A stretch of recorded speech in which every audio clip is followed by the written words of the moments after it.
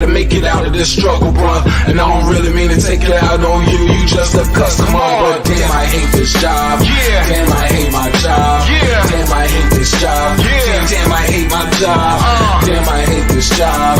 Damn, I hate this job. Yeah. Damn, I hate my job. Yeah. Damn, I hate this job. Look, man, I hate this job. I put my pants on one leg at a time, just like you. I'm out here trying to take care of my family. Damn, I hate this job. It's not always glamorous, for real, but I do what I gotta do for me and mine, you know? Damn, I hate this job. Damn, I hate my job.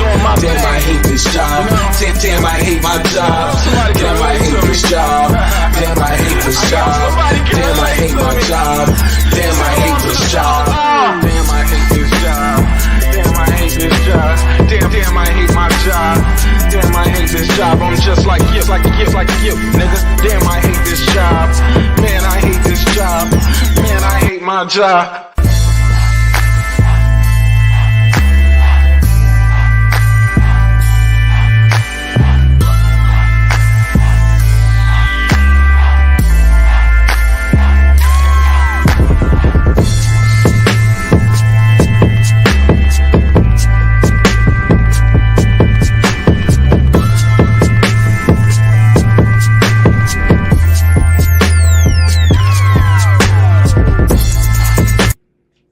The views and opinions expressed in this program are those of the speakers, commentators, experts, and or the host.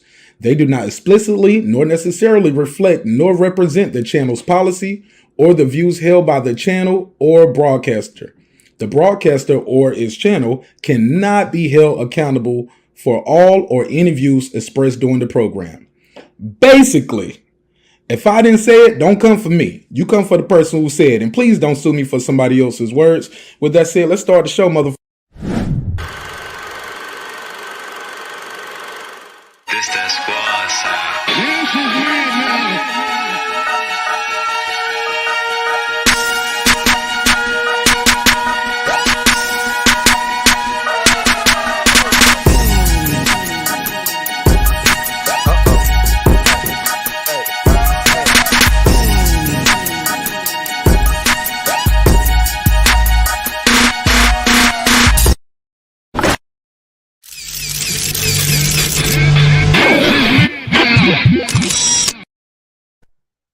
What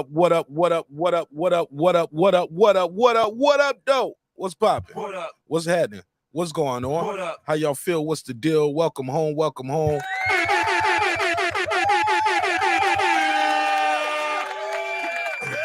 Yeah, man. Yeah. We back with another one, man. Feels so good to be home. It feels so good to be home. Welcome home to all my neighbors out there. Shout out to everybody in the neighborhood, man. How y'all feel out there? What's poppin'? Drop your area code if this is your first time here. A Deuce, you watching the Lakers Minnesota joint? The Lakers. Let me mute that. Shout out to my boy Deuce Times in the building. What up, Deuce? Seen and unseen in the building. What up, family? Hey, man. Doing a little pop-up. No structure to this one. Really, it ain't no too much of a real structure on this one. I just want to chop it in, tap in with y'all. Yeah, I got this clip, man. I still want to talk about it. I ain't gonna be all over the place with it, but y'all see the title, right? Y'all see the thumbnail. Viewer's choice is a pop-up. It's part one because I've been wanting to do this topic for a minute. Well, a couple of these topics, but we'll run through them. But y'all see the survey in the chat, right? The survey in the chat is very simple. Most overused term in boxing. He's a duck. He's a bum. He was running. He was robbed. What's the most overused term? Ducking. Somebody's a bum. Somebody got robbed. Somebody was in there running. I should have put hugging or hugging all night. And y'all already know how I feel about that. You can't tell me if somebody ran all night in a square, dog. Nah, you got to stop them from running, homie. I got to put a case on you. Nah, that's your job to stop them from running. You feel me? But before I go too far into this, let's do a quick roll call to all the neighbors in the neighborhood. Because without you guys, the show wouldn't be the show. on the level that it is. So thank you so much for your time. Thank you for your energy. I appreciate you. I thank God for you. And I love you, even if you don't love yourself. God love you, and so does Marq Nash in the neighborhood here. Hey, look, some of y'all probably went your whole day, and ain't nobody told you they love you. I'm just saying, man, it happens like that. It's truly unfortunate, but you'll go your whole day. So you'll be around loved ones. You know they love you, but they ain't told you they love you all day long. It's true. It's true. Let's do a quick members only roll call. Shout out to my boy Ismex. What up? MFB, Mike from Boston. Boston, that's how they say it, right? Boston. What up? Ace Retro. What up? Rod of the Storm. What up? Here to There. What up? DJ. What up? Queen Coon. What up?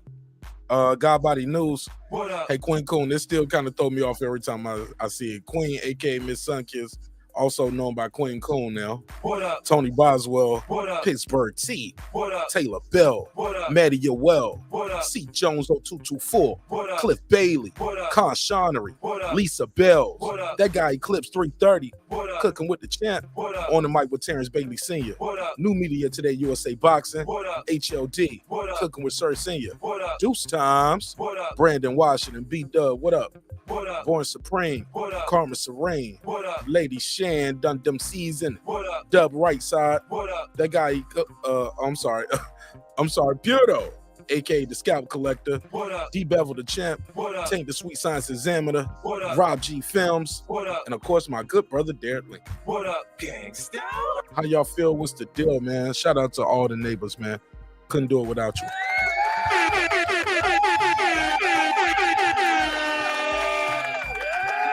All right. LA looking like they about to lose this one right here. Preseason game, 83-108. It's about 4 minutes to go. Right, Queen Coon. She spell it with a K though, Clip. Queen Coon with a K. Hey, look, she's a grown woman, and in the words of Kenny Porter, I mean, you know, when the guys get to certain levels, they believe. you know what I'm saying? They believe they know what they what they're doing. But I respect her. Got love and respect for her, but I don't like the new name. I'm gonna keep it a buck. I don't like the new name. Let me make sure I got the panel link pinned to the top. But what y'all think of the first topic I got on the docket right there, the survey in the chat? What's the most overused term in boxing? Man, everybody I see in the chat is people I've seen before, and we only got 6 likes. Come on, man. So it's y'all that's not hitting the like button. It's y'all not participating in the survey. Shame on you.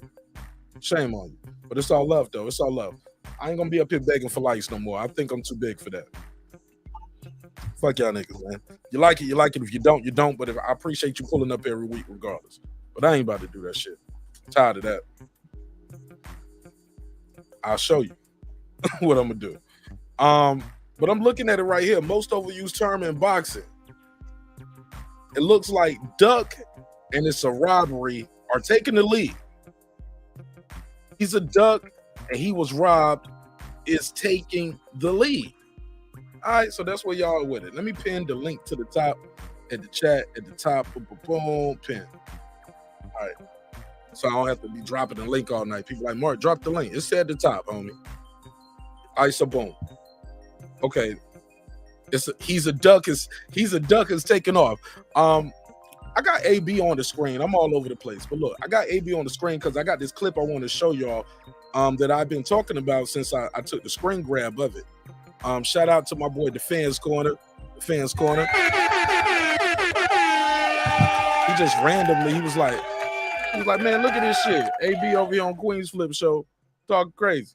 Talking about he drinking tequila, asking him when he coming back. He talking about December 32nd. And I'm like, what? 8 times. Oh, yeah, because he was talking about how he's throwing up everywhere. He was like, y'all went too hard yesterday, man. They want me to go out again tomorrow. And he was like, yo, you was drinking? And he was like, nah, I won't drink it. I was hydrated. And then he goes on to say, I'm going to play the clip for you guys. Let me share my screen so y'all know what I mean when I say these things.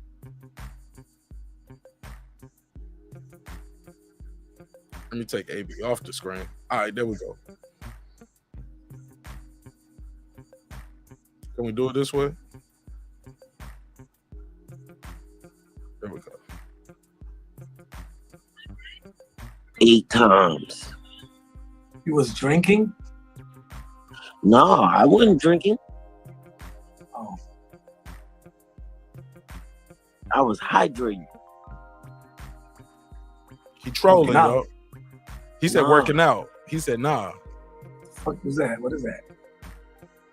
I was hydrating with tequila. See, look, this me typing in like sometimes you don't know when AB trolling or when he's serious.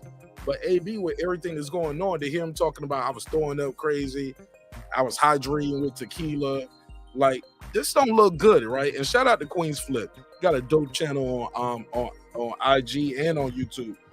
And you can tell he really cares about AB through this, especially if you know how he normally does his content. He normally is like he's wild, like he's super wild, super troll. But you can tell he's concerned when he's talking to AB, and he's trying to handle this, I guess some would say, with kid gloves. Let's play. It's a lot of pauses. And Stop playing. Now I'm about to roast you. Yo, stop playing if I get mad, bro. Deuce, leave my Lakers alone, Deuce. Hey, Brown. He don't even know. It's a wolf right there. You see that wolf right there? Now, Flip, you see now that some wolf? people are saying AB got a couple black eyes in this video. I'll take a screen grab from another part of it if y'all want to see it. To me, he just looks tired. Look like he, his eyes are just look tired to me. But I get it. Some people's like, yeah, we seen AB tired before in a fight. His eyes didn't look like that. They said his eyes looked like he had 2 black eyes, but I didn't see that. But I could take the screen grab. Deuce, leave them Lakers alone, homie.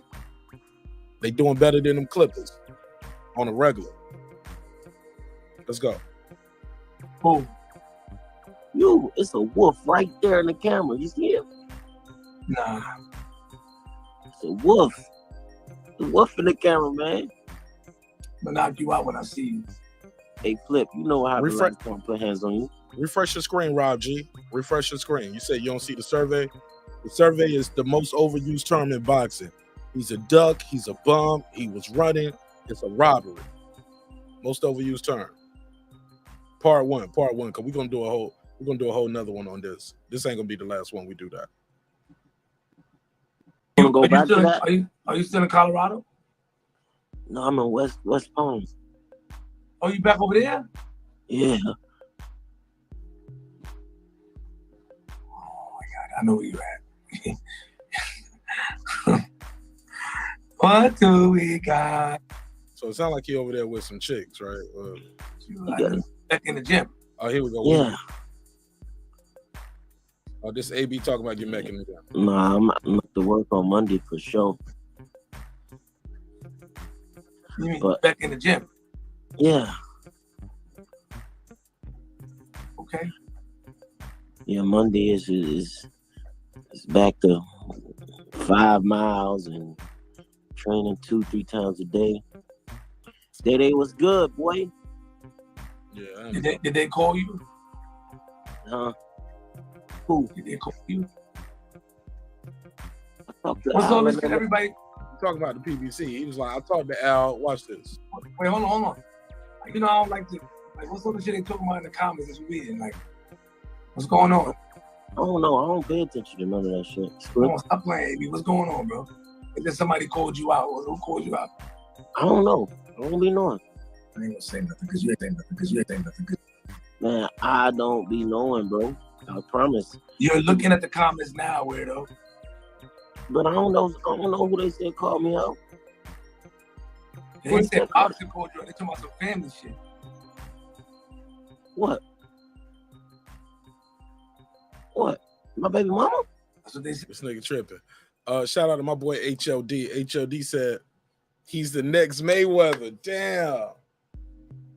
HLD. That's a damn good one. That one is mostly overused. Hell yeah, HLD. Cheers to you, bro. You might be on something with that one. You might be on something with that one. But yo, look, your boy AB Yeah, up here, man. Ari, lady. Yeah. Girl. Let me see. I'm talking to AB. Okay, so he all over the place right here. But yeah, the nigga sound drunk in this video right here, dog.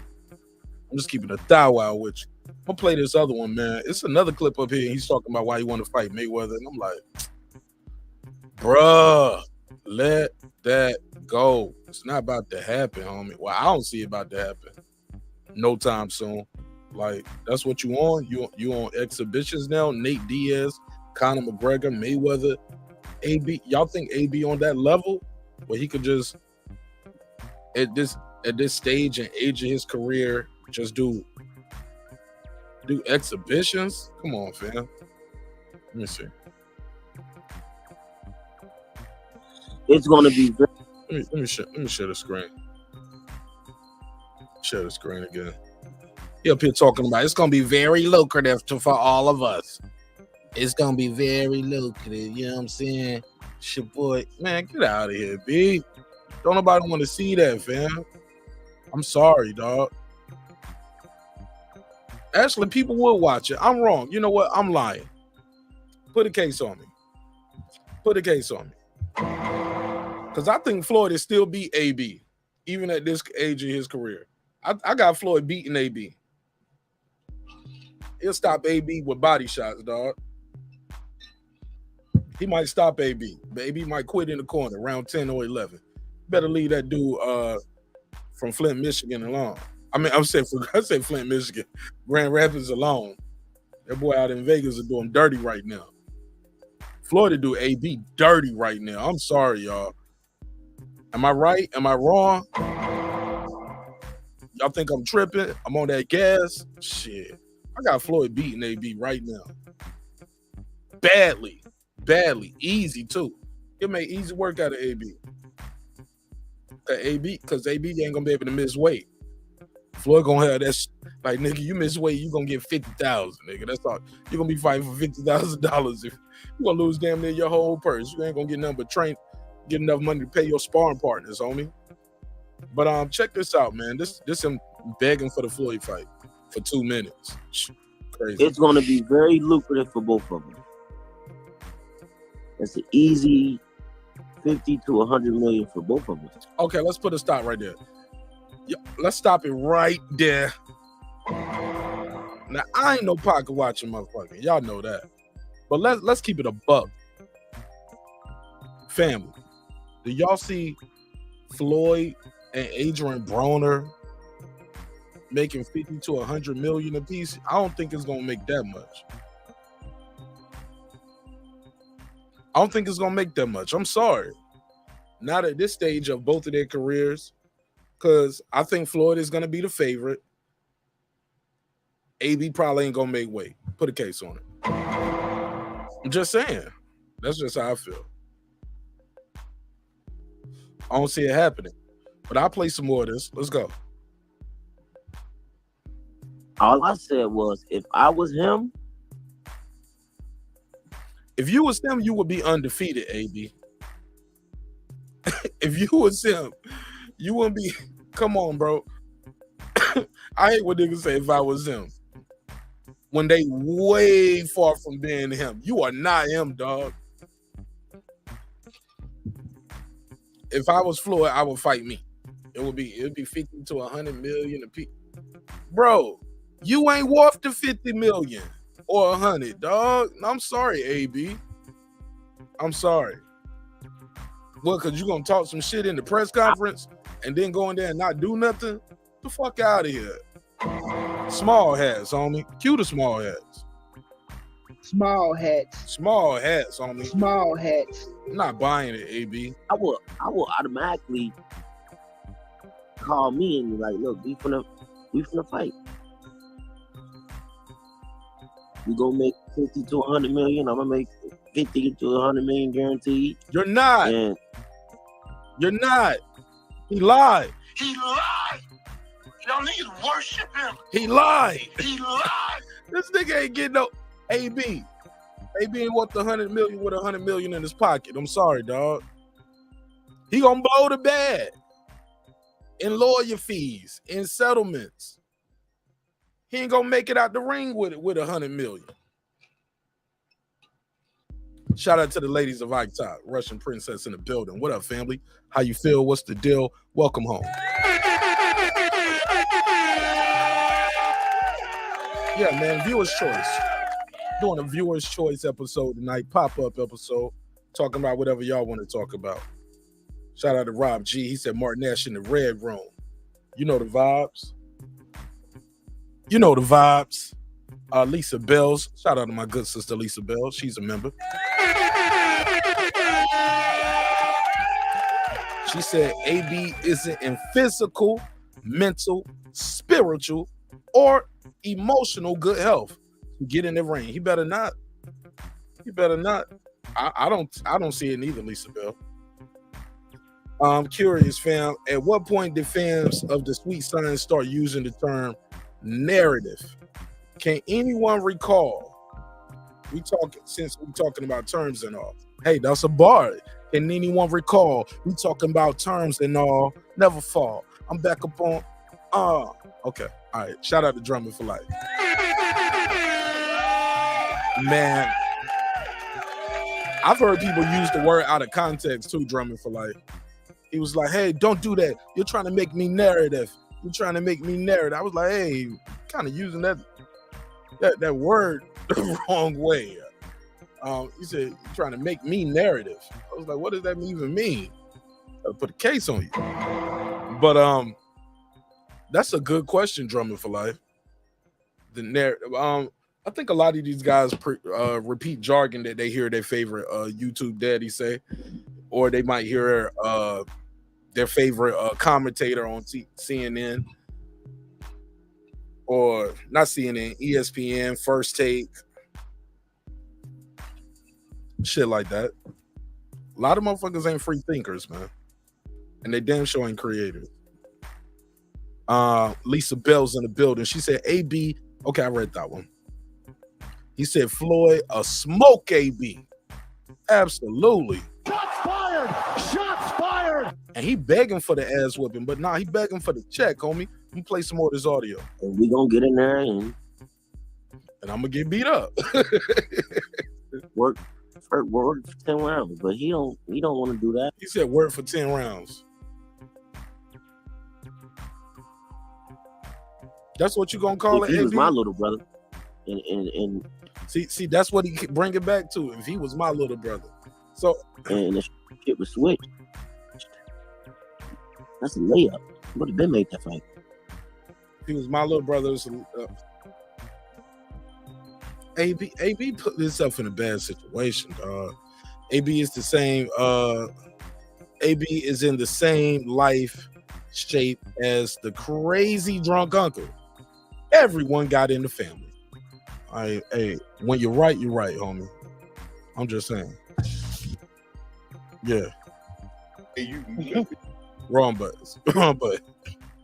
Y'all niggas worship him. Yeah, and we still love that uncle, man. We still love that uncle. But some niggas worship that uncle.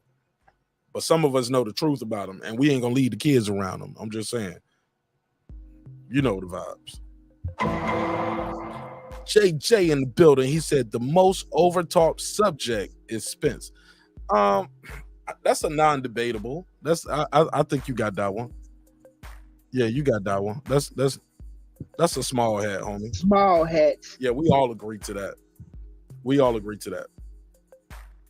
Not this year. Small hats. I don't see it's gonna happen this year neither, dog. Even by the way Arrow said it's next. Like, oh man. It's not. You tricked me. You tricked me. It is what it is, though. And it's going to be what it's going to be. You know what I'm saying? But yeah, I don't see it happening, fam. I don't see it happening. Let me see. What was I at? Red dot one. Shout out to Ben Adams in the building. Welcome home, Ben. What's poppin'?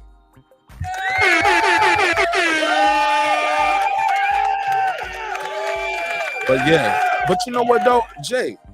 But it's not for nothing though. It's so much on the line. You got a guy coming up in divisions. And look, it was some guys already saying Crawford and Spence was gonna be some shit, right? But then the guy just kept stopping everybody. And it's not easy to stop these dudes, even tomato cans, dog. Like I always tell dudes, you ain't beat. Talking about he ain't fought nobody, bro. You ain't knocked out 10 dudes on your street. You ain't knocked out 10 dudes on your block. Come on, fam. You ain't knock out 10 dudes in high school. Stop it. Get off the gas. So I'm with all of that shit. Like I ain't with it. That's cap. That's cap. I just don't see it happening, fam. I just don't see it happening. Not this year. Not this year, but it's a lot of gas though. It's a lot of niggas on their gas. But it's not easy, dog. It's not easy to go in there and stop, make a grown man quit in the corner or quit on the stool. Gold medalist. Dude's been doing this their whole life. You feel me? Shit is, if it was that easy, everybody be doing it. So I think that's what started making that Spence Crawford match get a little more intriguing. That's when it started getting a little more intriguing because you was like, yo, little buddy going in there stopping shit, homie. You kind of ain't stopping nothing in a minute. It was like, well, he fighting tougher competition. I was like, yeah, all right. I'm just saying, he's stopping these dudes. These dudes were undefeated. Never been stopped before. So it's starting to mean something after a while. So I get it, though. Conversation ruled the nation.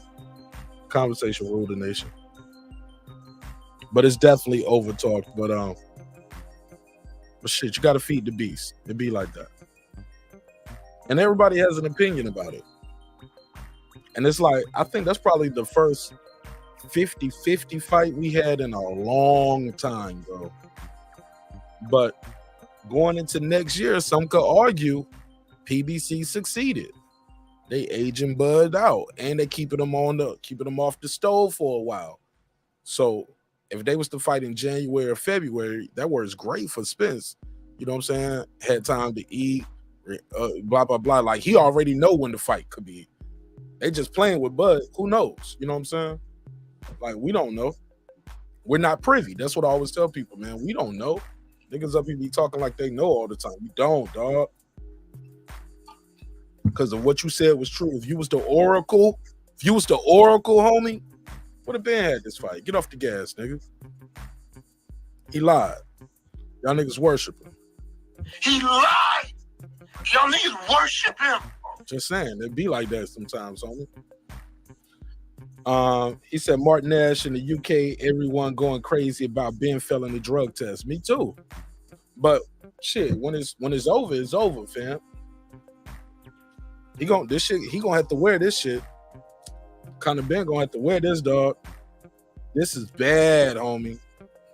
And I like Conor Ben. I actually thought Conor Ben was gonna pull this shit off. I actually had Conor Ben winning this fight. But wow. Blew my mind, homie. Where is it at? Blew my mind, brother. Blew my mind. Yeah, I never thought this shit was gonna happen with Conor Ben like that. That motherfucker popped dirty, and the fight is over. The fight is over. So, nah. That shit. Who knew?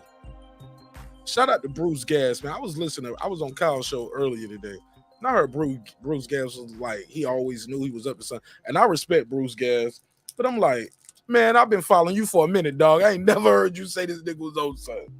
I mean, shout out to Bruce Gas, but he was like, well, I don't got no proof. I was like, but now you talked like you was the Oracle, like you knew the whole time. I'm just saying, man, we did not know. Nobody knew this guy was on that shit. Come on, fam. You know what I'm saying? And this ain't no diss to Bruce Gas because I ain't got no problem with Bruce Gas, right? I'm just saying. Let's not act like, let's not all act like, yeah, I knew he was on some shit. I knew that was, nah, man, that's not cool. We didn't know. If anything, somebody would have thought Chris Eubanks would have had to be on some shit to cut the weight, right? We seen the pictures of him with the Salt Bay shit going on, doing the E40 sprinkle me shit. Like that nigga was up there. Little camera at. That nigga was up there. Like, come on, fam. Put a case on Chris Eubanks. This nigga was walking around with the KFC bucket of chicken. I did a video on it.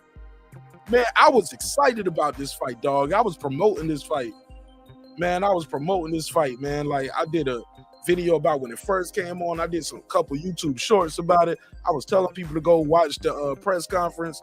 I thought this shit was entertaining. Chris Eubanks was selling the fight, dog. 60%, baby. Like, that's how much, like he was clowning. He even had the 60% shirts made.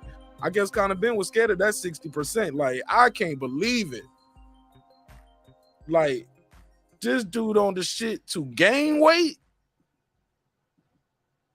to fight Chris Eubanks Jr. And it's bad. It's bad. So shout out to Ben Adams. Mr. I changed my avatar every episode.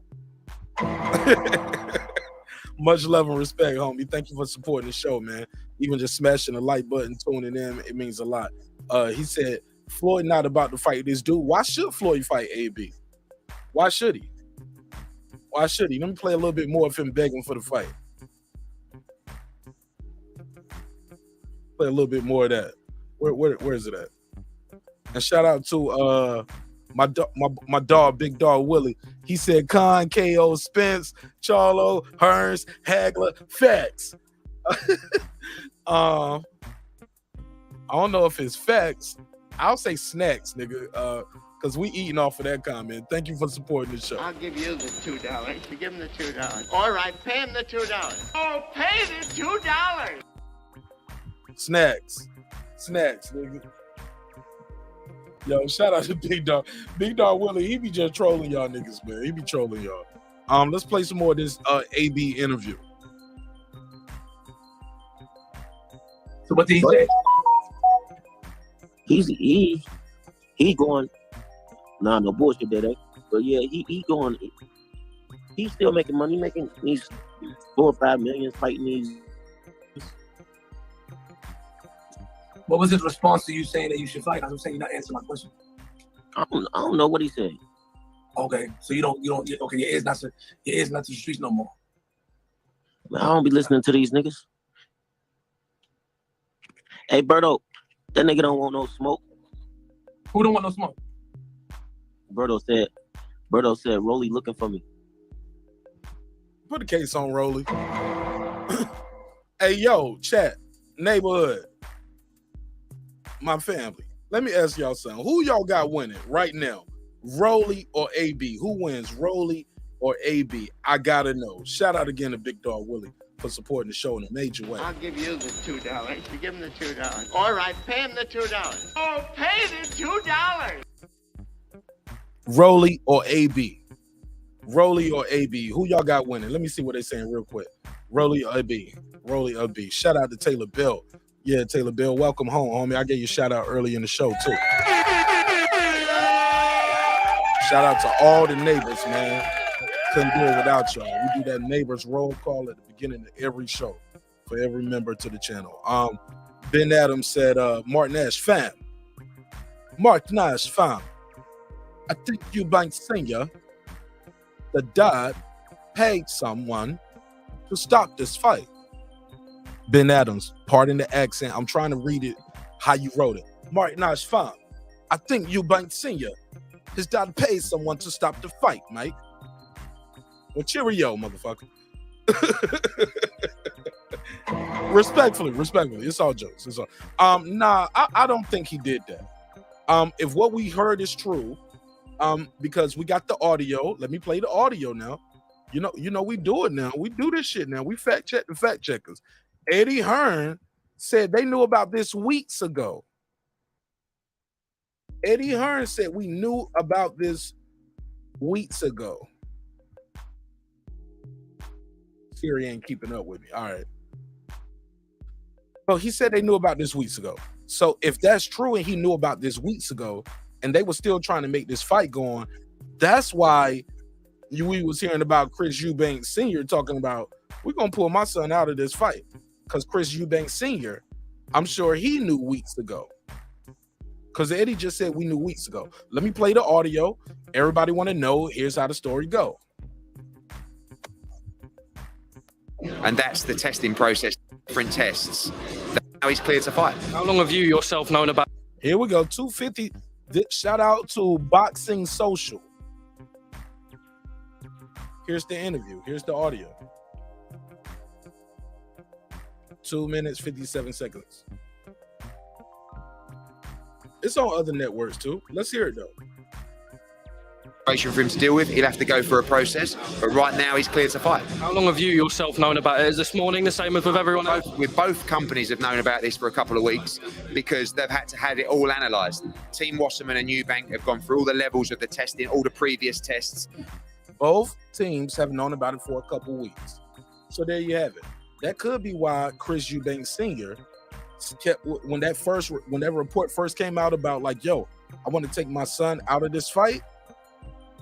Because he knew if this been going on for 2 weeks, they've been trying to make this fight happen. I got to put a case on Eddie Hearn, y'all. I got to put a case on Eddie Hearn. Not like Eddie Hearn, unlike my good brother Reggie Owens. Reggie Owens think Eddie Hearn is the worst thing in boxing. Oh, man, he hate Eddie Hearn, but he'll get Eddie Hearn about a good 2 hours if you let him one night, man. He go in on Eddie Hearn. Entertaining like a motherfucker, though. Salute to my good brother Reggie Owens. But he's wrong. In my opinion. I challenged him on this before, but I know some of y'all gonna send it to him. Y'all gonna send like Marq Nash was over there talking bad about you. He said you was wrong about Eddie Hearn. Man, we don't have our back and forth on this already. There ain't no diss. There ain't no diss. It's my opinion, and he's entitled to his opinion. Big Dog Willie said, but in this situation, Reggie's right. Damn it, Reggie Owens is right.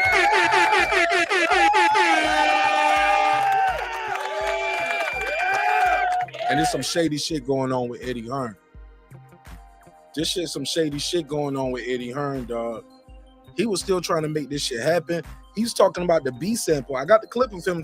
I need to pull an E Thriller on him. Shout out to E Thriller and the Mac Mob over there, the Wolf Pack, all the brothers over there doing that. I might have to put a case on Eddie Hearn. I might have to do a part one. Do a part one on all these promoters. Because here's the thing. And here's the real for real when it comes to your boy Marq Nash. I don't give a damn about none of these promoters. None of these people that's in this business of boxing. And when I say that, that don't mean I wish ill will on them. I'm not that type of guy. I'm beholden to the sport. I'm fan first. Oh yeah, we got to talk about that later too. 6,500 people getting out of jail because of marijuana laws. They're cracking down on it. Let's reverse that, Biden. Do better, Joe Biden. Is it too late for Biden? Biden trying to change his whole image up, man. He sound like the nigga that got caught cheating on his wife. That nigga bringing all the flowers, all the candy home. He was like, hey, go take a spa day. I got the kids today. Oh, Joe Biden out here acting like he got caught with a side bitch or something. Put a case on him. Put a case on him. I'm just saying we ain't gotta rewind too far to remember the crime bill. But he trying, dog. He trying. It's the pop-up show. The link is pinned at the top. If you want to join the conversation, we can talk about it. The phone number, let me make sure I open the phone lines up. And I'll put the phone number, I'll pin it at the top too. 470-705-9507. You can call in and talk to the record. Let me tag that, put the star beside it, and let's pin that to the top. So the most overused term in boxing, I'm gonna change this survey. I love this survey. I might keep that up. I'm telling y'all, we're gonna do a whole episode on this shit, and I'm gonna really promote it. I'm gonna do a collabo with G Funky Boxing too, because he was talking. He had an Instagram post and he had put up something about running, and he reached out to me, and I respect him because he's been doing this shit so long, right? And he said, hey, you want to do a show about it? And I was like, you know what, fuck it, let's do it. So I'm gonna do an episode with G Funky and shout out to G Funky Boxing, ACP, Hispanics Causing Panic. Hispanics Causing Panic. I rock with. So I'm definitely open to doing that idea with him because he was talking about running. But I was like, man, shit, man, this been a topic in the making for a minute. We've been talking about the most overused term, but I think he's talking about running versus blah blah blah. So, but I'm like, nah, let's make it bigger than that. This is gonna be the prelude to it. And I invite you all to pull up for that too. And we'll do a simulcast. Doug right side in the building. He said, wanted to fight, but couldn't care less. It didn't happen. You care. You care. You care. That nigga put Thanksgiving on the line. Shout out to my brother Doug right side. You cared, homie. You cared. You definitely cared. I remember you telling me you put Thanksgiving on the line right side. Don't make me put a case on you now. Don't make me put a case on you. I remember that. You was like, man, I put Thanksgiving on the line for this shit, nigga. I had to switch my dates, switch my job date, this date to that date. And yeah, man, you put Thanksgiving on the line, dog. You cared. Cared, dog. But it's okay. But this shit is canceled, man. That shit breaks my heart. I was looking. Man, this was my Saturday, dog. I feel you right side. Now, I ain't put Thanksgiving on the line, but when it comes to these fights, my brother, yeah, I sacrifice time with the family because it's always a Saturday. And, you know, the family always got shit going on Saturday. I be like, what time it start? What time it end? Okay, I'll be there early and I'm leaving early. You know what I'm saying? Yeah. I got to fight the couple. Fuck you talking about? We got fights. Got fight business to talk about. It's the fight business, baby. Shout out to my brother Taylor Bell, man. Thanks for supporting the show in a major way too, Taylor Bell. Let me hit the super chat. I read that one, but boom, I got another one. Oh, Taylor Bell, you got Rolly beating AB. Hold up. I forgot I even put that question out there for a second. Do I need to end this survey and make a new survey? Like, who wins, Rolly or AB? Because he's gonna ask Rolly. He's gonna ask AB about Rolly. I just interviewed Berto. What up, Berto? Hey, so he finally woke up out that nap tank put him in.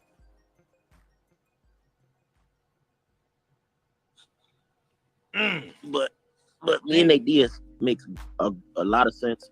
They'll pay for it. And mean. He just went right back to Nate Diaz. He went right back to Nate Diaz, fam. AB ain't trying to see. AB ain't worried about no roller. Shout out to Taylor Bell. He said, wouldn't be anywhere else. Go cop a membership, chat. Shout out to my brother Taylor Bell. He never fails. Let me give him a drop, man. Matter of fact, let's do it 2 times. I'll give you the $2. You give him the $2. All right, pay him the $2. Oh, pay the $2. He said, I wouldn't be anywhere else, man. It means a lot to me. That's why we're here, Taylor Bell. We're gonna get more active too. As you can see, we've been super active on the membership. We've been super active on the channel. We've been dropping a video every day for the whole month of October so far. So far, so good. Even dropped a couple. Hey, look, I've been so active. I got a couple in the cut already pre-recorded just in case I miss a day. Oh, yeah, I'm working, baby. I'll give you the $2. You give him the $2. All right, pay him the $2. Oh, pay the $2. Yeah, so viewers' choice today. Viewers' choice. Live Q&A. Just chopping it up with the family, seeing what y'all talking about. But it's an open panel, open channel, open dialogue. As long as we keep it respectful, we can come back and do this shit again tomorrow. If God wills it, of course, right? So the question I'm asking right now, who wins? Who wins? AB or Rolly? Can AB beat Rolly? Can AB beat Mayweather now? Got to start low, then go to the top. Who wins? I'll put this on the screen. Who wins? AB or Rolly? Let's see what they say. Oh, Lord, my grammar. Who wins? There we go.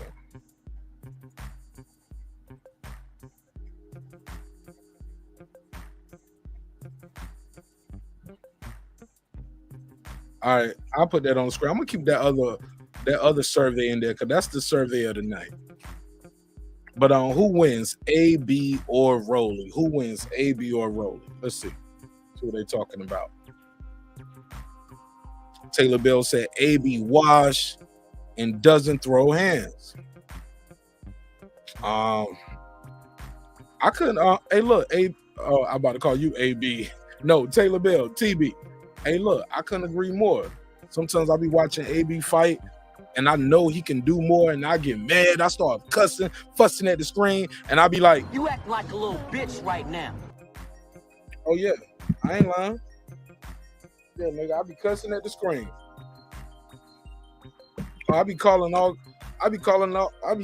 to AB all crazy. Halfway through the fight, I'll be like, fuck it, I'm rooting for the other guy now. I was like, well, shit, if you gonna beat his ass, beat his ass. You know what I'm saying? Don't be in there just playing all night, shit. Gonna beat him up, fuck it. Yeah, I hate it, bro. I hate it. Drummond for Life said Big Rolo. He got Rolly. All right. Got Rolly beating AB. It's looking bad for AB out here, dog. It's looking bad. Looking bad. All right. Let's go back to it.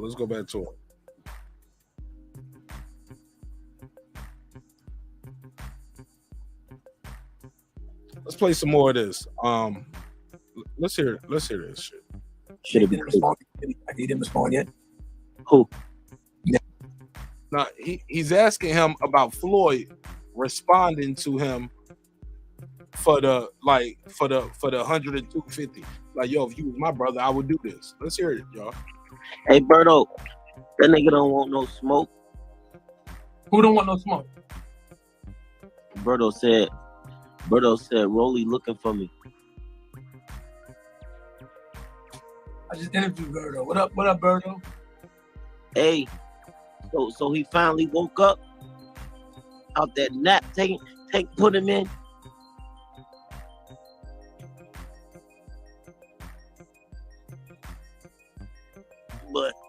But me and Diaz makes a lot of sense.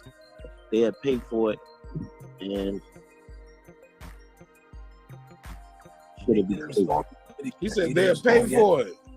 Who? He said they had paid for it. He talking about y'all. I don't know. I ain't answered some. Hey, look. He said, "Hey, look. Even Queen's Flip don't want to hear that shit." He was like,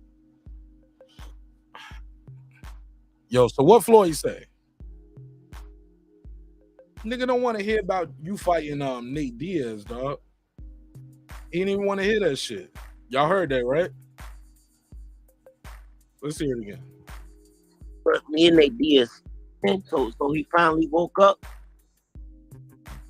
So he was like, "So me and Nate Diaz," and Queen's Flip went right back to Mayweather. Like, well, what he say?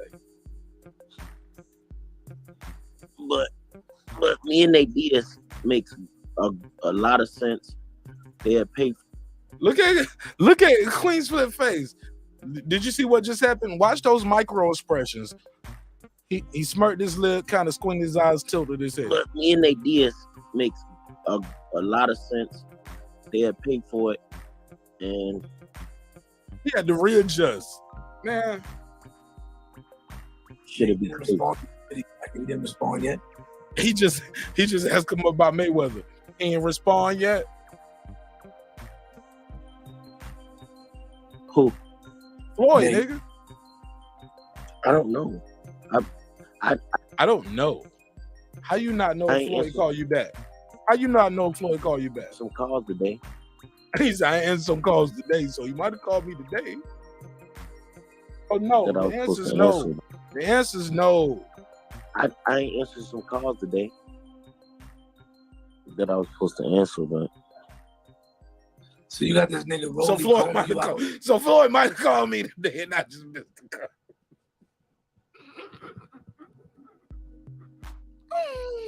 Yo, this nigga AB the greatest, yo.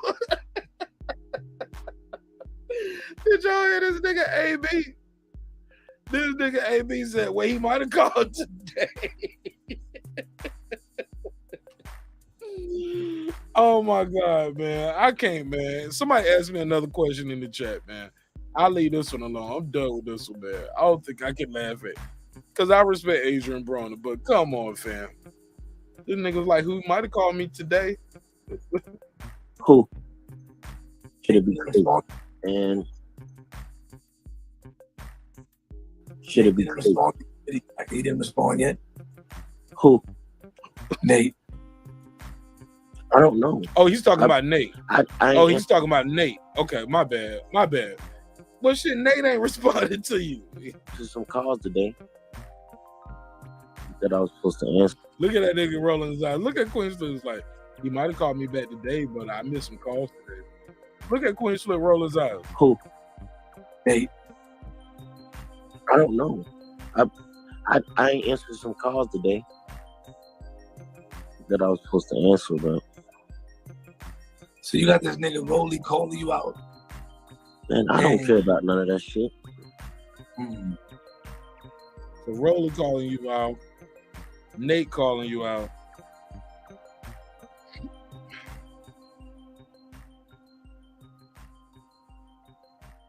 Yo, this shit is crazy. This shit is crazy. All right. Where we at with it?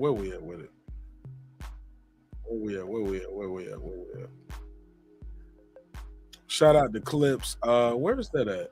It don't show up the same way it show up on YouTube.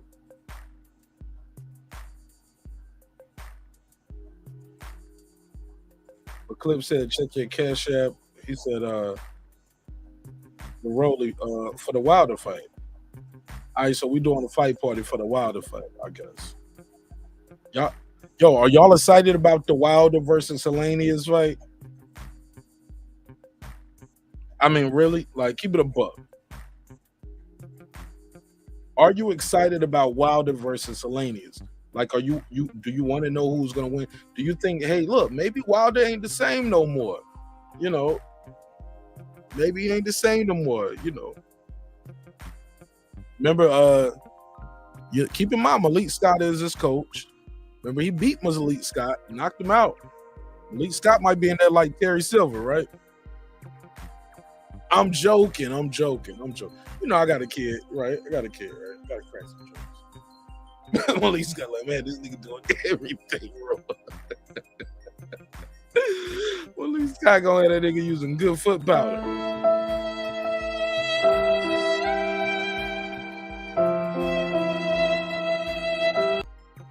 But come on, man. Y'all remember the Karate Kid. You remember he didn't know Terry Silver was with Cobra Kai?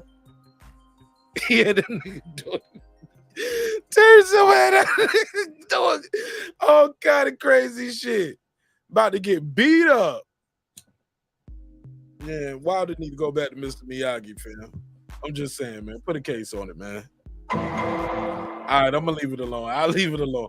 I know it's an emotional topic for some of my audience. Like, oh man, it gets emotional. Like I'm talking about they daddy. Like, man, you don't even know this nigga, dog. Like, it's okay. I'm just cracking a little jokey joke. Nah, it's bigger than that, black man. Like, no, it's not. Lost the fight. Ain't nobody told me I had the deeply nobody told me I had that deepest condolences at the bottom of the screen. Shame on y'all. But that was for it was a murder. It was a slaughter in Thailand. Y'all heard about that? What happened in Thailand with the cop? Oh man, the cop went crazy, dog. I did a video about it. It's on members only. It is sad, man.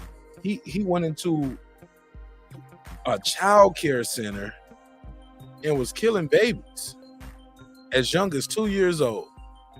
He had a shotgun, a gun, a pistol, a shotgun, a pistol, and a knife. Family, we got to do better, yo. I'm telling you, I don't really think it's just a gun problem. I think it's a gun problem in the hand of crazy people, dog. Some people just don't need to have guns. Like, and from what I've read in my report that I did earlier, Thailand has some of the weakest gun laws. They be buying their guns off social media like we do, but the thing is, Thailand has a population of about 69 million. They have 10 million guns in the country. Out of those 10 million guns, about half of them are legal. 4 million illegal guns. Half the people with the guns in their country don't supposed to have them. Now, I know we got a lot of guns in this country too, but I don't think half of the people who got them don't supposed to have them. But shit, the way it's looking, it's starting to look like that. Half the people got these shits over here don't supposed to have them neither, yo. This shit was sad, yo. 19 boys, I think 3 girls, 4 teachers. On the way out, he killed about 9 people. On his escape, hit 2 people on the motorcycle that was traveling together. Went home, killed his wife and his child. Monster, bro. And I guarantee you, they'll fix their gun laws before we fix ours over here. Puro joins the show. What's up, Puro? What up, Mark? Can you hear me good? Yeah, man, you good so far. Shit, I got. Hey, look, I'm learning, bro. I started back putting the headphones over the bucket hat because y'all was killing my ears on me. Yeah, I love my headphones, but this is my 3rd mic. Yeah, it could be. I think it's your settings because you plug your mic into your board. I think you have your gain up too high. You might you set the treble, the EQ, all of that shit to 0, or you in there trying to be an engineer mixing the shit up and shit. No, I don't touch the settings. Just this is my 3rd mic because they keep breaking. Where you connect it to the computer, it keeps breaking. Oh, you might have damaged your port. Yeah, that's what I did. That's what I did already on 2 mics. Yeah, you might have damaged the port. So how did you are you plugging the mic in with like a headphone jack or what? No, the mic is plugged in with USB, and where it breaks is actually at the mic. Where you plug in the mic to the cable that comes in the box. Okay. Yeah. So I got warranty, so that's all good. Get you an external. Hey, look, instead of buying mics that's breaking right there, get you like a dongle to plug in. A dongle is a lot cheaper than a mic. Get you a little USB dongle, and you can plug your mic into that.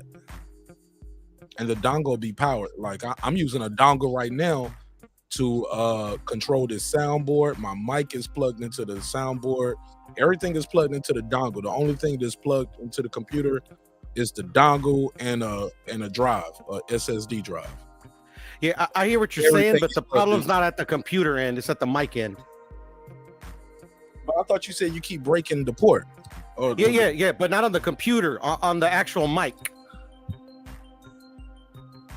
All these mics keep breaking right there? Yeah, it's the same. The Yeti Blue. So, but I move it. I unplug it a lot. Oh, you move it around a lot. Yeah, because I take care of my daughter. You know, like sometimes like fucking. I'm like, I just need to like not touch it is what I need to do. No, that's cool. Though. I moved my shit, bro. I moved this laptop. That's why I got a laptop because I had to have a job. I couldn't just be in the studio all the time.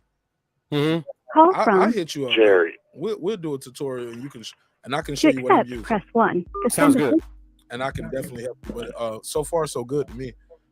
Jerry, all right, cool. I just ain't gonna touch it. All right, thank you, Mark. Man, you good, my brother. Jerry from Baltimore.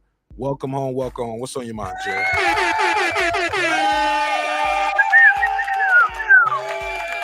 What's up, Mark? Jerry on the late shift, man. You know, we do this late night show for the third shifters, for the truckers. I do it for the truckers. I do it for the truckers. I do it for the third shift. Motherfucker, they love, yeah, whatever. That was all off beat. Whatever. It was off beat with no beat, Jerry. That's how bad that was. Right. Yeah, put a case on me. How you doing tonight, brother? I'm good. And this guy called himself a rapper. What's up, Jerry? What's on your mind, my brother? I'm disappointed that the fight got canceled this weekend. I was looking forward to that freak show. People make a big deal about the weight, but in the history of boxing, welterweights routinely have fought middleweights. No. Wait. Who making a big deal about the weight? They're making a big deal about the drugs, Jerry. The drugs. No. I just tuned into your show. I'm just saying in general. A lot of people are making a big deal about the catch weight. Really? Nobody's talking about the nigga got caught on drugs. Well, yeah. Well, that's the current event because he just got caught on drugs. I'm talking about in the lead up to the fight prior to this positive drug test. The talk was about the weight because one guy's a welterweight and the other guy's a middleweight. Now, of course, the current events. Been coming up dirty, has put the kibosh to the fight, but I'm a little disappointed because I was looking forward to the fight. I think it might have been a pretty good scrap considering the catch weight that they were going to meet at. That would have had Eubank draining down almost to a dangerous level. I could see why his old man was against that because that's a dangerous. Yeah. Go ahead, finish your line. I just talked about this earlier in the show. Yeah, that's a dangerous tightrope because very briefly, when you totally dehydrate, the last place the body's going to take the water from is around the fluid that's around your brain, the cerebral fluid. This is why they have weigh-ins the day before because they were finding out that these ring fatalities were happening because they measure the amount of cerebral fluid around the brain, and it would be a lot less because they didn't have time to rehydrate. So when you totally dehydrate, that's what happens. It takes the last place it takes it from that cerebral fluid, and that gives your brain less cushion because that's how you get knocked out, right? So I can see why his old man was against it, and but one thing I don't believe, I'm not sure, but people are suggesting that the promoters know. Or maybe Hearns knew that Ben was taking steroids, but I wonder about that because one thing the promoters do know is that the fighters have to get tested, and in the lead up to a fight, any fight like this fight right here, Ben and Eubank, the promoter has to spend a lot of money for advertising and booking hotel rooms and just all the upfront costs. And if that guy's cheating the whole time and he's going to get tested, then there's a good chance he might get caught. And now all my money I done spent has been wasted. So you see what I mean? So there's a real liability there. And plus, let's face it, these promoters ain't around these fighters like that 100% of the time. They got plenty of time to go do steroids if that's what they want to do. So you gotta tell the people where you're gonna be at. Yeah, well, you can tell someone, or like Eubank says, he has an app on his phone to where he can be contacted at any point for a random test. But that don't mean that the promoter or the people are around him the whole time. That just means he has to be available for a test. They're not in his bedroom. But they do pop up on people on vacation. They pop up on their training camps. They pop up. Yeah, they'll pop up on you. Shit, they use that as a text write-off. Like, we're going to Jamaica, baby. About to pop up on Chris Eubanks. You know what I'm saying? My point is they got time to do steroids when there ain't nobody around if that's what they want to do. Yeah. And Ben is a perfect example because that's exactly what he was doing. Testing caught up to him. But who knows how many times he's done that before, or how long in this camp alone that he was doing it. You see what I mean? I'm just saying there's a huge liability for the promoter. I mean, if I was a promoter and I'm spending my money for the advertising and the booking in the hotel rooms and all the money they spend up front, if I know you're cheating, I know you're going to be getting tested, I'm not spending that money because it's a huge liability there that you're going to get caught, and then all my money is wasted. Yeah, what's wrong? You talking about like if you're Eddie Hearn is what you're saying? Yeah. And you saying you don't think Eddie Hearn knew he was cheating is what you're saying? I I'm not sure. No, exactly. I'm not sure that. No, I don't think that he knew he was cheating because, again, if he knew he was cheating, then he would know there's a chance that he could get caught because he knows he's going to get tested. I'm all for that. I believe you on that. Yeah. Now, do I think Eddie Hearn would try to put the fight go forward if even after he got caught cheating? Yeah, because he done spent his money. So if he can still get the fight off, because he probably doesn't care if he's cheating one way or the other, as long as it don't cost him money, you see? So will he try to still get the fight to go forward, even though he did get caught? Yeah, because, like I said, he done spent his money, and he wants to get his money back. You feel me? Okay, well, let me say this. As far as Chris Eubanks Sr. and the statement you brought up earlier, Puro, what date was that? While you pull that up, Puro, pull that up for me, bro, if you can. You still there? Yeah, I'm still here. Well, what am I pulling up? Yo, look up the date when Chris Eubanks, with that report of Chris Eubanks Sr. started saying, "Hey, I'm gonna pull my son out to fight." While you do that, Jerry, I'm gonna play this right here.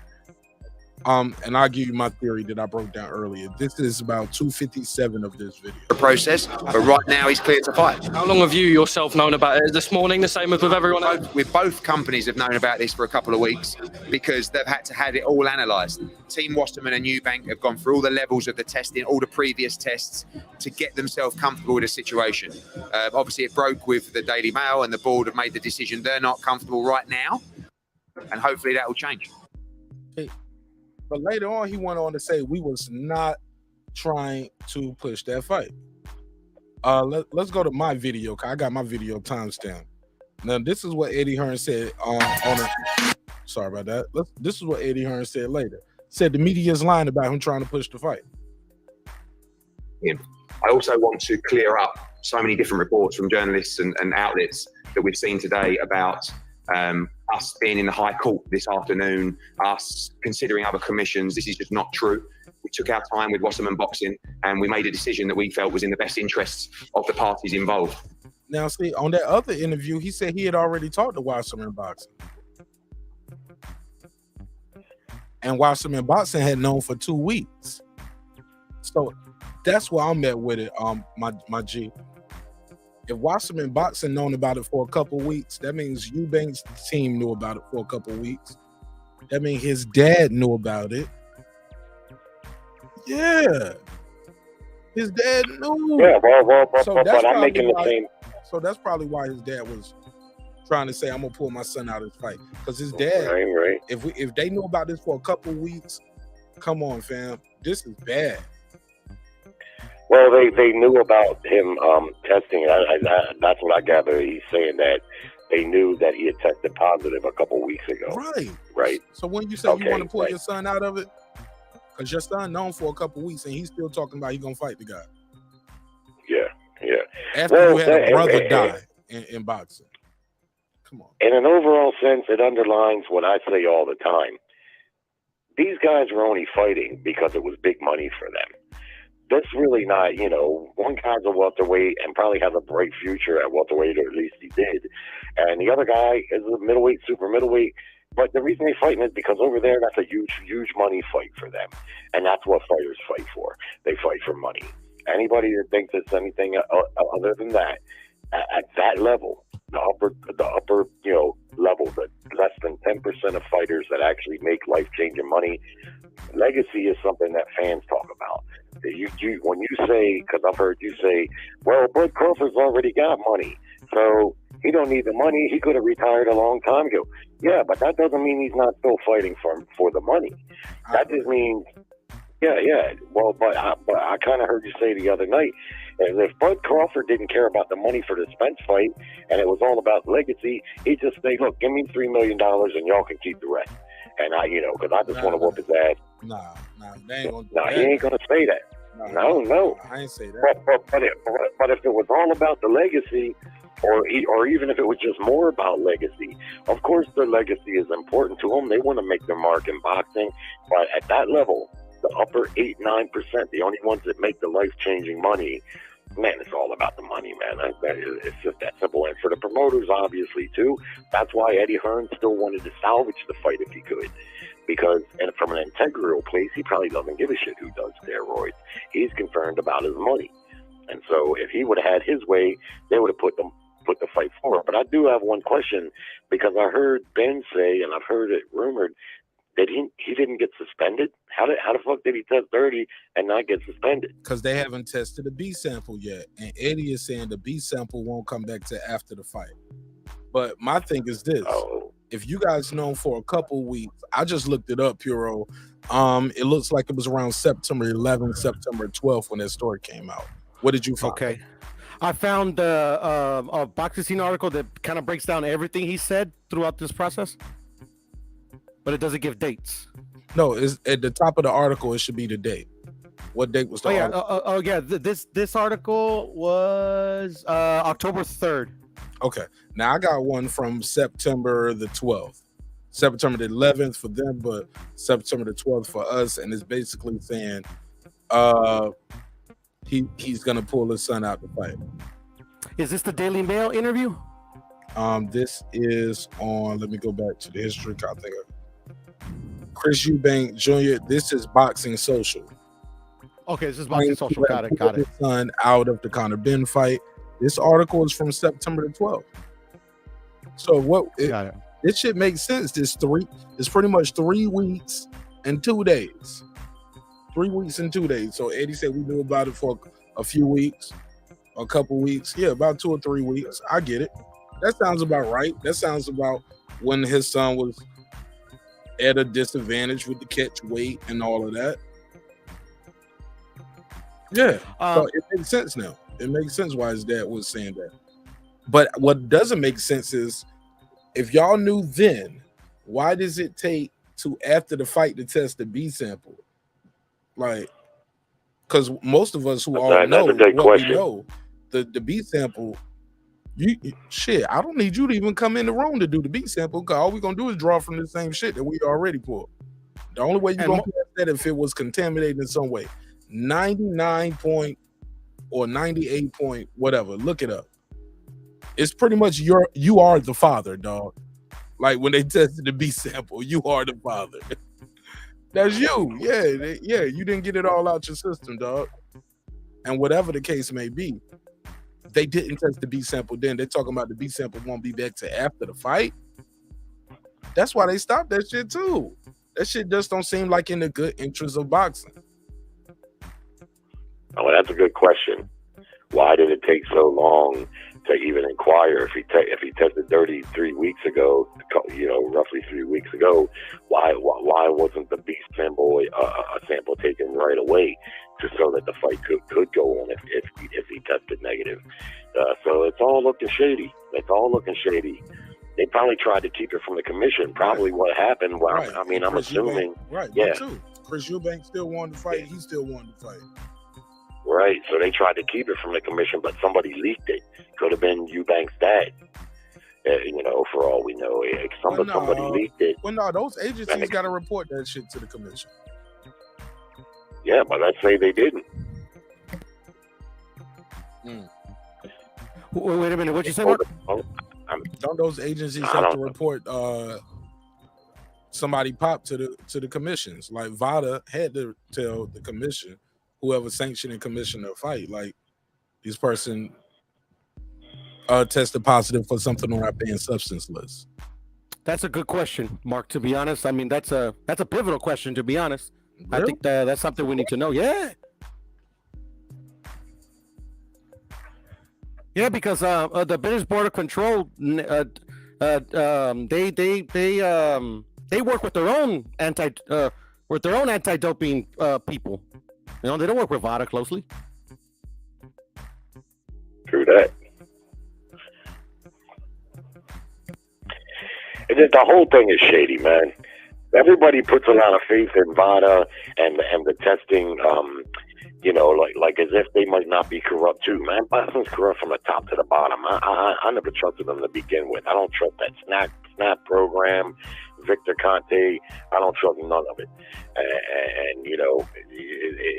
And we know how corrupt boxing is, and then we they put a VADA in there, and we're supposed to just think, oh, okay, because Mayweather used to vouch for him, that all of a sudden that they can't be corrupted too. We don't know that. You know, the whole thing looks shady. It looks like that if they could have got it off somehow, some way, they were fixing to do it, regardless who was taking what. You know. But as it pertains to the bigger picture in boxing and steroids, I was telling a guy earlier, and if you look at since the performance enhancement era kicked off roughly 30 years ago, if you look at all the names of boxers that have tested positive for steroids, it's a who's who of boxing, from James Toney to Fernando Vargas, Canelo Alvarez, just a whole Shannon Briggs, Oscar Valdez, BJ Sanders, Big Baby Miller. I mean, and I know I'm forgetting a whole bunch of fighters. And then ones that Shane Mosley is on there. Roy Jones has a failed substance test in his background. And, you know, I'm not for steroids, but I'm saying I agree with Paul Malignaggi. Lots and lots of fighters are doing it. They're not always getting caught, but a lot of them are doing it. All right. Well, I appreciate you, Jared. Thanks for pulling up. All right, brother. All right. Take it easy now. All right, now. All right, Puro. What up? Yeah, man. Most overused term in boxing, Puro. Not bum, but duck. Break it down. I don't believe in ducks. Especially in this day and age, with like, especially with the information that's starting to come out about like how some of these fighters are in contracts that I don't know why the hell they would sign them, and also what we've already known for years about fighters not being able to 100% control their career. How can we call any fighter a duck, especially one that's under a promotional contract? Say that last part again.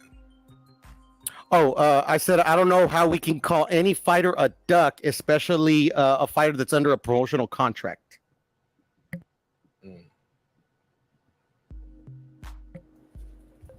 But explain though. Elaborate on that. You kind of just stopped short right there. No, I explained it very well. Okay. Did you hear me? When I said, you know, knowing what we know now, and how like fighters, like the most fighters can't control where their career goes. Why not, Puro? Everybody got their own promotion, right? Why not? Well, to be honest, nowadays with YouTube and how you can like literally like yourself, Marq Nash, and many others have created like these channels and these big platforms. You know, I can easily see a fighter or maybe like a team of fighters grouping up and you know, and hiring somebody like yourself, Mark, to like create a channel that can literally, because like literally I remember one time I think somebody from China called into your show. Like literally YouTube, everybody sees it in the entire planet. Yo, you so like that episode, and we was understand him, but he was using a computer to play. Yeah, I was there. So he was. I was on a panel. Yeah, that shit was crazy. I can't believe that, yo. I wish I knew what episode that was, man. Cause that was a milestone. That was dope. The dude from Australia called in when we was talking about Cambosas. I had dudes pull up from the Philippines. Literally, like the Philippines, like flooded me when Maceo fought Gary Russell Jr. Yeah, that's when I know you made it, Mark, when you actually started to get like people from other countries calling in and stuff. We ain't made it yet, man. We still got a long way to go, big dog. Bro, that was a milestone. Like to me, that's like commonplace. It's a milestone, though. Definitely. Yeah, but to me, it's common though. Like I've been talking to fools from all over the world for a cool minute before I joined your panel. Right. I mean, I ain't not trying to diss you or anything. I'm just saying, you know, it's just like that's how I know. All right, Mark is official. Yeah, man, that shit's dope, man. And I'm fucking with you a little bit too. Global sport. Well, fuck you, man. Hey, look, it's a global sport, yo. It's a global sport. So you say duck is the most overused term, and you saying based off what we know now, like fighters don't really pick who they fight, is what you're saying. Exactly. But a lot of people still. So are these casuals?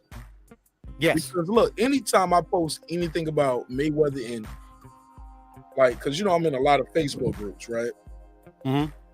Whatever I post in there dealing with Mayweather, Canelo, like certain fighters, like it just trigger people. Oh, it triggered them so bad. They was like, all his fights were boring, and all he did was run and hold. I was like, you don't know boxing, or you just saw the last few fights of his career, or you just going by narratives being pushed by other people. But that kid Mayweather was a monster, bro. He was especially Pretty Boy. Yeah, when he first started, bro, all the way up. He got to a point where he just started coasting. But even then, at coasting, he took some tough fights, dog. Canelo was supposed to be a tough fight. Yeah. Even though if you know your boxing, that was a cherry pick. Get the fuck out of here. We ain't gonna go there. Hey, I won like $1,000 and I'm Mexican, bro. Was Corrales supposed to be an easy fight for him? No, not that one. Yeah. It's just that the levels. What about Endo? What about Endo? Was Endo supposed to be an easy fight? Yeah, Endo. Yeah, it was built up like it was gonna give him a shot. Yeah, come on, Mark. Like especially like if you know boxing, like you say, like Floyd was never like just some like dude that they call him like Rock'em Sock'em. Like he was knocking out motherfuckers like like using boxing skills. Like some people think like Rock'em Sock'em is not boxing. You get what I'm saying? Yeah, my G, but we all can say that now because we know what happened. Oh no, I knew then that Endo wasn't gonna be a problem. I knew, you knew, motherfuckers ringside didn't know, the odds didn't know that Larry Merchant was. Hey, look, we all knew after that first round, though. Bruh, like literally, like motherfucker, man. He go in there, be like, I'm gonna see if he can take this shit. If he can't take this shit, we gonna have an early night. But he go in there and throw that lead left hook, bro. I think he started doing that more after that Corrales fight. When he saw that what he can do with that left hook, he started doing that left hook early. You'll see him walk out. He circles to the left, lead left hook. Boom. Let's see if he can take this shit early. You know what I'm saying? Yeah, but I was gonna tell you, Mark. I'm gonna talk about a little bit of shit, but it's just all in fun. Like you be making some casual statements sometimes. It's okay. That shit don't hurt my feelings. I realize it does. Yeah, it does. No. I realize some of my audience is casual. That's why I gotta talk like that sometimes. Everybody who watch this channel don't just watch it for boxing, dog. No, I hear you. And then me, I can't turn off like the way I am. I always gotta call you out. I always gotta call anybody out when they say something like that doesn't make sense to me. I'm just an asshole like that. No, it ain't been an asshole, man. You entitled to your opinion, dog. And I wouldn't. I don't know. Most people think it's asshole-ish. Nah, asshole. Never heard. Never heard of it. Never heard of it. What I will say is this: you are extremely biased towards your Mexican fighters. Explain. I said it. You're biased. No, you didn't. You said it. You're particularly biased to your audience, Mark. I'm supposed to be. Who says? Explain. Oh, this nigga want to play games. I ain't trying to play games. It's just like you're making a blanket accusation, and then like I'm actually for a bit of context, and you're like, I just said it. You thought Canelo won the Bivol fight? Oh, I never said that, Mark. Come on. Didn't you say that? No, never did I say Canelo won the Bivol fight. You said he didn't get his ass kicked. That's what you said. That's what I said. And I also said to everybody, but they all call me crazy, watch the fight again. You'll see what I'm talking about. And I always say, I didn't say he lost. I didn't say he won, excuse me. I said he didn't get his ass kicked. I said it wasn't a wash. It wasn't a boxing lesson. Everything that everybody says. I mean, everybody. That's what I said. All right. Yeah, that's why I'm so good at debating, because I'm literally, of course, I'm biased for Mexican fighters. I'm Mexican, but I leave those biases at the door when I debate. I won then, so I was right. Yeah. Okay, you won. You want a cookie? You want a cookie? No, you literally just said I'm buying some Mexican fighters. That's why I'm so good at debates. You so good at debating because you tell the truth and you ain't trying to win. Exactly, and that's why I say some people think I'm assholish because people can't handle the truth. I think I'm one of the worst debaters ever, probably, dog. Like I got to be about it because if not, other than that, I'm one of those people. I'll just tap out. I'll hit the button. I'll be like, "Well, you won, dog. You won." Yeah, You know I'm a masochist, to be honest. That's why I'm good at debating. You won, man. Like shit, you right. Terrence Crawford need to retire. If he can't fight Errol Spence, he should retire, bro. You won. You right. Based off your logic and what you said, you right. And I'm done. You know what I'm saying? I ain't going back and forth with you niggas, man. Like, for what? Like, because some people always got a retort, reply. I was at the gym with him. I got sources. Nigga, man, all right, bro. Yeah. Good luck. Yeah, that's why I like free smoke panels because like you can go back and forth with casuals. Like if I have a debate on your channel, like I couldn't go back and forth with casuals. It'll drive me nuts.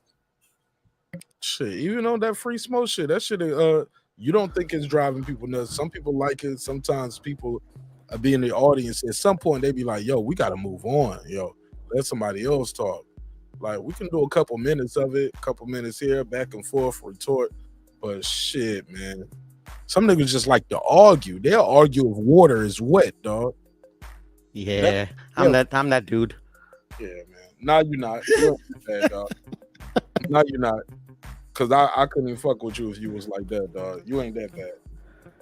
Well, I got to know who I'm debating as well. You know, like sometimes I just want to have fun with it and I'll just go back and forth with you because I'm just a masochist, like I said, with that. You know, like some people have probably shot themselves.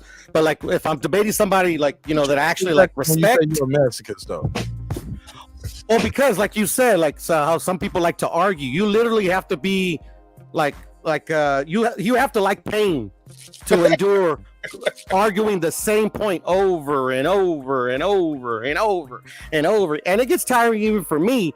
But then like a week later, I miss it.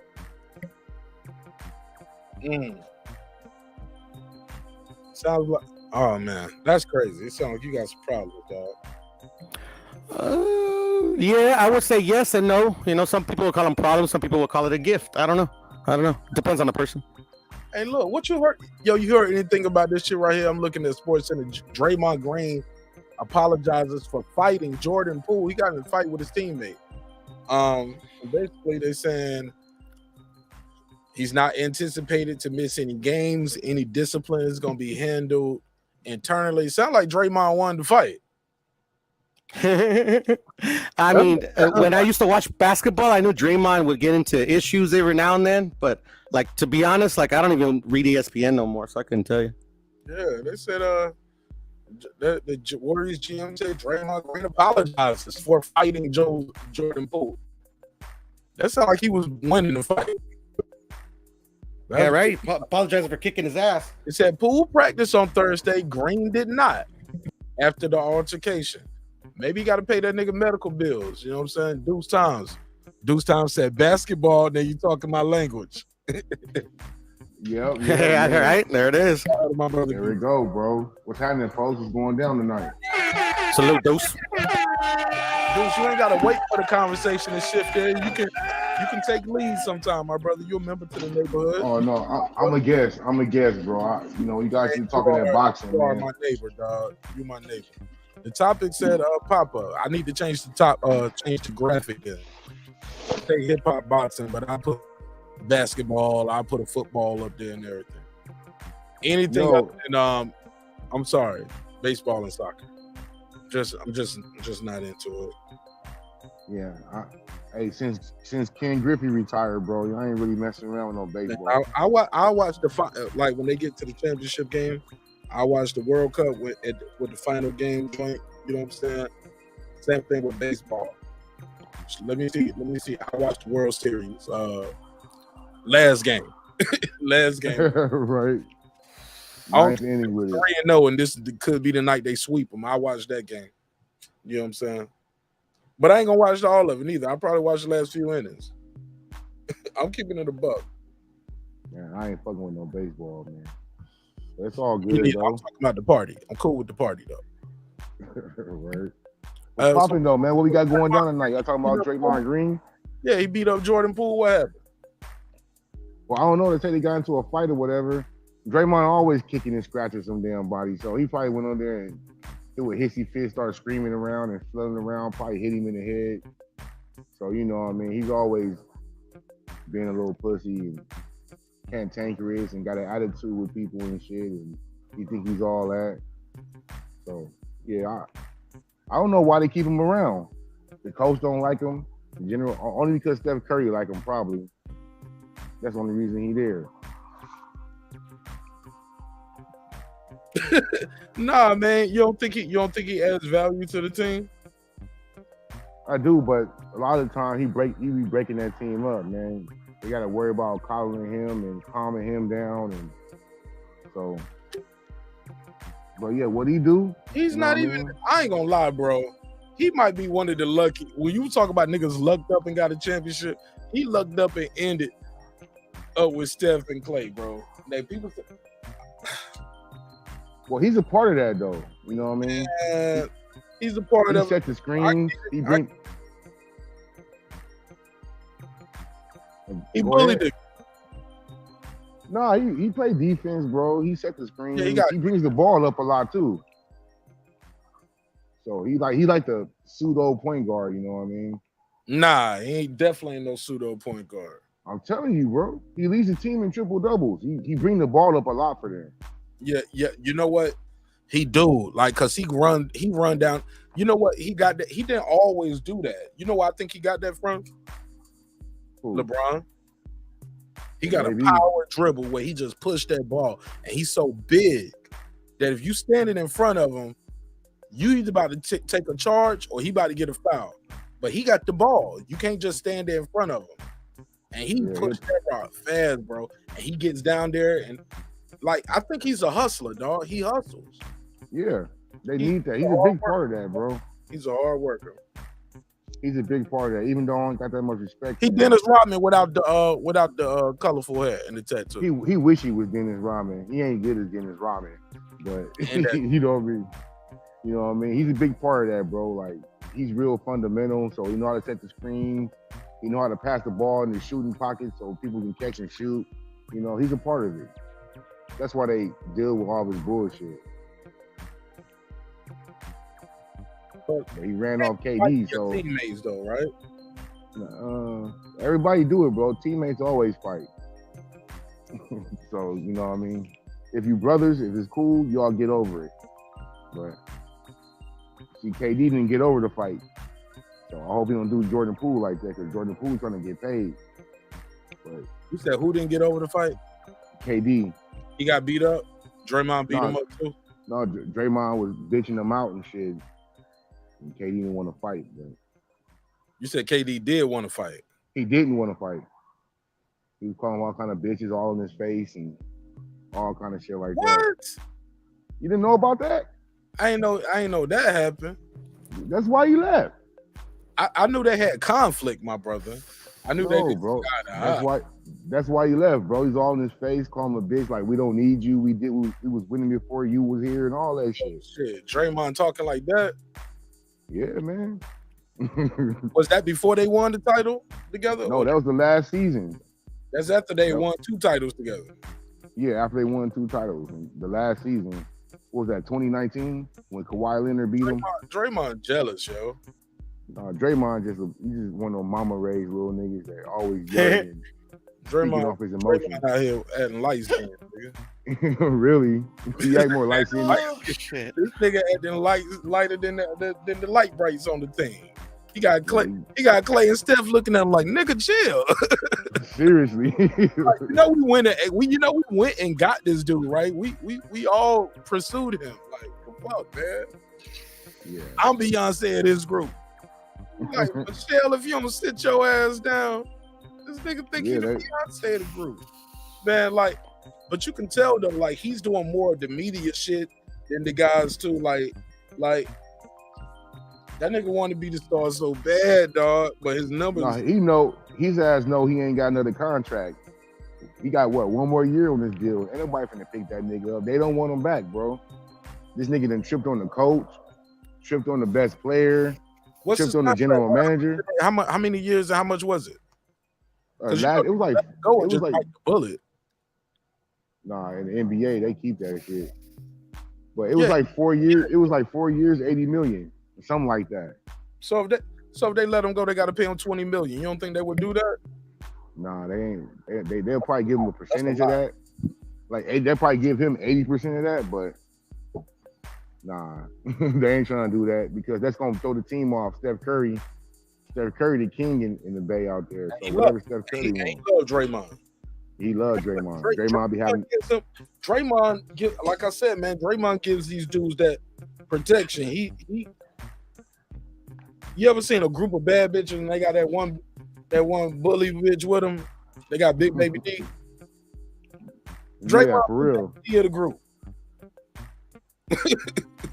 Got all the stars around him, and he just wish he was the biggest star. You know what I'm saying? The podcast ain't even hitting like that, man. I'm just keeping it 1,000. It's all right, but yeah, if he didn't win that championship, if them dudes didn't ball and win that championship, everybody would say that podcast shit was a failure. Like, you can't do this podcast shit and be on the team. Like, but the motherfuckers won. Steph Curry balled out. He lucked up too. A lot of injuries was around that year. But, now you want to say that? When I said it last night, you're like, nah, man, that don't matter. Nigga, I can't. Now you say that. You don't win over here, nigga. I'm telling you, bro, all their championships has been like that, homie. Like, they lucked up in every single one of them. Nah, dudes, I can't give you that, though. I can't give you that. I'm telling you, bro. We can go through it. The first year. 4 lucky. You don't get 4 lucky. Bro. You hear this dude? Yeah, I'm listening. This nigga's... Yeah, we can go through it, bro. We can go through it. Puro, it's a best out of 7. Mm-hmm. It's a best out of 7. They did it 4 times. He but said if you don't go against the best competition, so looked up. That's 28 games, dog. No, bro, they didn't. They got a lucky break in every series, bro. So they looked up and won 16 games, dog. Every series, bro. The best player in the other team was hurt every time. As the wise man said, better lucky than good. He said every time. Better lucky than every good. time. Look it up every time. Even this last time, bro. Ja Morant was beating their ass by himself. 3J was doing his thing. Triple J, he was doing his thing, but Ja Morant was out there dunking on niggas, 360 reverses, and all that, bro. And he got hurt those last 3 games, and they barely won those games. Barely. That dude is proven to be a winner to win the championship, dude. No, Ja Morant is proven to be one of them players. All right. And he was showing that, and he got hurt. You gotta stay healthy, dudes. That's part of being one of them players. Well, we'll see. Can't be Derrick Rose. You also have a good scouting team though to recruit good backup players. Out of water. I'll be right back. You got it. What was that, bro? Now I was saying that you also gotta have like a good coaching staff, to recruit like good backups just in case you lose a key player. That motherfucker, could be ready to step up, bro. Bro, it ain't too many of those key players. You don't just replace Ja Morant, bro. I hear you. But I mean, you could do it by committee. Can you just replace Michael Jordan? He's there, Michael Jordan. No, but you could do it by committee, though. You could do it by committee. Did they? I don't know. The Bulls didn't do it well. You might not be too. Oh no! Oh, you mean when the Rockets won it, right? No, I'm versed in all sports. Yeah. Well, okay. Yeah. No, they didn't do it. No, you're right. You can't replace Kobe Bryant, bro. That's true, man. I miss Kobe. Man, missed him too much. Yeah, that's the only other man other than my father I cried when he died. I know, huh? I shed a little man tear for him too, bro. Kobe was the man. Best player ever. In my eyes, he is. When it's all said and done, bro, he's gonna be the best player ever. Shit, the consensus best player ever says he's the best player ever. So I gotta go with Jordan's opinion on that one. Who, Paul George? No, Michael Jordan says Kobe's the best player ever. Gotta go with what the GOAT says. Michael said that? Yeah. What Michael said that? Multiple times. I ain't never heard him say Kobe was the best. He adds the caveat that he stole all his moves. All of his moves. That's what he said. I just say Kobe will beat him in a one-on-one. Kobe might beat him in a one-on-one. He said Kobe's the best player, bro. Kobe was the best player because Kobe played against the best competition. He played with some monsters, yeah, facts. Every night. T-Mac, Iverson, Vince Carter. Hall of Famers, dog. Michael Jordan, bro. Come on. Yeah, Michael Jordan. He never played Mike in the finals, though. That's true. Whatever. Every time he played Mike, he gave Mike buckets, though. Not every time. Not young Kobe. Not rookie. Young Kobe. I remember a game in Kobe. I remember rookie season Kobe shooting all them damn air balls, getting off the bench. all of them air balls, bro. It was only one time. That's how he even got in the game. He couldn't get on the more than one time. No, bro. That was that one game, bro. Kobe didn't even play his rookie season. Okay, Kobe didn't play. Bro, I remember Kobe coming off the bench to it was Nate what's the chick named Nick. No, he looked just like this lady too. Him and that lady could be twins. You talking about Nick Van Exel? Nick Van Exel. And Eddie Jones. Eddie, yeah, he used to come in for Eddie Jones. Eddie Jones used to ball. Eddie Jones, he was Kevin Durant. Kevin Durant with the no haircuts. Yeah, but what's that lady name that be up there with Kerry Champion? She looked like Nick Van Exel. I don't watch that ESPN shit. What's her name? I don't know. She used to have a show with Mike. What the dude Michael? You talking about Jamel Hill? Yo, he looked like. Okay. This nigga clowning. Jamel Hill. Yeah. Well, Michael Wilbon. Let me see if I can I do a side by side? Let me try to do a side by side. Do that shit. Let me do this side by side. Y'all hey, tell Megazord get up in here. He talking about Kobe never said that. Tell Megazord get up in here. What did he say? Kobe never said what? He said Mike never said that. I don't remember him saying it neither. Mike did say that. Mike said that on a couple of times, bro. Say Kobe they said who would win on a one-on-one? You or Kobe, you or LeBron or something like that. And how do you find out who's better between the two players? You play one-on-one. But he also said, or I might be wording that wrong. It could have been like, who do you think is better, Kobe or LeBron? And he's like, maybe Kobe because he stole my move. Shit like that. You know what I'm saying? But all time, I always heard Mike said he always shied away from it when people called him. He was like, man, that's not fair to the guys that came before me, Dr. J, Oscar Robertson, because I didn't play against those guys. You know what I'm saying? I didn't play against them. You know what I'm saying? But they're supposed to say that, especially Michael. Michael, I heard, has got an ego like a motherfucker. He is never going to say it like in those exact words. Let me Google it. We're gonna shout out. No, I'm telling you, he didn't say it in those exact words. But when for me, if a guy says he can beat me one-on-one, he's better than me. Oh man. All right. Copy. Checkmate. Nah, you copying, please. He said Kobe came off the bench in his first year.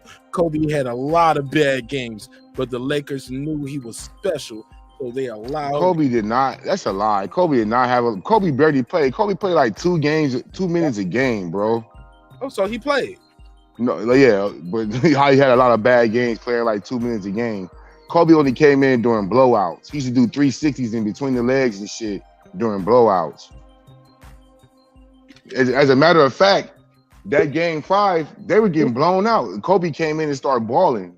That's why he was even in the game, because he came in and started balling. And he brought the Lakers back that game. Then he shot the air ball to end the game and came back to be the best player in the league the next season. Hold up. Shout out to my brother Megazord, the great Zeb Judah. All call outs mandatory, baby. What's poppin', homie? What's poppin'? What's going on, bro? What's going on, dude? What's going on, Mark? How y'all brothers doing? Hello, brother. Talk to me, King. Go ahead, man. I mean, we all love Kobe Bean, man. Like, you know, Kobe Bean is a once in a generation player, transitional talent. You know, the list goes on. But better than Mike? Nah. I'm gonna keep it a Bean. Kobe wasn't better than Magic. Kobe wasn't better than Larry Bird. Kobe wasn't better than Kareem. Now, if you want to put Kobe in the top 5, that's respectable to me. You know what I'm saying? If Kobe don't tear his Achilles, you could argue that he's the all-time leading scorer. I will say that. If Kobe doesn't tear his Achilles, he may have been the all-time leading scorer. They kind of changed the trajectory a little bit. I mean, his legacy was already by that time his legacy was already cemented. He was already the being. He was already who he was. But if he don't tear his Achilles, I believe he'd be an all-time leading scorer. In reference to Mike never said it that. Mike always looked at Kobe as a contemporary, as a peer. He always alluded to Kobe Bryant being the heir apparent or being equivalent to him. But as far as being better than Mike, nah. And I love Kobe. When Kobe died, I definitely cried because you just never, like, I didn't realize he was that much of my basketball DNA. It's 2006. I'm 13 by the time he's drafted. And that's the time I really started grasping the game. So for that amount of time, you know, that was pretty much my Kobe helped to add to my basketball acumen. So no, I definitely not take nothing away from the beam, but him better than Jordan, Magic, Bird, Kareem, that's a stretch to me. Yeah. Hey, bro. Yo, I'm just saying. Yo, bro, you put Larry Bird in those people's. Come on, homie. You goddamn right. You better go look. I looked at Larry Bird, bro. I knew. You must say, hey, 26, 11 boards, 8 assists, 3 MVPs. Kevin McHale was better than him. Man, get out of here, bro. Get out of here, bro. Kevin McHale wasn't better than James Worthy, bro. Come cut it out, bro. Neither is Larry Bird. We're not talking about that. Larry Bird better than Magic. We're not talking about James. Talking about Larry Bird. Yeah, I'm putting Larry Bird over Kobe, man. Come on, get out of here, bro. Bird over Kobe? What the hell? Kobe Bryant shoot a career 43% from the field, bro. Go look at Larry Bird, man. Y'all laughing. Look at Larry Bird running off picks. Man, Larry Bird dropped. Look at bro. Larry Bird one of the most. Squad too, nigga. Like, what you talking about? Say Larry Bird shot over like 53% for his career, bro. Bro, you see what you doing right now? You playing the numbers game. I mean that's what else can you do? What like them last 2 championships Kobe got? Man, that shit was cool, but Larry Bird was the best player on all of his teams, bro. Larry Bird was the best player on all of his championships. So why you only got one MVP then? No, Larry Bird got 3 MVPs. Kobe only got 1 MVP. Finals MVP, I should say. Excuse me. Because Dennis Johnson sealed it with the steal one year. They had to give it. They had to give it to him. I think Larry Bird got 2 Finals MVP. No, he actually do. Kevin McHale got one. But Larry Bird got 3 championships. Larry Bird got 3 championships, right? Yeah, and 2 Finals MVPs. And 3 regular season I know MVPs. Cornbread got one of them. Hold on. Cornbread got family. I'm looking at it now. Okay. I know Cornbread got one. DJ got one. Matter of fact, let me just share the screen. Like a real. You can just share the screen. 84, 86. What is that? Finals MVP. Yeah, I'm gonna share the screen. All I'm gonna say is that all the players you mentioned, in one form or another, they all said that Kobe was better than. I don't give a damn what they said. This is what I'm saying. Nigga, you ain't. Man, right. Larry Bird wouldn't be shit. Larry Bird wouldn't make a roster right now. Man, you crazy as hell, bro. Larry Bird wouldn't make a roster right now. You crazy as hell. Hey, look, let Larry Bird find some like Mike sneakers, and he come back. 2 times Finals MVP. So how many championships he got? Okay, here we go. It's on. He got 3. I know Cornbread got one of them. That's his biggest thing. 12-time All-Star. This motherfucker's a beast. Nice as fuck. This is a white boy. That's the Eminem shit. I'm saying he nice, but he ain't no Kobe King. That's the Eminem shit. No. You gotta understand. He played back when it was the real partner.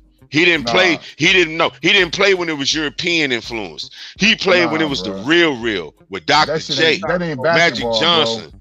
No, that is no. But when they played back then, that was different basketball, bro. No, that ain't basketball. And he was dominating. Air and clotheslining motherfuckers ain't basketball. I respect Larry Bird. I just don't know. I do know this. When I used to pick him on the game, though, they used to let him hit all the shots. You know why? Because he did it in real life. Hell, because he did it in real life. He played with like 8 Hall of Famers, bro. I don't want to hear that shit. Bro, Larry Bird. My thing is Larry Bird was by far and large the best player on that team. Kobe first 3 championships, he was not the best player on that team, bro. Oh shit, Kobe. That second one, Kobe was the best player on that team. Nah, he wasn't. He didn't win Finals MVP. Did he win Finals MVP? That's because they gave it to Shaq, bro. You can't. No, you know why they gave it to Shaq? Shaq damn near averaged 30. Cause Shaq damn near averaged 30 points. Because they gave it to him. You know how that triangle work, bro. But that second championship. Nah, all I'm saying is, bro, Shaq. All I'm saying was Shaq. All I'm saying was Larry Bird never missed playoffs. Kobe Bryant in his prime missing the fucking playoffs. Missing the playoffs. Did Larry Bird ever not play with 3 other Hall of Famers? Say my thing is this. My thing is this. Kevin McHale. Say, what do you, if you draft somebody in the second round and they turn out to be good, you gonna blame Larry Bird for that? Because they wasn't in the lottery.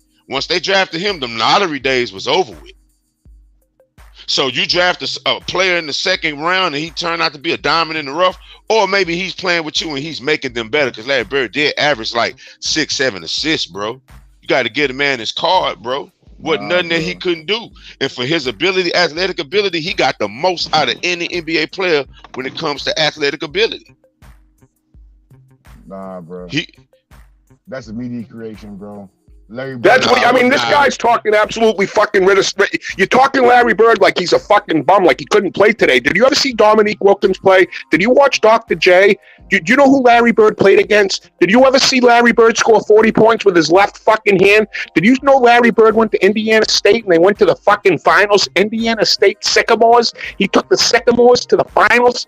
Don't say Larry Bird. That is blasphemy. You're talking absolutely like you don't have no fucking brain cells. You're saying Kevin McHale's better than Larry Bird. You need to reevaluate your basketball fucking knowledge, bro. You're talking like you're a fucking retard. You're talking like you're a fucking retard.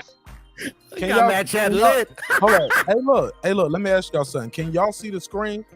In this championship year right here, where one of the times right here where he won the MVP, he wasn't even the highest scorer.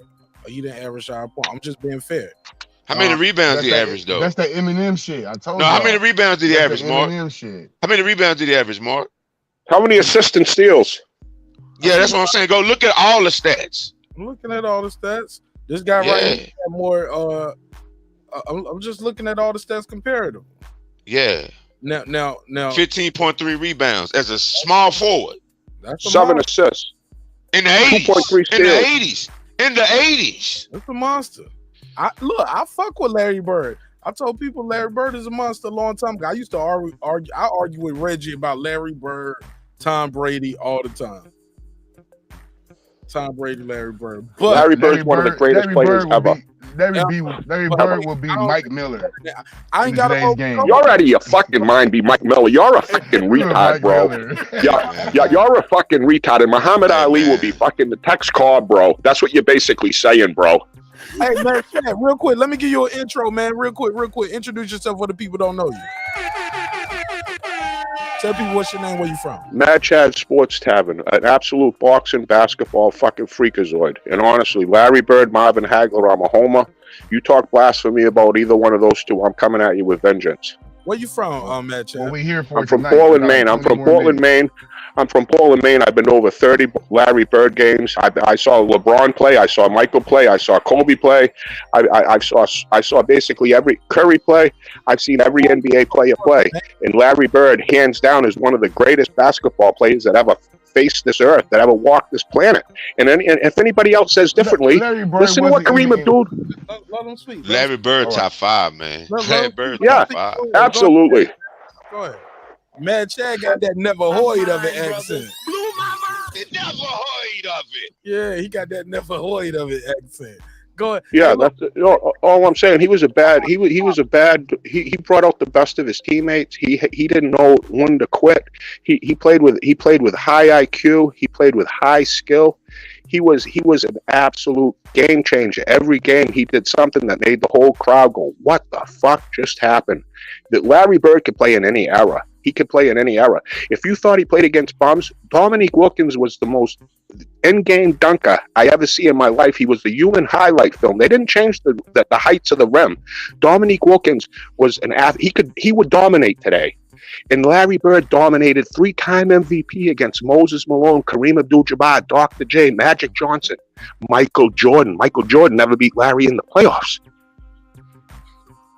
Never. Michael Never. Jordan didn't play with 8 Hall of Famers when he was a rookie. I'm just saying he didn't, but he didn't. matters, Larry bro. Bird played with 5 fucking white guys. it's Larry not Bird Michael brought Jordan. 5 white guys on the Those fucking guys are crowd. Hall of Larry Bird could play with Famers. 5 white Man, guys and win. He could play with first 5 and white guys foremost, and win. You talking about it in retrospect. You talking about it in retrospect. Kevin No, McHale was at not that slated time. to be. At that time when they was winning championships, listen, bro. when Kevin McHale was drafted, he wasn't slated to be what he became, bro. He What wasn't about slated Bill to be Walton? that. What about Bill Walton? What about Bill Walton was Chris finished. Ford? He He didn't was even get fucking in the broken. game. He was busted. He was busted. Bill Walton wasn't Jerry even getting in the Speedstone. game What when he about went to Robert Boston. Parrish? What about Robert Parrish? What about DJ? Come on, homie. Those guys are already certified when they were playing Michael Jordan in '88. No. I'm gonna be real Come with you. Bill on. Walton didn't get in the game too old.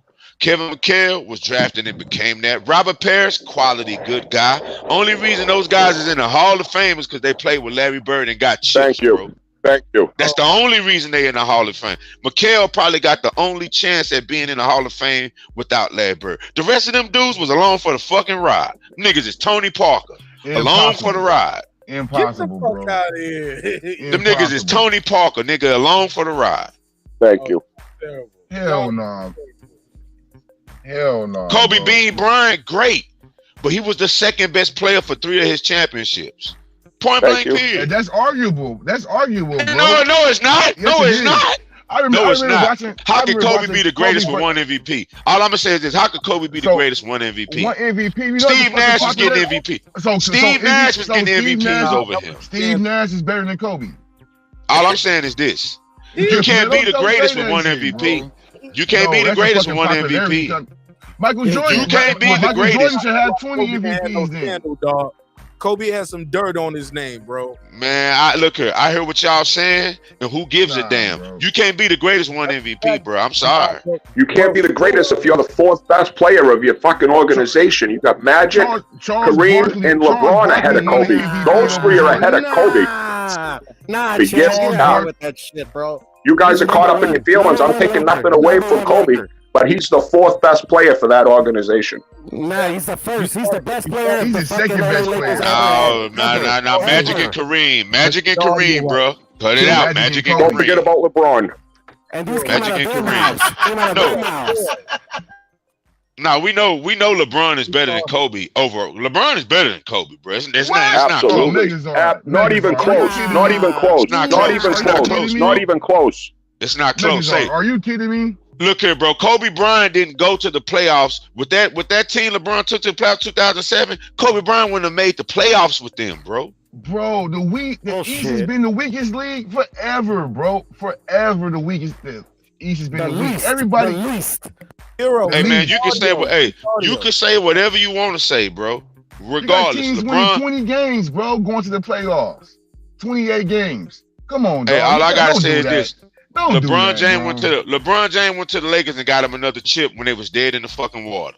Man, that bubble championship don't fucking count. Man, you bro. can say whatever you want to say, but The you can say Lakers whatever don't you even want to think say. it count. It ain't. It's only 2 players left from the damn team. They fired the coach 2 years later.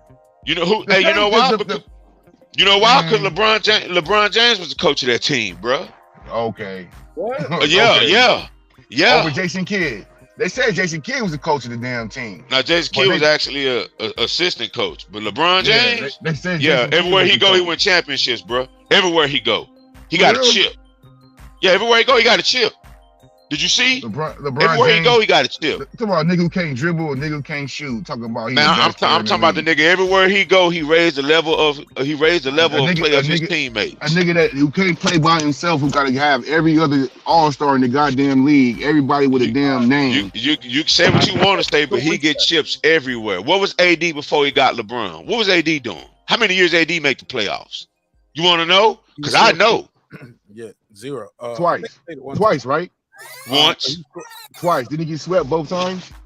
By Portland and by the Warriors, right? Homer though, it don't matter. Look, let's reset. I got a survey in the chat. Because regardless, until we got with LeBron. I got a survey in the chat. Who's the better player? Kobe Bryant, Larry Bird. Let's just have the conversation. Let's see what the neighbors are saying. Who's the better player? Larry Bird, Kobe Bryant. Got a survey in the chat. Let's pass the mic. Go ahead. Kobe. Break it down. Fix your audio, bro. It's like now it sound like the treble up real loud now. I haven't even touched anything, but I'll give it a try. How about now? Well, shit. Maybe it could have been me with the bucket on. Maybe it's your audio compared to everybody else's when you was trying to speak. It would sound like the treble was real loud. Well, I was talking really loud. That's probably what it was. And I was really close to the mic. Oh, you were screaming. Go ahead.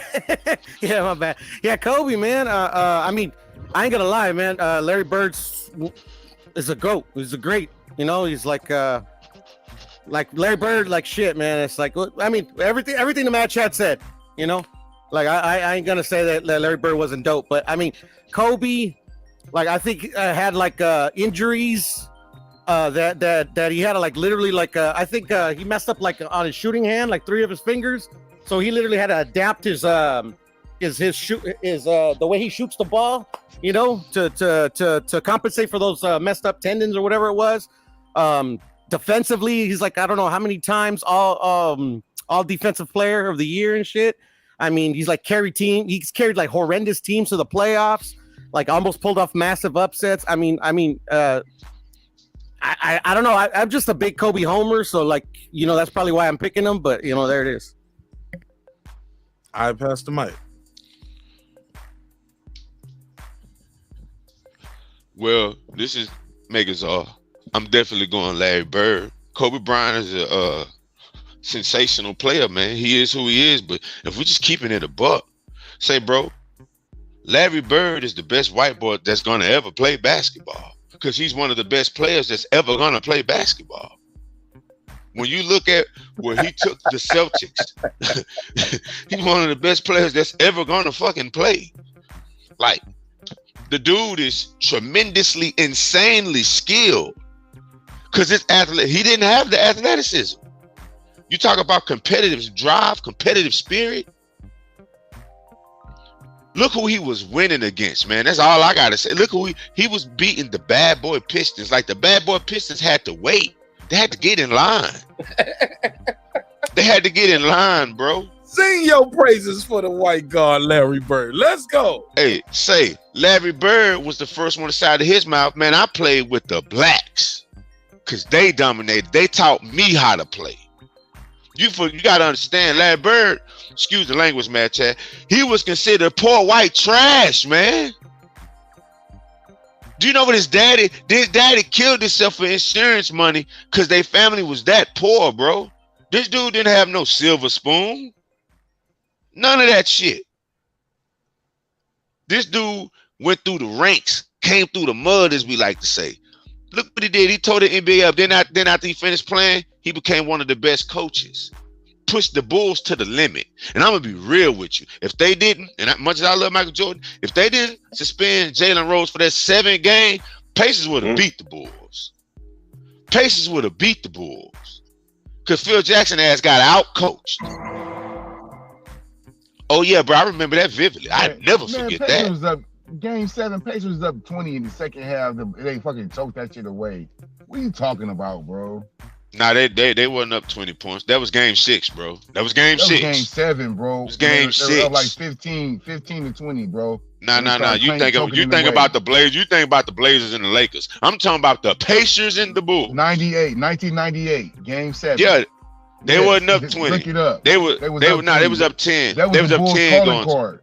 That was the They was Bulls up calling 10. card. They was up 10 going into the fourth quarter, bro. And No, what they was up happened? like 15 to Nah, they was up 17. 10. No, they was up 10, and Michael Jordan went to the line, started the third quarter like 4 or 5 times, No, broke the fourth momentum, quarter. all that shit. Fourth quarter. They were up. That's what I'm saying. So that Started Jalen the Rose fourth shit didn't quarter. even matter.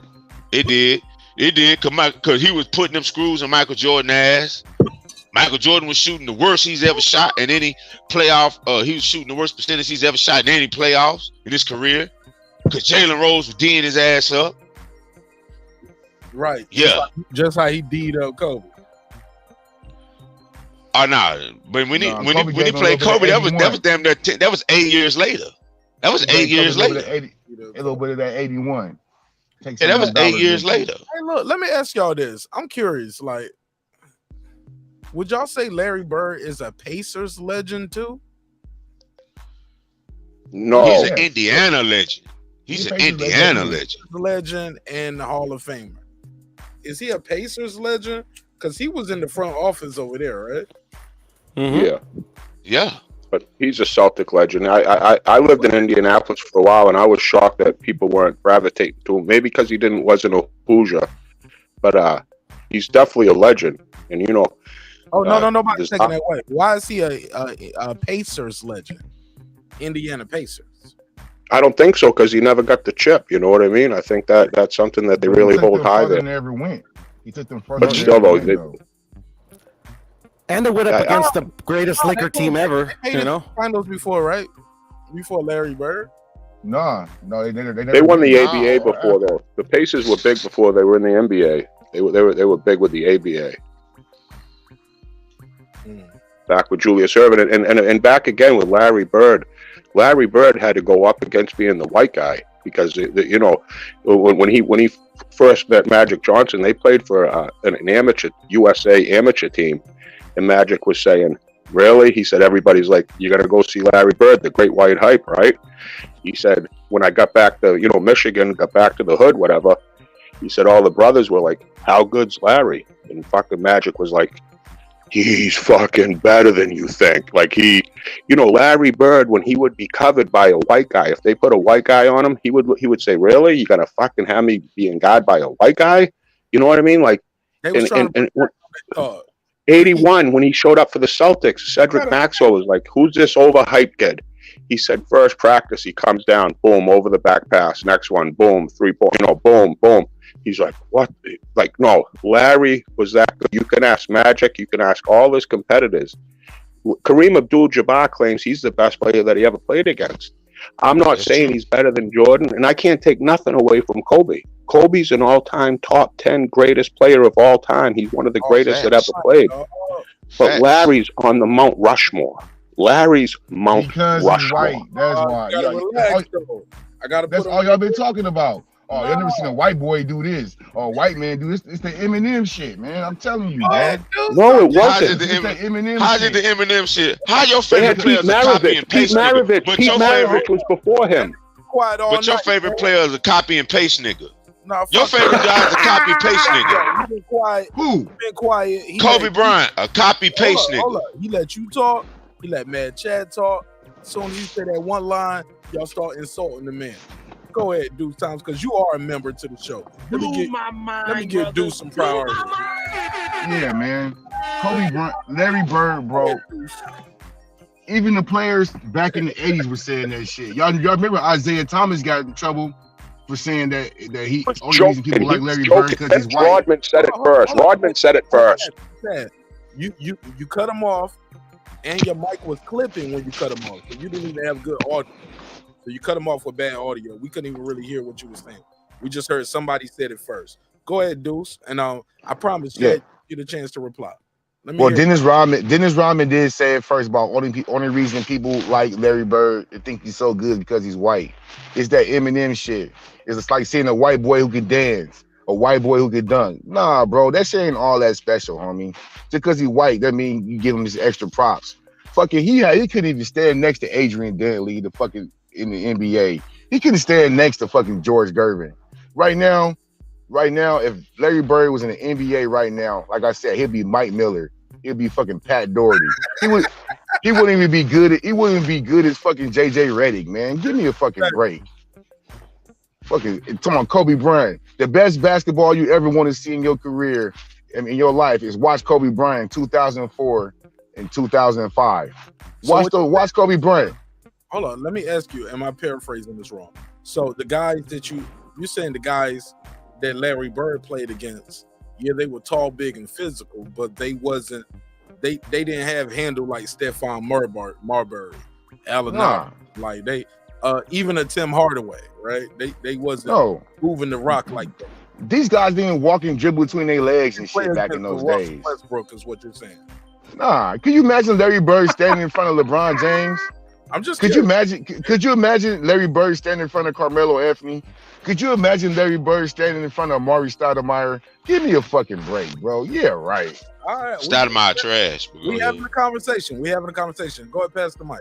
Go ahead. I think that was Megazord. Go ahead, Megazord.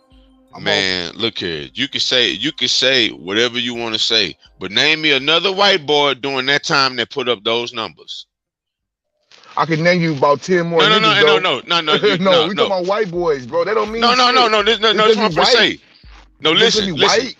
No, because you're trying to sound like we're making an exception because he's white. I'm making an exception because how greatly skilled he is. You can't name me too many players during that time that put up the numbers that he put up, bro. Yes, you can, bro. No, you can't. You can't. NBA was averaging 120 points a night back in the 80s, bro. Nah. Okay, yeah. No, they look it wouldn't. up. No, they wouldn't. Denver They average Nuggets, 120 Lakers, now.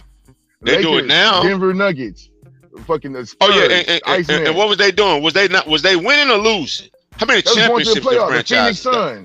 The Phoenix Suns, winning all that shit, bro. And guess what? And guess what they were doing? Losing. And they were losing. Yeah, because they were losing. 8 Hall of Famers on the team. They were losing. Because they didn't have 8 Hall of Famers. That's why. 8 Hall of Famers that when Larry Bird wasn't there no more, them Hall of Famers were still there. What happened to the Celtics when he left? Lottery, Dana Barros in the first round. They all went to this. They all left at the same time. No, Kevin McHale was still there. He was still there. Robert Parrish, old ass, was still there. Remember, he got a championship with the Bulls. He snuck in and got a chip with the Bulls. All them old retired Hall of Famer niggas you talking about, they were still there. What happened?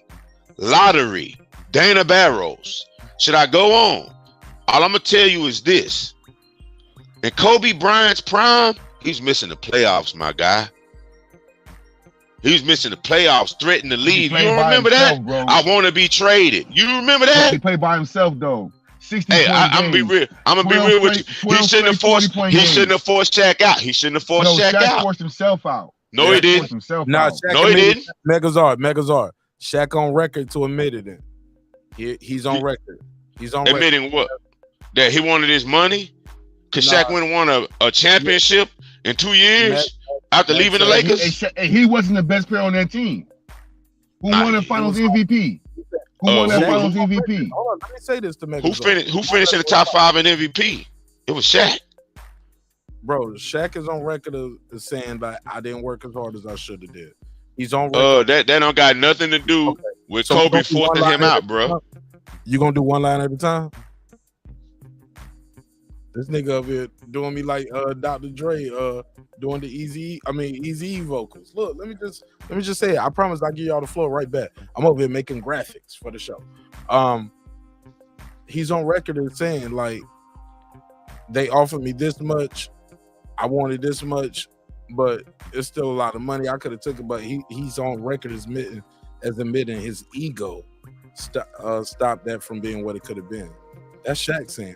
It's his ego. And it was obvious. Bro. Shaq tried to turn everybody against Kobe. Kobe the only one working hard. Everybody else fat catting.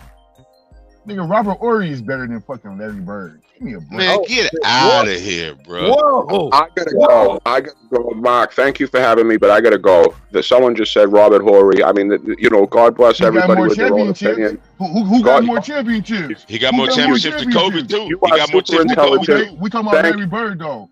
Thank you for making me feel real intelligent, man. Thank you for making me really feel good about my basketball IQ tonight. Everybody have a great night, Mark. Thank you. I don't give a fuck about what happened in Vermont. What's up, brother? I said, you go pick cheese in Vermont and have a good night. What the fuck you talking about, pick cheese in Vermont? You're the one saying McHale's better than Larry Bird. Evidently, you don't like Larry Bird. That's it. You just don't like Larry Bird. Admit it. You don't like Larry Bird, bro. You're a basketball fucking nitwit. You're an idiot when it comes to talking basketball. Everybody have a great night. I think he can shoot. You're a fucking moron. Yo, I never You're a said nincompoop. I never said Larry Bird was. I don't think nobody said Kevin McHale was. Dude, I did. You I on did. That chat was lit. I like Mad Chad, man. Mad Chad always show me love when I pull up. But best player ever, Kobe, Larry Bird. Wow. People are talking about it. I guess the survey seems pretty unanimous though. Kobe, nobody's picked Larry Bird. Bro, Larry Bird couldn't stand in front of Kobe, bro. Kobe will lock his ass up. Man, please, who the fuck has Kobe ever locked up? Bro, how many defensive players? Did he lock Ginobili up? Did he knock Ginobili up, or did Ginobili win the fucking Finals MVP on him?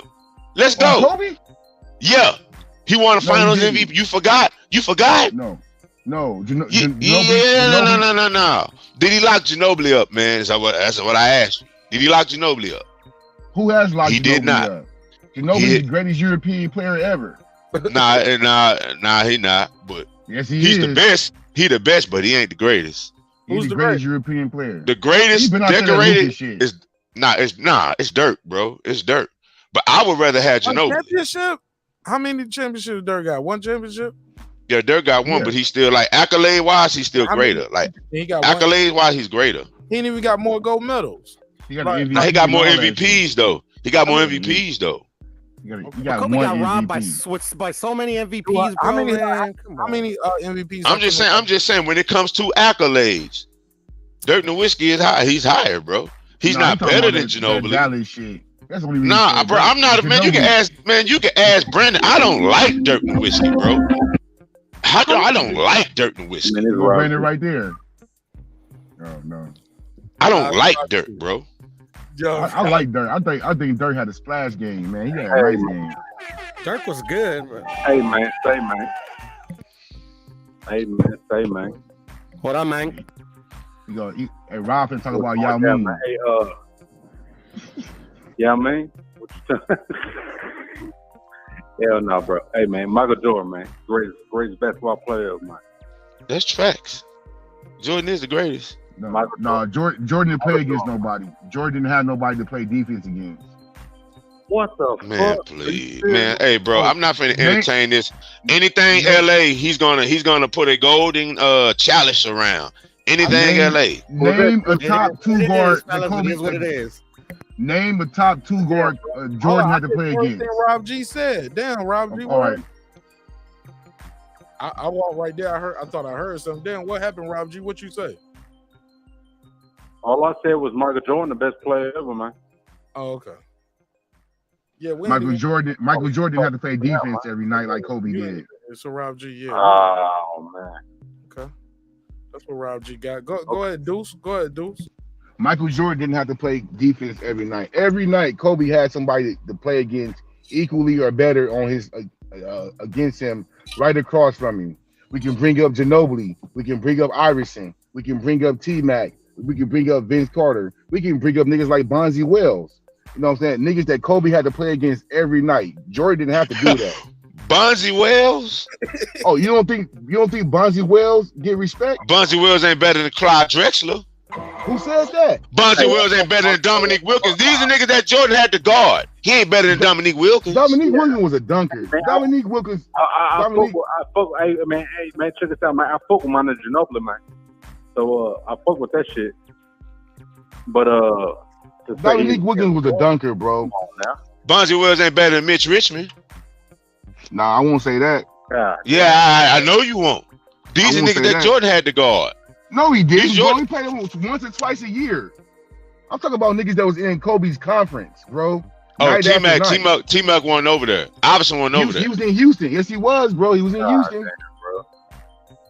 Man, you talking, man, he only played T-Mac for 2 seasons. Then the nigga stayed hurt after that. They played him in the playoffs one time. Man, and guess who was hurt?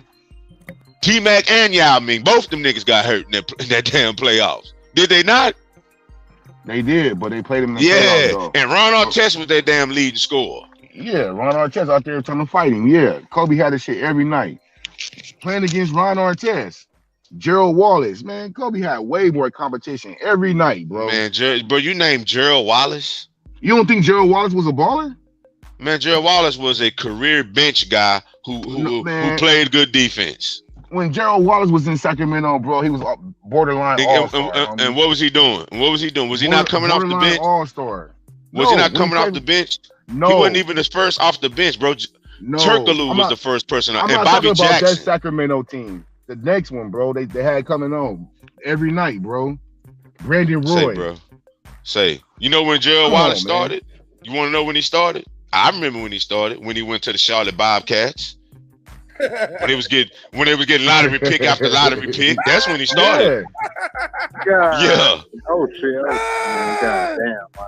Oh man, that hurt. I need to pull my driving truck, Rob G. Oh shit. God damn. Hey look, man. look. hey Puro, the truth hurt. Oh, the truth. Hey look. What's up, Puro? Hey, what up, brother? Go ahead, Mark. It don't always Go feel ahead, Mark. good, man. That's all I'm saying. Hey, look, sometimes you got to put a nigga in the dirt with that comment. Hey, look, shout out to Reggie O with the Killer Show. My guy Reggie Owens in the building. What's up, Reggie, man? Reggie said, my crazy ass co's over here talking nonsense. Nah, he talking the same shit you talking, Reggie. I thought you said it's no white athletes. Reggie said there's never been a premier white athlete ever. Everybody's media propped up. So he on code with you, Reggie. Y'all right on code. Tom Brady ain't shit. Reggie, you want to have that Tom Brady debate? I'm gonna put you in the dirt, homie. I'll put you in the dirt. What's up, good man? Michael Jordan ain't white, so I pull Michael Jordan all the way, man. Hey, look, Tom Brady a real nigga. He out Tom there. Tom Brady get a lot of that special treatment too. Man, as long as they ask with you. Best life, fucking hoes, helping his homies get employed. He got his homies out of retirement, got them a check, got them another ring. You know what I'm saying? Hey man, you can say whatever you want about Tom. Hey, look, it's to the point. Even his chick, man, like, oh, you said you was gonna leave the game alone. He was like, every time I leave, they keep calling me back. Yeah, Tom isn't the best thrower of the football I've seen. That'd be Aaron Rodgers, but I can't take nothing away from the dude. Yeah, I mean, I can't take nothing away from the dude. He's with Belichick. Belichick, and it ain't looking too good. Without Belichick, get that out of here. Yeah, no. You didn't hear what I was going to say. I was going to say, yeah, Belichick may have built them up. Belichick got to make another one. Then that's the case. Mac Jones don't look like Mac Jones. Don't look like he gonna be it. Put a case on it. Yeah, bro. Mac Jones don't look like he gonna be it. You don't think Mac Jones look good? Nah, man. Man, Mac Jones look mediocre, bro. Mac Jones look okay. He don't look trash though, bro. And I think that's what it is. He don't look better than Matt Castle. Like Mac Jones don't look better than Matt Castle. Matt Castle had Reggie Moss. They got a system, but you gotta warn it, dog. Tom Brady, all these other guys you name it, these guys were names in college, and when they came in the league, it was the red carpet was rolled out for them. The red carpet wasn't rolled out for Tom Brady. No, man, just Drew Bledsoe.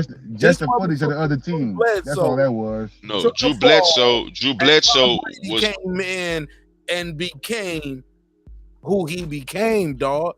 He took advantage of the opportunity. Hey, Drew Bledsoe was a top 5 quarterback. It's pretty easy to know where to throw the ball when you know the defensive plays. So you know what I mean. All I'm saying is Drew Bledsoe was considered a top 5 quarterback in the league at that time. He went down, and the Patriots didn't miss a beat. Hey man, hold on, man. So, hold on, man. So we talking about football now? Man, we all over the place, man. Keep up, damn, bro. Yeah, keep up, bro. It's viewer's choice tonight, man. It's viewer's choice. Man, we're going with the flow. We're going with the flow. Dead fish. Like the dead fish. Most definitely. Like a dead drunk fish. All I We called just going him with to say the flow. was this, man. As far as basketball, man, it's Michael Jordan, man. He's the GOAT. You know what I'm saying? No argument from me, bro. Nah, I don't know what you're saying. I got an It's all good. argument. I got an argument. Yeah, I got an argument on it too, dog. Well, dudes always got an argument, man. Yeah, but no. Even me. And I'm gonna go by what Mike said. Yeah, and I agree with him. He's the GOAT for my generation. But shit, I've been living a long time, dog, and I've seen some amazing shit. You know what I'm saying? I didn't see nobody do what Kobe did when he dropped what, 80? Michael Jordan, man. Sir? I'm sorry? Would you put LeBron over Michael Jordan, man? I seen LeBron do some amazing shit that I ain't see Jordan do. That even what he did is still hard to do. And it's not LeBron's fault. It's not Jordan's fault. Jordan did take a break, though. At the pinnacle of the career. He pulled a Floyd Mayweather. I'll see y'all niggas later. I'm going to Dancing with the Stars. I'm going to minor league baseball on y'all niggas. Well, I feel like Dancing with the I Stars. feel like we all know why he took a break. Pro man. wrestling type shit. I'm just saying. Put a case on it. Man, I feel like we all know why he took a break, though. You know what I'm saying? Nah, man. Tell us. We don't all explain, but if you know, you know. Man. Enlighten us. Because people don't wrote books about this. I ain't trying to enlighten nobody, man. But if you know, you know. Shout out to my boy Golden Child, man. But see, that's what puts Kobe over Jordan, in my opinion. Like Jordan, like he took those 2 years off because he wanted to play baseball. He had another interest. It's because of his dad. He used to play minor league ball, if I'm not mistaken. But he had another interest. Kobe because his daddy died, bro. Because his daddy died. But he always wanted to play baseball, though. He always wanted to play baseball, though. Hold on. I read a Jordan book when I was a kid, bro. He used to He used to play baseball. That was his number one sport. Yeah, that was. Yeah, his I know he shit. used to play baseball. Yeah. So it ain't like it was like he had an opportunity to do something he always wanted to do. Yeah, that's his first love, baseball. But that's the thing. Kobe had no other loves. Kobe didn't give a fuck about anything but basketball. But look, we ain't even talking about Kobe versus Mike. Put the tequila down. or take another shot. Fuck it. I'm drinking a Mickey's, Mark. I'm drinking a Mickey's. Or take another swig. But we ain't talking about Kobe versus Mike, though. That ain't even what we debating. Rob G just brought up Michael Jordan, bro. I thought that's what we were doing. Fair enough. Yeah. It's all fair game. If anything that would speak to Jordan's greatness, how he would go stink it up in the minor leagues and come back and run off 3 more championships in a row. If anything, that would speak to his greatness. Yeah, but he had the players, bro. Right. He had Scottie Pippen every single year. Kobe Bryant had Shaq, my guy. Like he had Shaq. Scottie Pippen wasn't. Yeah, I understand that. Say, Kobe's first 3 championships, he won with niggas who won championships with Jordan, even the coach. Kobe Ron Harper, bro. Ron Harper. No, Pippen. You remember the 14? Pippen was great. Come on, bro. Pippen was shit. Like Pippen was great, bro. Pippen wasn't shit, man. Pippen was. It gets overshadowed. It got overshadowed. Pippen was the assist, man. Pippen was the assist. Yo, did y'all ever see that? Let me ask y'all something real quick. Breaking news. If y'all didn't know. All right, let's go. First of all, let me start here. Have you guys all seen The Last Dance? Yeah. No. Who hasn't? I haven't seen it. Save The Last Dance. Udo hasn't seen it. Udo hasn't seen it. Shout out to Rob G. Rob G, join the panel. Get off the phone line. Join the panel. All right, bro. He was like, all right, bro. I'm nervous. Join the panel, Rob G. The link is pinned at the top of the comments. It's pinned all the way to the top. Just scroll to the top. We got a survey and we got the link pinned. So the Rob's scared. Man, Rob just got to leave that whiskey. He got to pace himself with the whiskey. That's all it is. And he got to stop saying Texas, man. Look out. Kickflip, skateboard. Texas, man. Errol Spence going to whip cross. Bro, Rob G is the Mexican version of he's the Mexican in Israel. The only thing is shit. Respectfully, of course. Like, this ain't no diss to the homie because I got love for both of those guys. Only difference is Ben Israel be wanting to fight. Rob G, he ain't got to that point. But I fuck with Rob G heavy. Good dude. So let me put this on the screen. Let's share the screen. And we were talking about. Damn, man, we was all over the place. Damn, I done lost the spot. I got so many windows open. Last Dance. So what? Last Dance. We talking about the Last Dance. Floyd Mayweather is about to make his own version of the Last Dance. Breaking news. Did y'all know that? Really? Nah, I didn't. Yes. I didn't know that. Oh, I can't wait for that. Floyd Mayweather is about to do a Last Dance style type documentary, and it's going to be called The GOAT. Oh man. Which he is. What do you guys think about that? Floyd Money Mayweather.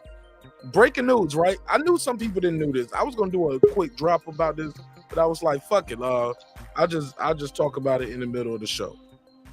Shout out to Reggie. Reggie will do a video short about it before I do it. My brother. But what do you guys think about that? Floyd Mayweather doing Last Dance style documentary with those producers. Matter of fact, I don't want to get sued. I don't know if it's with those producers, but it's a Last Dance. It's that type of shit, which is like what, 8 episodes? How many episodes was the Last Dance? Like 10 episodes? Yeah, it was like 10, I believe. He's gonna do one of those type of documentaries for his career, and it's called The GOAT. What do you guys think about that? Can't wait. Super excited. Oh, that's yeah, niggas gonna play nice. Nah, nigga, I love Floyd Mayweather. I follow a bunch of y'all. Y'all niggas ain't always nice. I'm reading the comments too, not just. I love Floyd Mayweather, bro. You know that's my favorite fighter, Mark. You know that. I said that multiple times. Really? Like that's my favorite. Like Floyd to me is my favorite of all time is Holyfield. Right after Holyfield is Mayweather. So yeah, like nah, man, Floyd is the GOAT in my eyes. I don't think he's the greatest to ever do it, but in my generation, like I mean, I was amazed by the things he did in his career. You know, both on the business end and in how he kind of changed his game from pretty boy to money. You know, it's an unpopular opinion, especially on YouTube, but you know that it is what it is. But like Chavez, obviously, is one of my favorite fighters. Mike Tyson, and Mike Tyson, man, I'll always defend those fighters, man. Yeah, you be losing debates with Mike Tyson because every time Mike Tyson fought stiff competition, his ass lost. But that's nonetheless, Floyd Mayweather, in my eyes, the greatest. I mean, only person you can put over him maybe is Ali because of off the out of the ring. I mean, but if we just keeping it strictly in the ring and revolutionizing the sport and all that, man, it's money. It's Mayweather, man. I don't know, but hey, man, I respect it. What you mean you don't know? I thought you said he's your favorite fighter. Well, he is, but I mean, I hold other fighters better than him. Like, you know, like is Mayweather the GOAT? The documentary is called The GOAT. Mayweather. Not in my eyes, no. Okay, who's the GOAT? That's a hard question to answer, man. There's been so many great fighters out there. Hold up. That's what always make this shit so easy for me when people have these kind of conversations. When they say, if not me, then who? You get what I'm saying? That's what I tell niggas when I be saying I'm the GOAT. But see, in this I do, because some shit I do, nigga, I think I'm the GOAT, nigga. I'm an innovator, man. Now, do I see people doing dope shit out there? And I salute other content creators for how they do, but for what I do at this level, nigga, I'm the GOAT. Can't nobody take it from me, dog. But see, in this type of conversation, well, one, we have to like establish what makes a GOAT, and then two, because I'm so unbiased, I can't fanboy. I can't fanboy. I have a mental block. Hey, Puro, I'm a baby GOAT. I'm a kid. I'm the kid. Cool. Go ahead, handle. I'm a baby GOAT. I'll take that. You'll get there. You told me that. That's what you told me. Yeah, that's what I said. And I'm telling you, keep doing what you're doing, you're gonna get there. You told me that shit a long time ago. I wasn't lying. I wasn't capping, but you ain't there yet. Nah, I'm the kid. So look, let's keep it a buck though, homie. Mayweather's doing a documentary. It's not a 24/7. This shit is gonna be Last Dance type style. So that means he's gonna be interviewing fighters that he fought. That means, like Last Dance style, that shit is gonna be Ricky Hatton, Oscar De La Hoya, Juan Manuel Marquez, Manny Pacquiao, Conor McGregor, Zab Judah. Castillo has to be in this documentary. If Castillo's not in this documentary, it's bullshit. Is gonna be there, man, bro. Sugar Shane Mosley. Hall of Famer, bro, Hall of Famer after Hall of Famer. For the people who say he ain't fought, nigga, this shit is gonna be amazing. Especially Saul Canelo Alvarez. Oh my god! Not if Castillo ain't in it. Man. Castillo has to be in it because, in my opinion, the only fighter to ever beat him. Hey, put a case on that boxing Hall of Fame. They got fictionary motherfuckers. You said the only fighter to ever beat who? Floyd hadn't lost no fights. No, I know he hasn't lost no fights on the record, but in my opinion, I thought Castillo beat him in the first fight. I gotta put. I'll go to my grave. I'll go to my grave. Okay. I can't wait to do the rewatch with you. I can't wait because we do that on the members only. I can't fucking wait. Like you gonna duck me for that, just like my good brother HLD is ducking me to do the Cambosos versus Lopez rewatch. Oh, we gonna do a rewatch rescore. Oh, whenever you want. We'll do it right now if you want to. Oh my god, don't make me end this shit because I end this bro. I end this shit, and I don't care if it ain't nobody here but me, you, and drunk ass Rob G. Nigga, I'm gonna be tripping. Respectfully, because I love Rob G. Rob G, my guy. Rob G being here shaming everybody who watch if they ain't no member. He be in there like, well, fuck you, you broke ass nigga. You ain't shit. But look, I'm excited about this only because if they're doing the style of documentary for this, the way they did The Last Dance, you're gonna get the trainers, the coaches, the dad is gonna be there. But more importantly, you're gonna get some of these Hall of Fame legend, undisputed guys that he fought. I don't think Zab Judah in the International Box Hall of Fame, and he's undisputed. Zab Judah ain't there, huh? Hey, Mark, you want to hear a little sneak peek at that documentary? Oh, look, they're going to talk about people that ducked them, too. They going to say he ducked Paul Williams. Paul Williams is going to be in there. And this shit was a burn. This shit was a burn of all burns. Hey, real quick, Mark, I got a West out, homie. So, hey, I'm fucking with you in the chat. So. Yeah, we went to boxing. I'm sorry. But I got to go, though, man. My phone. So, I'm going to save it. It's all love, my brother. All right, 5. Always good talking to you, brother. Peace, Deuce. Dude, all right, always good, Megazord. Fuck with me, homeboy. You already know. Always, brother. It's love. It's always love. Your hating ass out here. I know. I agreed a lot with what Deuce had to say, but he's from LA, so I couldn't wait for Deuce to leave. All that hitting on the Larry Bird. Motherfucker, if you don't get your man, get him out of here. Hey, what's up, Mark? Can you hear me? I know. Look, I know he gonna hear it. They're keeping you behind, man. Listen, I know y'all talk about boxing, and it's a cool niche on YouTube. But Mark, there is something that is wrong with our mind. Like he ain't lying. There's something wrong with our minds. Shout out to K out of Truth. Go ahead. Hey, Mark, can you hear me? Yes, sir. Yes, sir. Okay, we good. We good. Open. Go ahead, guys. I was gonna tell you, Mark, that like if they have Castillo on this documentary, I'm gonna tell you there's gonna be like a gem on this documentary between Castillo's son and Floyd Mayweather. Man, it was hilarious. It happened at the Nevada Hall of Fame. Can you share something with us? Like, okay. So anyway, so they met, right? They that was the first time them speaking since they fought. So his son was right there translating because his son speaks English, right? He's a professional fighter as well. So he tells him, he's oh, hey Floyd, nice to meet you, blah blah. And whoop. Like I don't know if you know, but we're brothers. And he's like, what are you talking about? We're brothers. He's like, yeah, because we both have the same dad. I don't get it.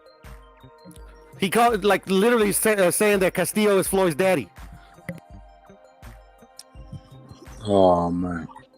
Told him to his face, bro. He told it to his face, bro. Look it up. Never heard of it. Is this John on YouTube or what? So is he translating that?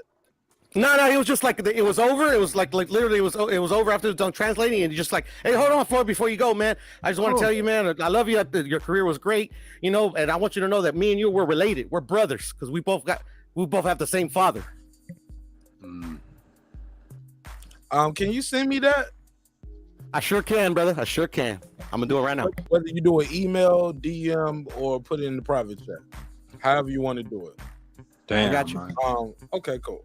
Hey, Mark, can you hear me? By the way, and in the words of Mad Chad is the never Hoid of it, nigga. Small hats. Like he's the nigga that's doing the voice. The never heard of it. Like he sounds like that. But Megazord, how do you feel about this documentary coming out? It's like Mayweather doing the GOAT documentary, Last Dance style. Me and my bro talk about it all the time. That once Floyd really once they really show and chronologize his greatness, people start changing their tune on how great this dude really was, on how he's the when you think of the defensive masters, the Winky Wrights, and you know what I'm saying, those type natures, Floyd Mayweather's in another class. Not only is he the greatest defensive fighter, he's the greatest striker. Like his you know what I'm saying, like the precision in which he connects, the percentage and the precision, come on, bro, it's astronomical, bro. This dude don't waste punches. He's the most economical fighter we've ever seen. On top of being the most precise, on top of being the most being the best conditioned fighter we've ever seen. You know what I'm saying? Like, man, we could keep going when it comes to Floyd Mayweather. So I can't wait for this documentary, man. I think he invented the term clean boxing lifestyle. I remember people saying like, man, I've never heard that. I've never heard that before Floyd.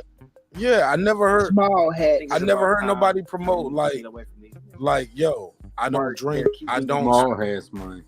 Yeah, I never heard people promote it like small that. hat shit, man. We ain't never heard of that. Like, never heard of that, man. Guys did what they did. They did what they did.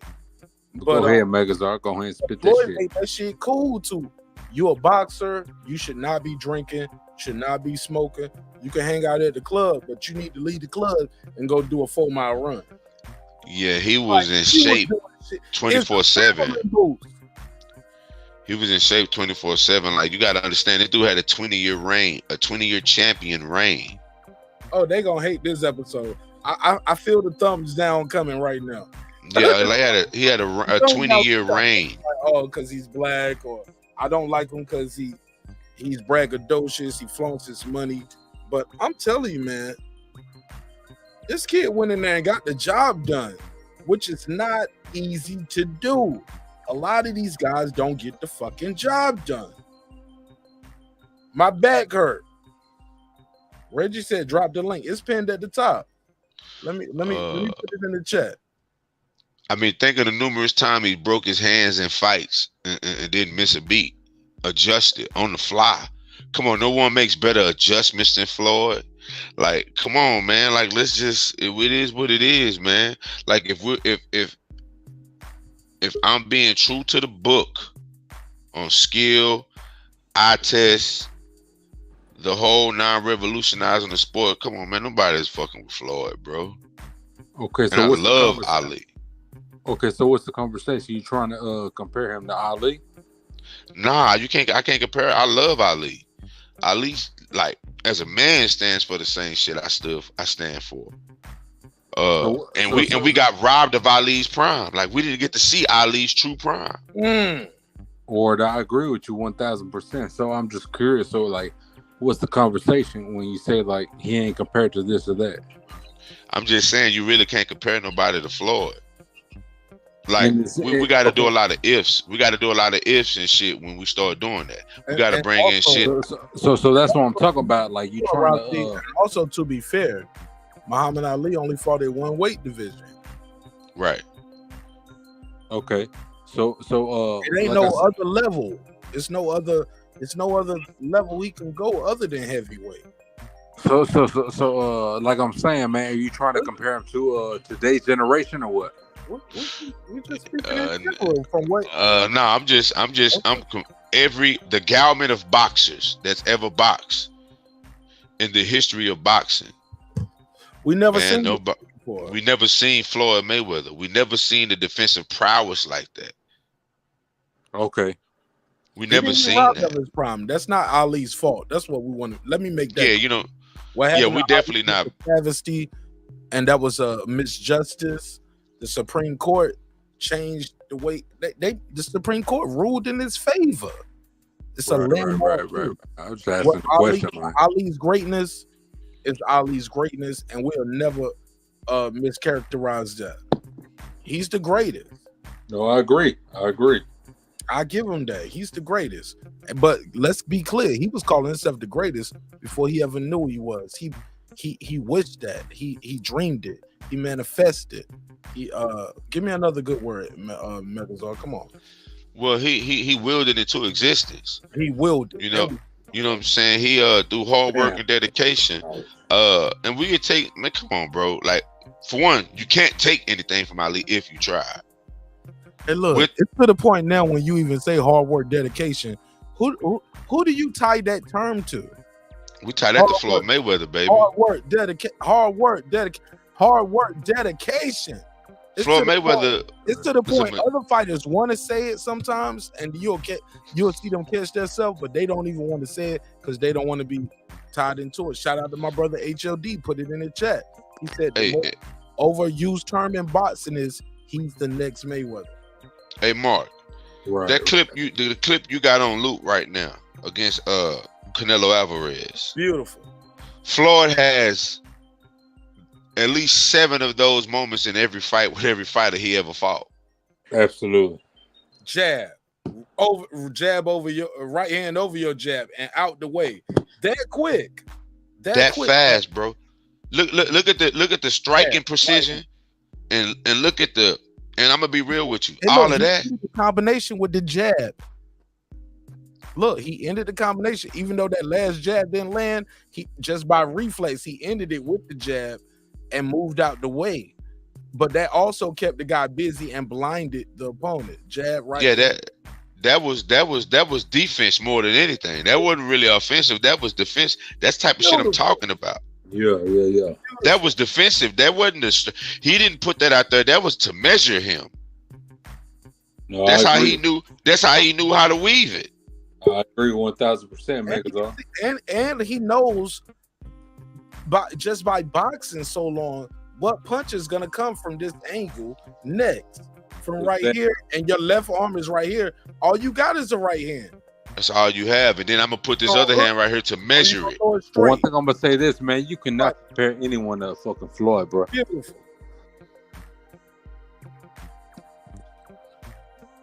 Beautiful. This shit is hard, bro. He's the master of the sweet science, man. There's no other way to say it. He's the master of the sweet science. Exactly. I'm gonna do some subs tonight. They were like, "Oh, these niggas D-Rod and Floyd." Man, no, man. I'm giving all praises due, man. We gave praise to Larry Bird tonight. That's why I say shit. Cause Larry Bird a bad man. Shit, don't get me started. Boy. Don't get me started on Bird, man. Yeah, man. I looked at my wrist. I got time today. Yeah. I got that much time because y'all niggas took a long time. But we got Puro here. Box conversation with Reggie Owens. My boy Rob G. Megazord. Go ahead. Reggie, you just pulled up. What's up? Yeah, man. Fuck with us, Reggie. Say what? How many drinks off that drink, man? Rob G in the gang. He said members over everything. Go ahead. But Reggie no, hey man, Reggie grew up in a real gang, man. Like, so it's all love. No, I was just saying, man. Fuck with us, man. I'm actually working on some YouTube content right now. Okay, cool. Go yeah, man. Hey, but Puro brought in some bullshit talking that damn Castillo shit. Castillo ain't shit without Floyd. Castillo existence doesn't matter without Floyd. He done put on some great shit with him and what's the dude died? His name with a C or some shit. I can't even think of Diego Corrales. Yeah, Corrales. Like other than that, like this nigga gotta live off Floyd's name. So his son saying all that dumb shit really Floyd his father, because without the Floyd fights, they probably wouldn't have the money that helped them get through life. But also like with this Floyd thing, like this dude is a very special motherfucker in that ring. Even without the money, even if he stayed as a broke fighter, didn't accumulate the wealth. When you look at what he done in that ring, that dude did some real special shit. And I wasn't a dude that cheered for Floyd all the time. I was betting that this person's gonna beat him. And this fight you got on here now is when I was like, this motherfucker bad. I had Shane going in there to beat Floyd ass. When he rocked him, I'm at my people house cheering my fucking ass off when I watched Shane rock Floyd. I was like, he about to stop this cocky shit from this dude. And then I seen him hit him again, like he about to stop him. I'm like, ain't no way he coming in the next round. He about to be fucked up. From there, that fight was done. I was like, what the fuck? The way he flipped that fight and Shane, they went around after that shit. I said, this motherfucker is bad. I had to give him his shit. I always was giving him his props, but I wasn't a fan of him like that. But every time I go against him and watch him whoop a fighter ass, even when he did that shit with Zab, I'm cheering for Zab. Man, he made a cold adjustment on Zab. Hold on. You was rooting for Zab in that fight? Yeah. I wasn't cheering for Floyd in a couple of fights. Hold up. But you just People hate Floyd, Mark. Hold up. But we had just saw Zab lose, though. We saw Zab's kick a couple times. Not no couple times. What you mean not a couple times? Who he lost to? What was it? Kasazu fight before this one? Kasazu was on the one he lost to. Vladimir. At this point, I don't remember that, but I had him going into the beef Floyd. All that shit didn't matter to me. Hold up. Reggie, you watched this fight in real time? Or you watched it like after the fight happened? Nigga, you ain't swaying shit that I just said. I was going for Zab Judah in this fight. And Zab was in here doing good early in the fight. And Floyd made an adjustment and started whooping his ass. Okay, and my reply to that was we had already seen Zab Judah lose to Costa Zoo, right? We had already seen him when that happened. I don't remember that. I don't know when that shit happened. I don't remember nothing like that. Yeah, he had only lost that. I believe he only lost that one fight. Nah, he had lost to Baltimore too, dog. I thought it was just Costa Zoo. Nah. Baltimore as well. Box record. I think he lost to Corey Spinks the first time too. Oh shit! Yeah, I think you're right. He did. He must have been doing something against Dirt when Corey came out there with Nelly and shit. Man, my memory's weird. Like my wife gonna kill me one day. She gonna be like, nigga, you don't remember our family reunion. You don't remember wedding dates, but you remember fights. But bro, I'm telling you, let me pull up Zab Judah box rec, and I know I got to put it on the screen. If not, Reggie won't believe it. Also wanted to respond to Reggie. I mean, if like put it this way, if like literally Floyd Mayweather for some reason you could take him out of history, Castillo would still be known. Nobody talks about Castillo. Nah, bro, I can't agree. What are you with talking that. about? I don't know about that. He was in the fight of the decade. He was in the fight of the decade, bro. That's what made him. That's what made him. Brought up this shit at the box. Floyd didn't make him. When you brought this shit up about the box expo, nobody talks about him like that. Nigga, I'm a beast, nigga. I talk about this shit. Well, when something's funny, I'm gonna bring it up. Hold on. You said you ain't heard one show I did what? Talking about some goddamn Castillo. Oh no, I never did that. I'm sorry. No. And we were talking about Mark. I'm talking about you're saying that like literally Castillo only exists because of Floyd, and that's not true. Maybe at one point before he fought Diego Corrales, but Floyd's never been in a fight of the decade. You're wrong. Manny Pacquiao and Floyd Mayweather was definitely a fight of the decade. It was not voted fight of the decade, Mark. It wasn't. You're talking about performance. No, fight of the decade. Fight of the decade. Oh yeah, but that's not his fault. He made the fights look so easy though. No. Piro, that's not his fault. That he made. No, I know. I'm not blaming Floyd, but he's saying that literally Castillo's only existence is because of Floyd, and it's not. I'm sorry. No, he's in a war of the decade. How many has Castillo beat 5 Hall of Famers? No. Has he beat 4 Hall of Famers? I don't know how many he's beaten. To Has be he honest, beaten 3? Like, let's play the game, Puro. Let's go from. Oh, he's beaten 1. He's beaten 1. And his name was what? And what? Fight? Floyd Mayweather Jr. Oh, get the fuck out of here. He look. I mean, like literally, like I don't understand. Like, and I'm not saying you guys, but like people can say that, like, literally, Canelo never beat Triple G, but I can't say that fucking Castillo beat Floyd Mayweather, and Floyd Mayweather's my guy. Come on. Nah. Yeah, this because y'all talk Spanish, don't mean you gotta make up bullshit. I'm not making up bullshit. I'm giving. I only give facts. That's why I was gonna tell Megazar earlier on YouTube. I've never lost a debate, and I never will. My brother, you literally just said an opinion. That's not a fact. The fact is that Floyd Mayweather won that fight. The fact is he won that fight. And I get that. And so if the record is what the record is, but like literally, like that's everybody brings up Castillo because of that reason. You know, when it pertains to Floyd Mayweather. When it pertains to Floyd Mayweather. That goes with what Reggie's point is. That's a double. No. When it pertains to Floyd Mayweather. Right. No, when it pertains to his career period. That's his one claim to fame. Now, when people bring up Castillo, it's because of the Corrales fight. He got a debatable with Floyd. Floyd. He got his ass knocked the fuck out. He got a debatable. Yeah, he did get knocked the fuck out. But that's what that like literally, like, nobody's ever gonna forget that fight. Let's do another survey. Yeah, him getting knocked the fuck out. Yeah, no, it was. I remember my dad had a heart attack that morning. My dad had a heart attack the day before. I'll never forget that fight just because of my dad had his first heart attack, and me and my dad were waiting for this fight so bad, you know, because this is truly like before we had all this promotional, like, undisputed. Oh my god, it means so much. Like, this was truly the best versus the best at 135. These motherfuckers cleaned out everybody. I mean, it was anticipated and it lived up to the billing, man. That fight, it's the greatest fight I've ever seen in my life. And look, you bringing up two guys that had what you deem as war of the decade. They both got their ass whooped by Floyd. Well, see, that's where people get it twisted. You said it was war of the decade, not me. I never said it was war of the decade. I said it was fight of the decade. Well, I call it war of the decade. You just called it fight, but both of them got their ass whooped by No, Floyd. I don't call it fight. The ring.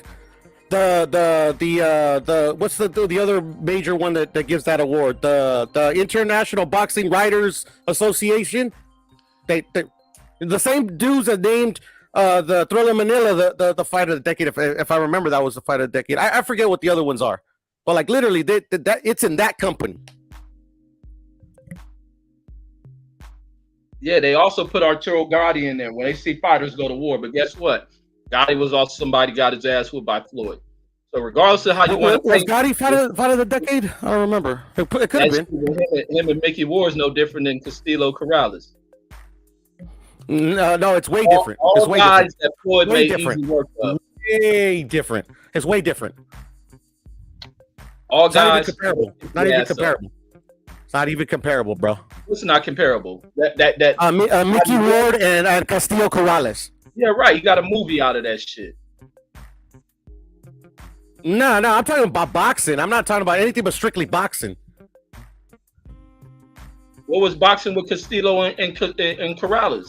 They want the war. It was the best 135 pounders of their generation fighting to see who's the best in that division. Turn your mic down. Oh, sorry, my bad. I'm too close, Mark. Sorry. It was rocking and socking. No, it's not rocking and socking. It wasn't rocking and socking. And anybody that calls that fight rocking and socking don't know shit about boxing. I'm sorry. They were rocking and socking, buddy. They're knocking each other. Man. Knocked down. I'm sorry that you don't know boxing. That's not my fault. That's not my fault that you don't know boxing. I'm sorry you don't know boxing and the truth of boxing. That Castillo went in there. I'm not gonna agree with that, man. Explain the truth of boxing to me. Explain the truth of boxing to me. You talking about his claim of fame? Look, you talking his claim of fame of being known for once, for all of his claim of fame. Look, all his claim of fame is him losing. All his claim of fame you bringing up is his ass losing. So you ought to have a heart attack like you said your father had. If you're gonna bet on this dude. So you can't explain. You can't explain why that's not the true boxing. You can't explain it. You can't explain how he's Floyd's father and he losing and shit. No, I didn't say he was Floyd's father. Castillo Jr. said that. I thought it was hilarious. I thought it was hilarious. There's a reason why you thought that shit. And Floyd didn't think it was funny because you could see Floyd's face when they're taking the picture. Is that because he made their father? Yeah, because Floyd was showing love, you know what I'm saying, from another place, and this dude come joking when your father lost, bro. Damn, Rich. God damn, bro. You know what I'm saying? You know what I'm saying? He lost, and like I said, Floyd went on to mop the floor with Diego Corrales. Oh, he didn't go on to. He already beat Diego Corrales. I'm tripping. And then he gave Castillo a second time to do it. And he beat him. And he beat him. And he beat him. Beat him. The brakes off. Yeah, Floyd's a bad dude. Like I said, Floyd. I know. I've been watching Floyd since around that time. I thought he was going to lose to certain people. He went in there and beat the brakes out of him. Who do you think he was going to lose to? Man, I had Shane. I thought I was going to beat him. I thought Zab was going to beat him. Even when he fought, it was the times when he was coming up, like against Manfredi. I watched him dog the fuck out. I thought that was going to be a tough fight. Dog the fuck out of Manfredi. The Gotti fight, I thought that would have been a little tougher from how they used to hype Gotti up. He smoked his ass. Even with the fight that he deems as his toughest fight, even with that dude, he stopped the fucking dude. Like, this nigga was bad. And then you think of Floyd, because a lot of people take this away from Floyd. The nigga go on to still have a successful career with fucked up hands and still figured out ways to breaking fighters down. Like, the motherfucker bad. A lot of motherfuckers hate on him from when he accumulated wealth. And it's crazy how people begin to kind of flip on people once they accumulate wealth. But as long as you poor, you're fine. Did you ever hate on him, Reggie? I didn't hate on him out of wealth. I gave him his props. I'd be like, this cocky motherfucker gonna lose to this person. But hate on him after I watch a fight, like, damn, this nigga bad. Was never no hate. Like, this nigga bad. Then when it came that Sugar Shane shit, to watch him recover, the way he recovered from a fight that any other fighter would have lost that shit, Shane would have been knocking him the fuck out. He beat Shane every fucking round in that fight. Shane almost looked like he wanted to quit. Oh, Shane definitely looked like he wanted to quit it. So in those days, like, you picked against Floyd just because he was cocky? Yeah, there was a lot of shit about Floyd I didn't like back then. But it wasn't like that. I knew this nigga was bad. This nigga was the shit. But also, too, you don't look, Florida have you think he won't dedicate it to the sport. You see him out there wilding, chilling, doing all kind of wild shit. And you'd be like, well, maybe the outside ring shit is gonna fuck with him. But this guy is. I never thought he was gonna lose to any of the fighters Reggie thought he was gonna lose to, but you know, that's just me. And then when he got the money, the nigga was still, that's the other thing, be tripping people out. Every fighter talk this shit. This nigga still live like he's Reggie, let's go, because you and I see eye to eye on this shit right here. Talk that Marcos Maidana shit, Reggie. Let's go. Right. The money, look, exactly. Look what the money did to Marcos. That nigga got one big check and his mom got scared. That nigga went back to Argentina and fucked everything up. Look at him now. That nigga big as me. Motherfucker come from 147 bigger than me and shit. That money fucked that dude up. Mikey Garcia. Talk about Mikey. All these dudes, they don't. Adrian Broner. The money changes them. That's even with a lot of these young fighters. Garcia got that Errol Spence check. Took 2 years off. Man, that money will make you say, fuck it. It's silk sheet, man. Because that's what, look, bro, Reggie. Damn, I cut you off, but I ain't mean to cut you off. But my whole argument, like, my brother, a lot of these dudes, if it was about the money, they would have quit a long time ago. Or like they would have been like me and you if we got a $2 million fight. Marcos Maidana, I got $2 million and I got $1 million because you want to wear these gloves. I get $1 million on top. You know what I'm saying? Like, y'all ain't got nothing to do with this shit right here. This ain't the promoted cut. Like this, like I get another $1 million. Or fuck it, even if y'all do, I gotta bust this other $1 million down. That's another $1 million we busting down. Cause he want to wear these gloves. for the second fight? Let's go. So, and we see what he looked like after that. 200 pounds. Mikey Garcia. Nigga became El Chapo. Even look at Andy Ruiz. Nigga, man, he got a check. Andy Ruiz. Nigga lost his mind. Perfect example, dog. Like the focus at the highest level, which he always had. Who? Andy Ruiz? No, Floyd. Okay, I thought you was trolling me, bro. You know, no. I gotta I watch. just like, go ahead, my bad. But I already know you used to put the porn up on my channel before we came. Nah, I already told you it wasn't me, bro. Yeah. You already know it ain't me. You always gotta troll me with that shit. Nah. I know it was. I'm gonna put Pecker up right now. Hold on. Nah, please don't do it. Please, Puro, don't do it. Oh Lord, I'm scared. Pass the mic. Go ahead. No, but that's like the things into the details of what made Floyd great. Like outside of the fucking wins, it's just everything else he's done. And even when you look at what these fighters should gain from, like y'all were speaking about the moniker, the motto is hard work, dedication. Hard work, dedication. And it's just not words to recite, but you gotta live by that shit. That nigga live by it. And it's like it's nothing people can do that. Like a lot of people love to see when Tank Davis got some shit to say about him. Tank Davis ain't made it yet. That's the thing. That's Tank Davis's fucking flaw. Is he doesn't input hard work and dedication, and that would be one of his greatest limitations for what he can do that can make him so fucking great. Is dedicating himself. Like this motherfucker done it. $100 million fights, $200 million fights. That nigga's still in the gym, and even as a retired fighter, nigga living, he's still being there working out. Like this motherfucker is. Nah, Reggie, Floyd Mayweather broke. That's why he's still in the gym. That's why he niggas be believing that shit. Even if he is broke, that nigga don't show up looking broke in them fights. That nigga ain't flabby like that. He ain't broke, bro. Man, I'm gonna just tell you like this: as someone who's keep it in the book, Reggie, we seen fighters, basketball players, football players fall off quicker. Listen, I know y'all talk about boxing, and it's a cool niche. On Shout YouTube. out to K out of Truth. But Mark, there is something Yeah, the truth ain't lying. There's something wrong with our minds, dog. Man, I'm just gonna tell you like this. I love watching craftsmen. You know what I'm saying? I love watching people that dedicate, who have the skill and the talent, but still dedicate extra amount of time to sharpen their skills. That's how I am when I write. Absolutely. You know what I'm saying? I put so much, I don't waste a bar. So when I see a person like Floyd Mayweather, he don't waste punches. He's economical. You know what I'm saying? The defensive prowess, will never see no shit like that again. Like, I marvel at true craftsmen. You know what I'm saying? Like when a lot of people was talking about the Jay-Z God did verse, that's because they listening for something else. I'm listening for the craftsmanship. I'm listening for Hove still being Hove. And he was Hove.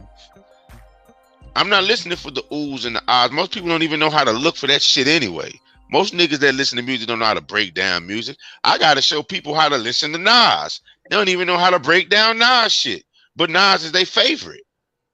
So when you see somebody like Floyd as a craftsman, Mark, you know the work that it takes to put in to be good at we all know the work that it takes to be good at anything. No, we know niggas are. Go ahead, spit, man. But to be great for 20 fucking years, not only great, be the pinnacle of something for 20 years, bro. We've yet to see something like that. Serena was great, bro. She's the GOAT by all accounts, tennis-wise. We didn't, you know what I'm saying? She had one last great rally, then lost. We didn't see Floyd Mayweather like that, man. We seen him win the whole time. Even when Father Time was so time catching up with him, he still was most conditioned. Like I always say, man, if you passionate about something, get it. Puro said we. Big Puro, man. I mean, who have you seen as conditioned as Floyd Mayweather? No, you're just saying that we all saw him beat everybody they put in front of him. Like I mean, I wanted to say a phrase we say in Spanish, but it's kind of hard to translate. It doesn't really translate to English very well. Say it, bro. We suena coro. Yeah, No, but for real though, hey, for real. Bro, that don't even fit this situation. No. Yeah, it does. It's just like I didn't see Floyd win every single fight. I saw him lose one fight. I didn't see him lose. I didn't see him lose anything because and I understand, brother. But that's what I'm saying. When you said we, I'm included in we. That's why I said what I said. Well, I mean, when evidently you're not, because you said you saw him lose, and I didn't see that. So I know Mark didn't see him lose. I know Reggie didn't see him lose. I know Rob G didn't see him lose. You saw him lose. The record books don't say he lost. I understand that, bro. I understand that, but I have an opinion as well. I can have an opinion. So check the fly stick. And that diminishes a legacy in any way. My brother, this how hard your reach is. That motherfucker got a chance to get right back in there. He got an immediate rematch. And he got back in there. Worse. And got maybe he don't want to. Maybe he just want and that is the true, the brilliance of Mayweather is that literally he can get what he did wrong in a previous fight, correct it, and make you look pedestrian. That's the true brilliance of Floyd Mayweather. His ring IQ, his ability to read you in the ring. These are real boxing arguments, not that I picked against them because the money might get to him. Come on, but that's the real shit. The money do get to him. But y'all didn't know Floyd Mayweather. Floyd Mayweather was not shy about saying what he did. No, my nigga. When I've been watching Floyd Mayweather since the amateurs. He made a promise to himself that he was never gonna let nothing deter him from becoming the greatest. Say that again. You know, he had some hiccups. You know, I thought he lost. But in my opinion, if they would have called that fight right, in my opinion, and he would have lost, it doesn't take away from his legacy because he learned from that loss. My brother. Hey, Mark, can I speak? He didn't lose though. In my eyes, he did. And in the record books, yes, you guys are correct. He did not lose. But I'm not. It's not like I'm crazy. A lot of people have that same opinion. My brother, in my eyes, my wife is Beyonce. I might be crazy to y'all on that one topic. And that's a great thing, Mark, because you think she's as beautiful as Beyonce. I can't say you're lying.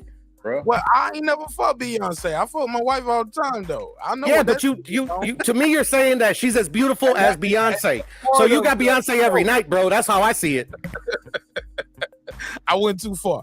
I always never hurried up. I'm actually trying to help you out, Mark. You want to get some action tonight? Mark, as long as you digging up in that pussy, man, it's all good. Mark just don't know I'm helping him out. Nah, yeah. Somebody say no, but for real though, man. I always supported Floyd Mayweather when he wants to go up in these exhibitions and he wants to do what he want to do, man. Because man, he's just doing what he loves to do, and he's been doing this shit since he was a kid, man. So you got to appreciate the fact that he dedicated his whole life to that shit, and he's very passionate about what he does, man. He ain't got to do it, Rob J.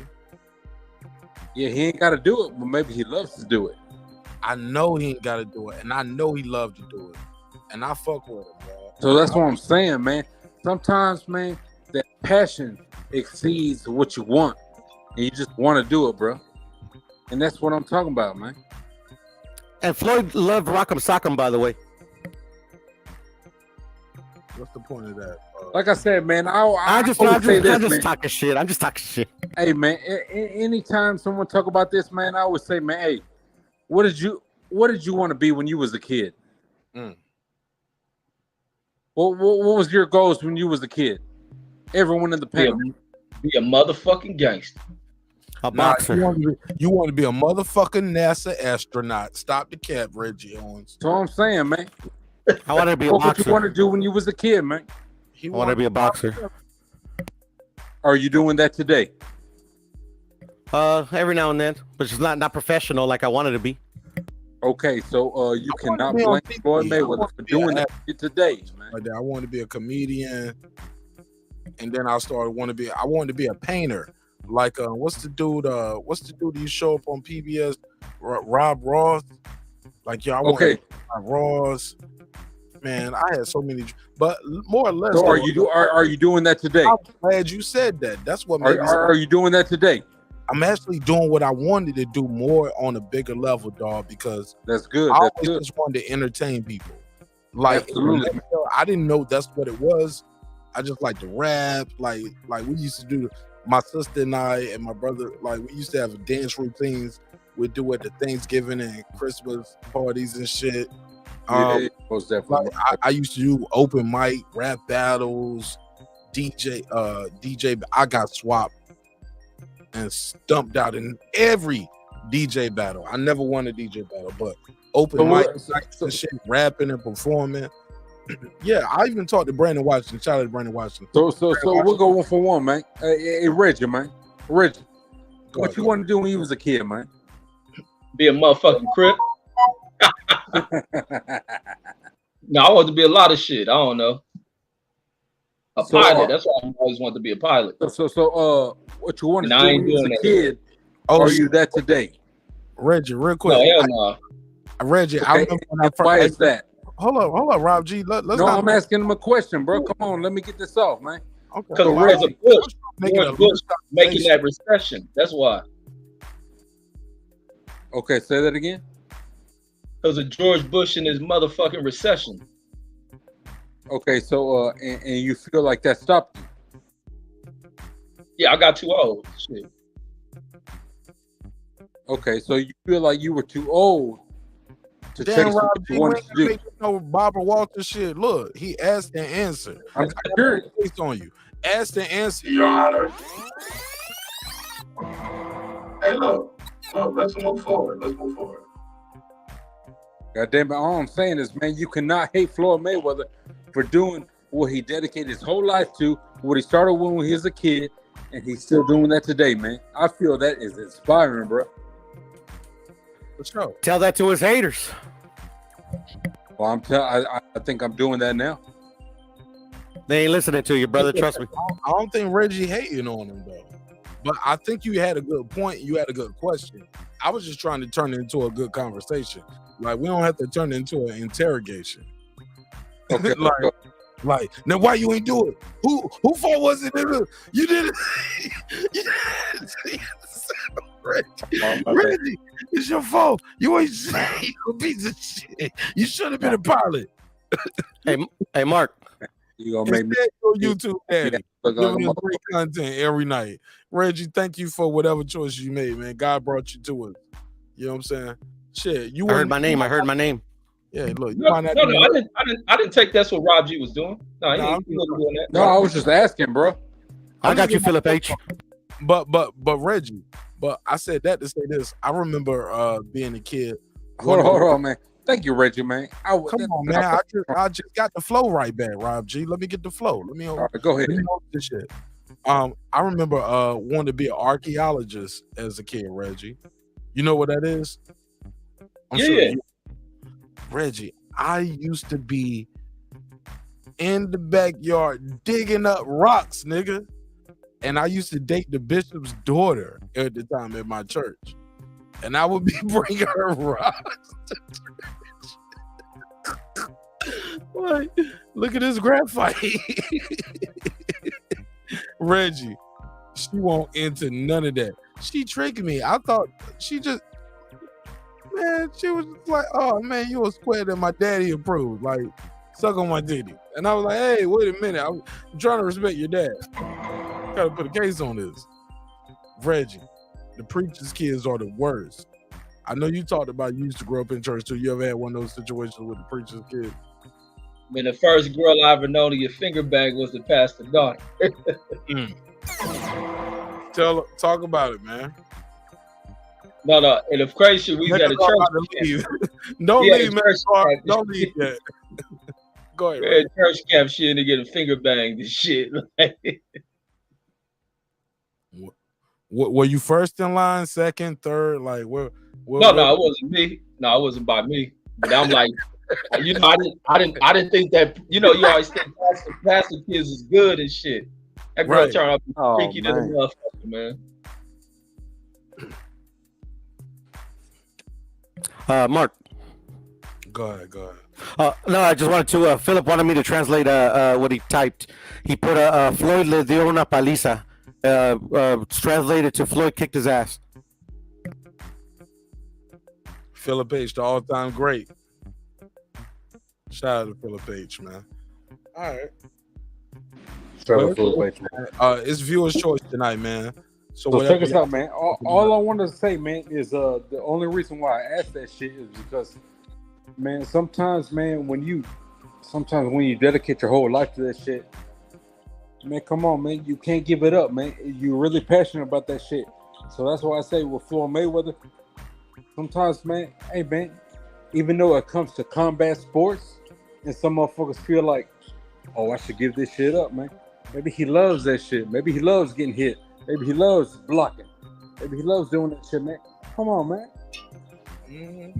It all comes. I mean, for all the hate he gets, he has to love it. He has to love it.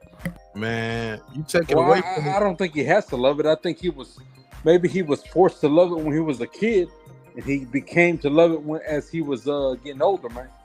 But at the same time, go ahead, Pure. No. I'm sorry, I cut you off. No, but all I'm saying is this, man, is Latino heat.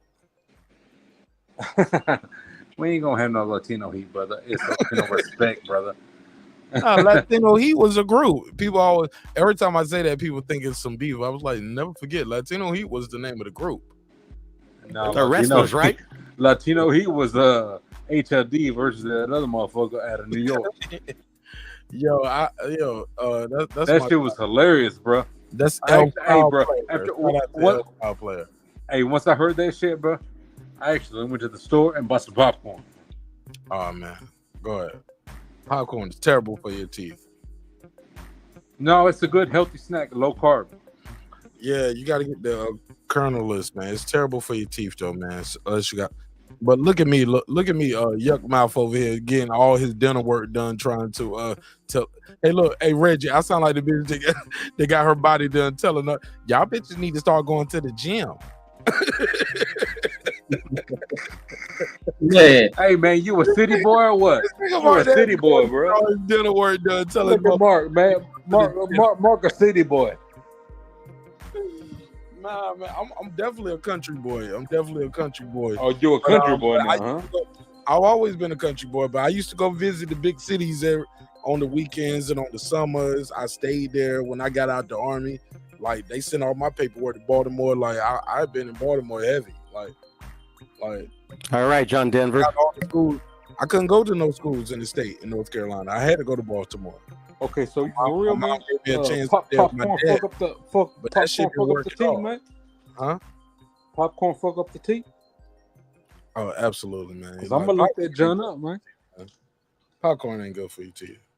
Not popcorn with the kernel. It's a light, healthy snack, but not kernel popcorn, dog. It's terrible for your teeth. Damn, man. Okay. Ask any parodontists. How about that? Ask any parodontists that do gun work. Okay. All right. But shit, I get Brandon Washington up here and talk to I got Megazar up here. He'll talk to you. He'll tell you about what the nation of gods and earth talk about, even with certain types of bread, right? Man, I don't give a fuck about that. No, I mean, well, we live. It's a live conversation, and there's other people here that might care about it. Megazar, mic check 1 2. You still there? Yeah, I'm still here. Yeah, I'm still in the building. You know what I'm saying? All right. Well, let me continue on. What was the debate we had about Zab Judah? Because while I'm looking over here at my labels that I got pinned up, and I see Zab Judah's box rec. Like, what was that? And I got it pinned with Reggie Owens. That loss. Talk about Zab Judah. The order of the losses. That you saying that he had lost twice before he fought Floyd, and we were saying that he had lost to Kazazu. Yeah, he lost to Kazazu, Corey Spinks, Baltimore, and then Mayweather. So he had 3 losses. Yeah, the other one was that stoppage, but I think wasn't one of them a controversial loss though? Or did he get his ass whooped? Because I know he came back. You're saying Corey Spinks. The only controversial he knocked loss, Spinks' ass off. The only controversial loss he had was Corey Spinks. Okay, that's when he came back and knocked his ass out. But I think that's what kept him in order to be able to fight Floyd. But it was like that was a unanimous decision, dog. But people was like, nah, Corey got a unanimous decision. He won that shit. It was a unanimous decision. Like people just have revisionist history because you love who you love. I'm just telling you, Rich. You ever heard of the Mandela effect? What's that bullshit? Let's hear this shit. The Mandela effect is when Bro said, what's that bullshit? Hold on. Before I say this, I never pride myself on being the smartest person in the room. Unless I'm on the panel by myself. Does anybody know what the Mandela effect is? Have you guys ever heard this? Has anybody in the chat? Have you guys ever heard this? Because I'm Googling it. No, hey man, give you guys the exact definition. Because you told me about it before. I don't remember. I never coined this term. I've heard of it, bro, but I've never Googled that junk. I think I Googled that junk like about a year ago, but I forgot about that junk. So go ahead and enlighten us, philosopher Mark. Yo, this nigga Taylor Bell got me rolling. He said, Baltimore from Harry Potter? Never heard of it.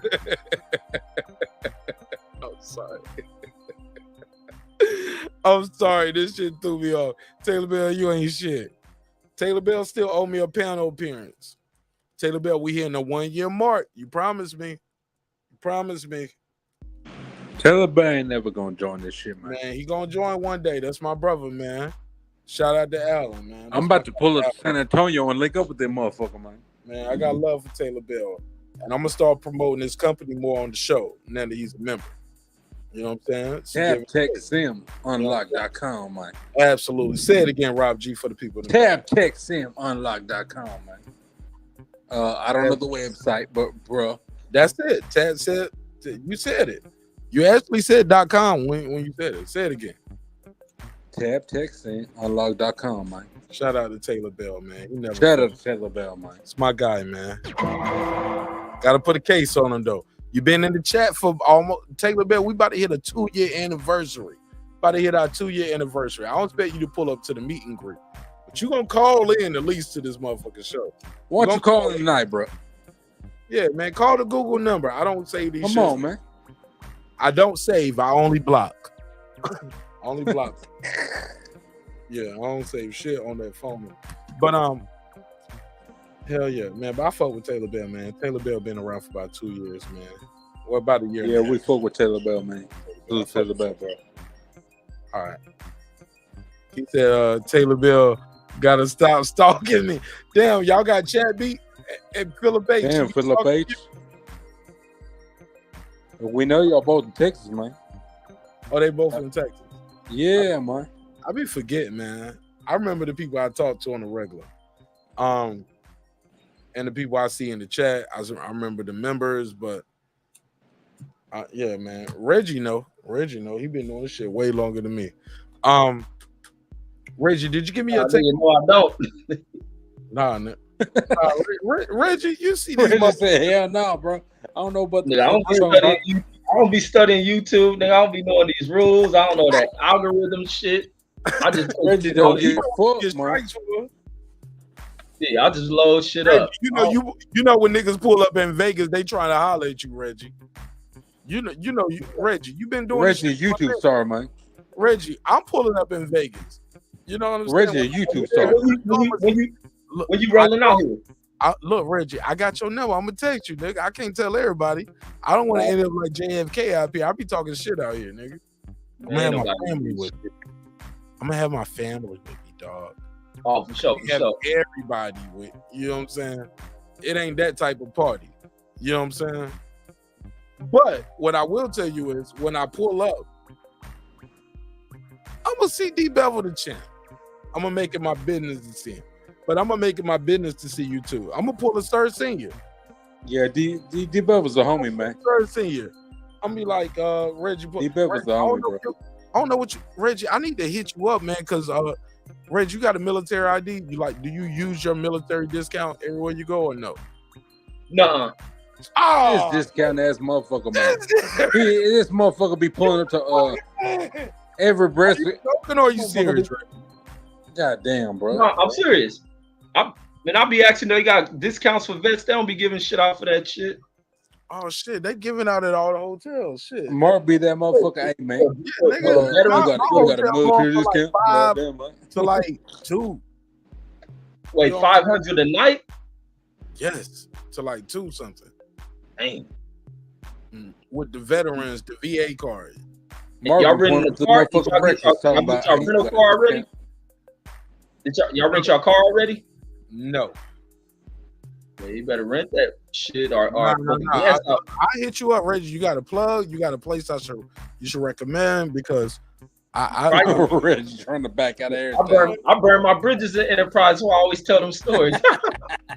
Oh, no, I ain't know that. Reggie don't give a fuck. That's why I always tell the story where I changed everything at the Enterprise out here. No, I remember. I'm reason why you see black managers. Reggie said you're on your own, man. I don't want to. I'm sorry, I didn't mean to cut you off. Reggie, take it from the top. What happened at Enterprise? No, I'm the reason why they got black managers at these locations and shit. Because I got tired of being there and they kind of making it to where only white motherfuckers moving up. They go position in to take interviews to be assistant managers and managers and getting overlooked by white folks who's doing half-ass shit. So it was when they had the like exotic brands. They'll send black folks over to areas out here where it's real fucked up, where people rent cars, won't pay on them. You deal with rentals where a person will come in, rent that shit, and keep it like they own it.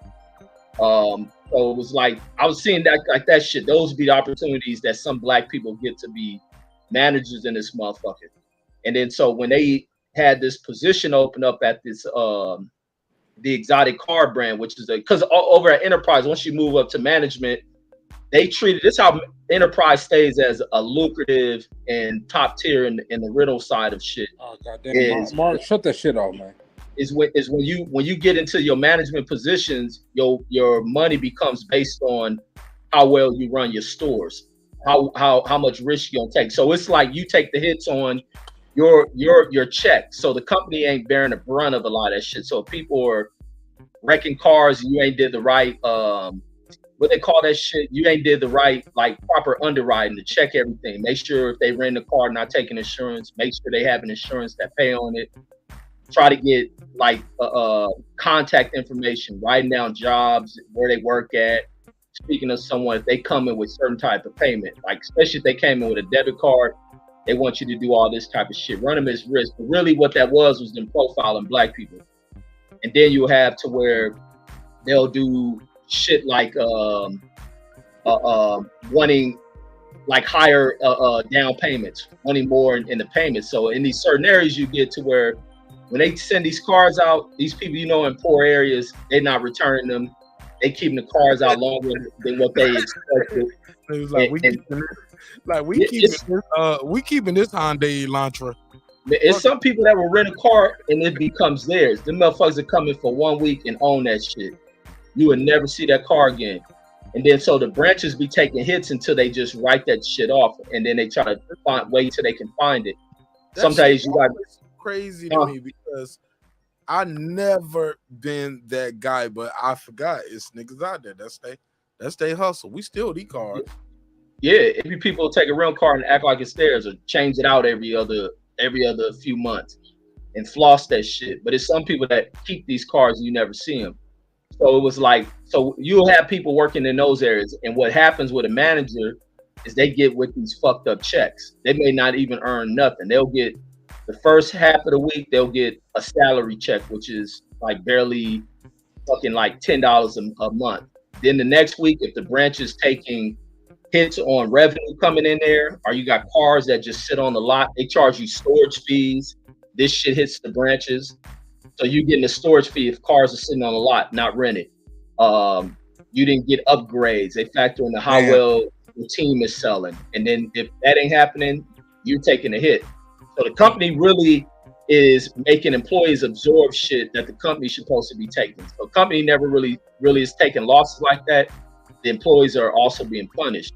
So when it came down to this one black dude who was working over at the Exotic brand, when that shit opened up, because Exotic brand, you dealing with stupid ass revenue. It's where you can rent out Lamborghinis, fucking Porsches and all that shit. So they get very, very good revenue. They get good rates per day. Plus people coming in there got money to back up what they're gonna sell. So you, Reggie. Yeah.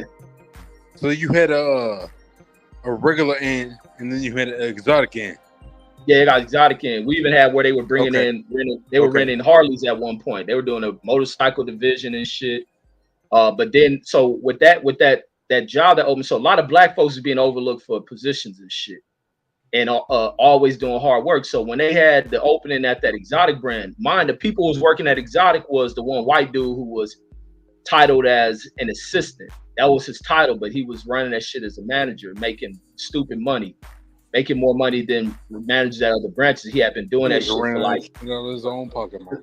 But no, let me say, he was making like stupid money. He can probably make easy 6 figures, and he was running it as the title of assistant. So they moved him up as a position of manager. Just moved him up. It was no point of even interviewing people because he had been doing this shit for like 4 or 5 years. Real cushiony ass job. So then it was only him, a black dude, and a black female who was a homegirl that worked there. She gets pregnant, so she ended up going on maternity leave. The other black dude who had been there for the 2 or 3 years they was there. So when this position opened up, even when I see it, I was like, oh shit, man, you got this shit. Like you about to get promoted. Like y'all money about to be good.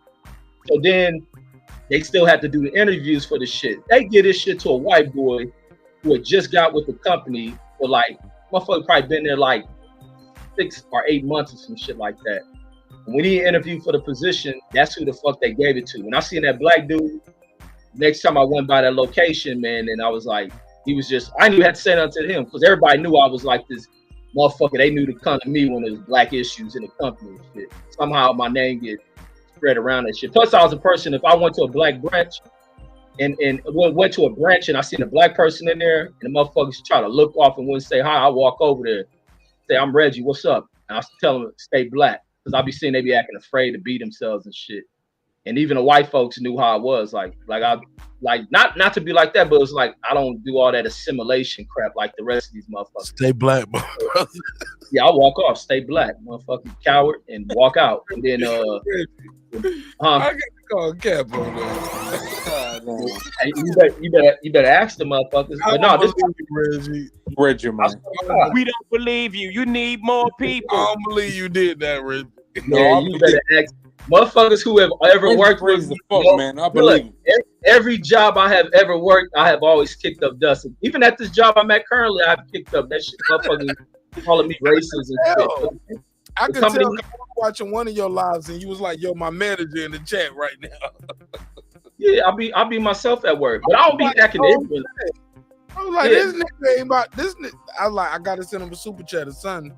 But I heard you say you don't even know how to get your super chats. Man, every job I ever worked at, motherfuckers still be cool with me because of shit I have kicked up there. Because I be having fun, I be clowning. But when it comes to like serious shit, I'm a different person. But it was like at the Enterprise shit. So when this shit went down, when the dude got overlooked for the white dude they gave the job to, and this motherfucker, that shit bothered the dude. It bothered a lot of people. Like a lot of people seen that shit was like real fucked up. So when they gave the promotion, I was like, I'm leaving this motherfucker anyway. Everybody, even the white folks like me because I'm always in good spirit, clowning and shit, but will call out shit when I need it. So when I'm leaving, I put out an email which went through the whole, because they split Enterprise and division. So this email went to every employee in Nevada, and I put up about that I was like that bullshit ass promotion, and I was like the little piece of shit ass manager who promoted this dude. We all know why this dude got the promotion because of his complexion, white boy. I said they overlooked the obvious, like this black dude been working here for putting out all this shit, been over in this location for the 2 years. That's not business though to say that. Okay, you got to do it. It was definitely my business because this is what happened after. So like Because even when I was doing my exit interview, so I'm leaving and shit, leaving the company, they asked me like why I'm leaving. I said because it's a white company. I said if I had anybody I knew who was black, I'd tell them never to come here. I said any of my white friends, I tell them this is the place to come because they love promoting white people. And I said also with the way that we have to come in here and dress in this old conservative ass look, ties, wearing shoes, getting in and out of cars, fucking doing all this overboard customer service shit. And then every time you look around, you got no black managers in this company. Then these motherfuckers at one point did this minority shit. They did a thing called a minority event. And this is some shit to try to, supposed to be some way of teaching black folks and really it's just black folks, not even other race people, that you can move through this glass ceiling type shit. Fuck, they did a minority event? Yeah, then you had a bunch of coon ass black people. What the fuck is this, man? Look, they had a bunch of coon ass black people happy about going to asking if I'm going. I said, I ain't no minority, I'm black. I ain't going to none of that shit. But even white folks who seen how stupid it was like taking offense. So what, I can't go because I'm white? And I'm looking at them like, exactly. So when the motherfuckers who went to this shit on whatever day it was, when they returned to work, all these motherfuckers, I'm hearing all these fucking angered ass opinions because they were talking to them about speaking proper fucking grammar. And my enterprises hires motherfuckers who gotta have college degrees to go to this motherfucker. And I said, that's what the fuck y'all stupid asses get. And then they had complaints. So when I did my exit interview, I stated all that shit. So they were shocked when, you write your shit down, person read it. And then he was like shocked to see that shit. And I said, yeah. I said, exactly what you see is exactly what it is. I said, it's a white company. So I say, look around this goddamn corporate office. Ain't nobody in here. Everybody look like my palm. Ain't nothing but white folks in here. Then y'all did that minority event shit, which I knew damn well not to go to. I got girls up here telling me, because they'll tell me this shit because they knew how I was. One Ethiopian girl who I'm still cool with, she come telling me about a lady, an area manager telling her about her hair is too fucking ethnic.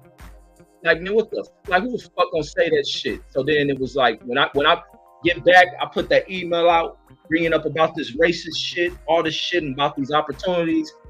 So when I'm gone, the motherfuckers, they couldn't remove it fast enough. So when I put it out, then everybody in all the fucking enterprise gets the shit, and then they shut my email down. Then they had to come along with we're trying to clean that shit up. But by then it was too fucking late. So Saturday, huh? No, keep going. Keep going. So by Saturday, Saturday, huh? By then it was late, man. Motherfuckers rolling in, man. No, you got a lawsuit. Did you sue him? Keep going. No, I ain't sue him. No, but this would have opened up. So the next day, the dude over the enterprise, he's head of all of enterprise, like what they call the city locations, the ones that ain't at airport. So it's hundreds of locations throughout all of Nevada. He called me. His name's Shane. He called the next day. Hey, Rich, because he come off as a cool dude. And I was like, listen, Shane, man, you ain't got to come in and try to act all friendly. Let's get right to what you call about. So you want to know about the email. I said, so, I mean, I'm not going to call you no racist. And I'm going to act like this. I'm going to act like you just oblivious to everything going on, but you see all this racist shit in here. That you don't see no black man. He try to bring up this one Oreo ass white dude. I mean, black dude. He really white. So country jean wearing motherfucker. He tried to bring, well, we got, this is the only example we had of a black motherfucker. And it was on the other girls who's running those fucked up area locations were black females. And then when the location gets robbed one day, they try to accuse these girls of setting that shit up. But another location gets robbed of a bunch of money they wasn't deposited in the bank. They ain't blaming them for none of that shit. And they should clearly look like somebody inside took that shit. But then but so when Shane called, he asked all these questions. I'm like, man, you ain't got any nerd black dude in this company in a management position. Well, we got this dude. I said, man, that dude ain't nothing but a goddamn Oreo. A comfortable black dude who mixed in a motherfucker who goes to all this cowboy shit. He ain't no hip hop. Y'all feel comfortable with him. And he pissed his ass up to the position he got in. I said, but now outside of him, where do you see black management in this company? And I said, you look at, and then I brought this one black dude who had to leave here to get promoted from out of Alaska. This is the dude who hit every standard that they tell you what you need to do to get promoted. That motherfucker kept being overlooked, but he'd never bitch about it. One day, me and the family coming back from an LA trip, And when I'm returning the car, I see him. The first thing he come to me is like, man, they didn't pass me over again. This dude had been passed over like 12 times going to interviews, got all the numbers and shit, and they giving it to white folks with lesser numbers that which they say they base it on than him.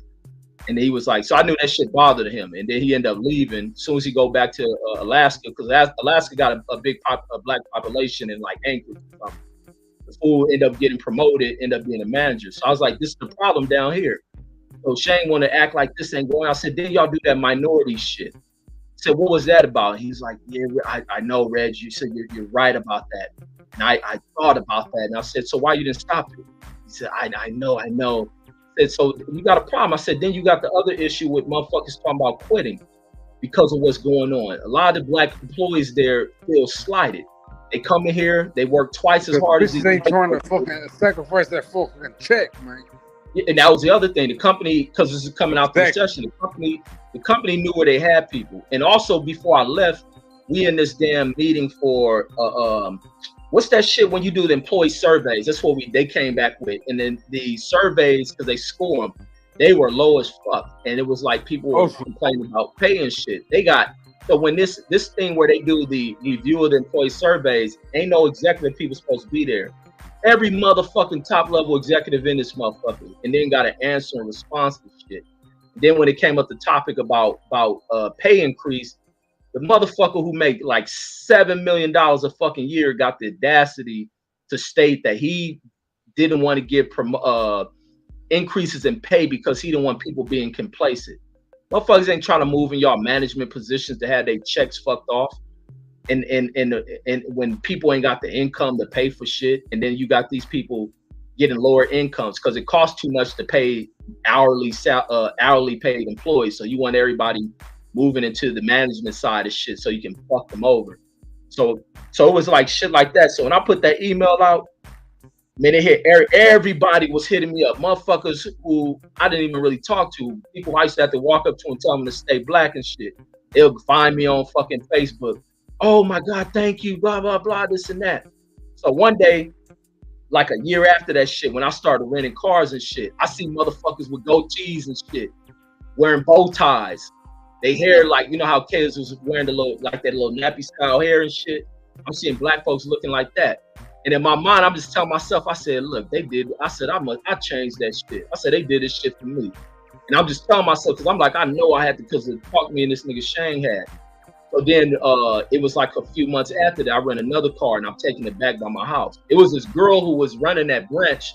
But when she was there towards when I was getting ready to leave. No, I had left the airport. I had worked with her at the airport location. So when I see her and I'm getting the car rented, and the white dude who was up there checking me in, I tell him, I was like, man, I already know the deal. I worked here. And he was like, said something like, okay, Reggie Owens, he's like, blah, blah, called me up. I see the girl like look over and she hear my name and shit. And then old dude asked me for like the ID and present some other. I said, I know. I already told you I used to work with y'all. And then she looked, she was like, Reggie with the email? I said, yeah. I said, what? I like, what you know about the email? So she helping these people turn their car in. And then when she came back in, she was like, thank you. She said, thank you for doing that. Like, she's like, without you doing that, I wouldn't dare got this position. She's like, they've been doing the same shit that you talked about. Then I come back there when she moved to another location. One of the homies who I was working with, matter of fact, he worked at that branch when they got the money stolen. That I was telling you about when the white folks worked there and they ain't say shit about it. He became a manager over there, and even he was thanking me about if he didn't do that. Another black dude who was, I think he may have been a sister, he may have been a regular level employee like me. He became an area manager. They start promoting these motherfuckers after I did that shit. And motherfuckers ain't have to dress looking like some old southern conservative white boy and shit. Black people can wear their hair in their styles they want to wear them in, wear bow ties instead of ties, and dress more dapper and cool looking and shit.